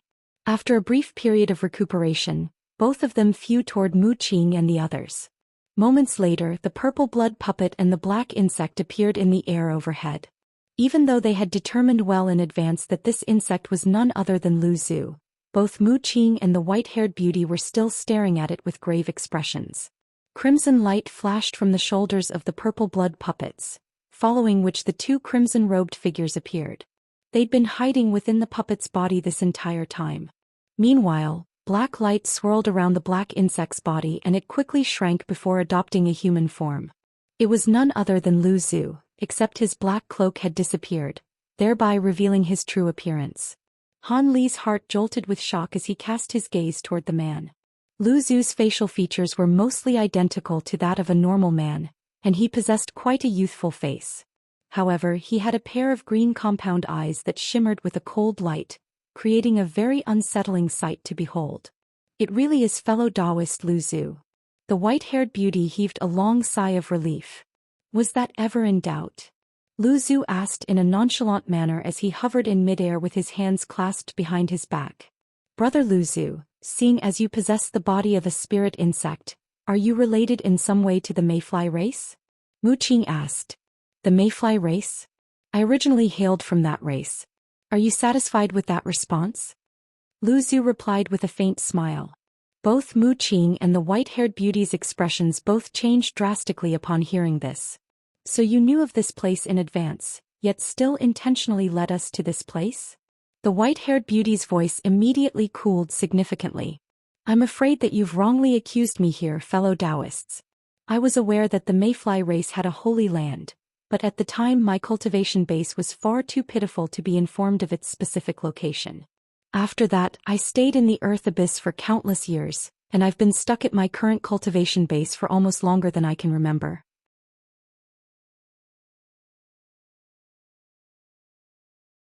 If I'd known that there was an entrance leading to this place from the earth abyss and wanted to plot against you from the beginning, why would I have delayed so long before leading all of you here? I really did unintentionally discover that this place could be accessed from the earth abyss through the infernal river, but I truly had no idea that the mayfly race would send puppets to this place. According to my knowledge, the holy land of the mayfly race usually only opens up once every few thousand years, and it's only been several centuries since we were last here. I can only say that we were extremely unfortunate to have encountered these puppets under such circumstances. On top of that, if I were working with the mayfly race, why would I have only asked for puppets to be deployed to this place? I'm well aware of your abilities and I'm certainly aware of the fact that those puppets would have been no match for you, Lu Zhu replied in a calm manner. Mu Qing and the white-haired beauty exchanged a glance upon hearing Lu Zhu's words. The two of them couldn't identify any holes in his logic, but both of them knew that he wasn't telling the truth somehow. It was just that they couldn't identify what exactly he had lied about. What do you think, fellow Taoist Dixue? Mu Qing suddenly turned to the two crimson-robed figures. The two of them had remained completely silent from the moment they'd reappeared on the shoulders of the purple blood puppet. The two crimson-robed figures exchanged a glance upon hearing this before one of them replied, I think Brother Lu Zhu is telling the truth. Even though Brother Lu Zhu isn't the one who's spent the longest time among us in the earth abyss, he's definitely not the only who's been in the earth abyss for the shortest period of time either, so if he wanted to plot against us, there really is no need for him to resort to these tactics. Could it be that two of you want to turn back now? We've already made the mayfly race our enemy. Would you two be willing to give up on the divine infernal river elixir after all that? The crimson-robed figure had completely sided with Lu Zhu. Mu Qing and the white-haired beauty couldn't help but exchange another glance upon seeing the crimson-robed figure's stance on the matter. A short while later, the white-haired beauty's expression eased and she smiled as she said, seeing as fellow Taoist Dixue believes in Brother Lu Zhu, we're also willing to do the same. However, if the mayfly race has already become aware of intruders in their holy land from our last visit here, why didn't they deploy more troops or send more actual golden mayfly tier beings to this place rather than station all these puppets here? In that case, it would have been very difficult for us to get away. That's quite simple. The mayfly race discovered our intrusion from last time, but they didn't know when we were going to come back again, so they could only station beings here that could permanently remain in this place. Even though this is the holy land of the maplefly race, normal beings of the race wouldn't be able to stay here for long. Otherwise, their cultivation bases would be severely damaged at best, and in worst-case scenarios they could even die here. If we'd encountered a true insect sea army, we'd be devoured until not a single shred of our bodies remained, Lu Zhu replied. The white-haired beauty shuddered upon hearing the words insect sea, and she forced a smile onto her face as she replied, "There's no need to make such jokes, brother Lu Zhu. The mayfly race may not be particularly renowned elsewhere in the spirit realm, but their influence in this area is not inferior to that of the major races of the spirit realm. They wouldn't deploy an insect sea army just to take care of a few body integration stage beings like us." A hint of fear also flashed through Mu Qing's eyes before she gave a calm analysis. Indeed.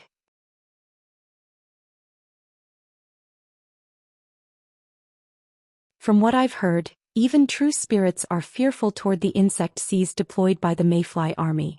Conversely, unleashing insect seas is extremely taxing to the entire race, so they wouldn't do so unless the circumstances were extremely dire. I didn't think that the two of you would know so much about our mayfly race. Indeed, it would only take a single heavenly mayfly tier being to destroy all of us, so there's certainly no need to deploy an insect sea. That's enough on this matter for now. Let's get away from this place. It won't be a simple task for the mayfly race to deploy more beings to this place, and that process would take them at least several months. That's enough time for us to find the divine elixir, then return the way we'd come. We did suffer some severe casualties at the hands of those ghostly beings, but we've also slain many of the high-grade ghostly beings in the Infernal River, so the rest of our journey should be a lot smoother. By the way, how many more ghostly soldiers and puppets do we have at our disposal? Lu Zhu asked. You're tuning in to the Zhou Xian's Legacy YouTube channel. Don't forget to subscribe and join us on this journey to catch the most captivating stories.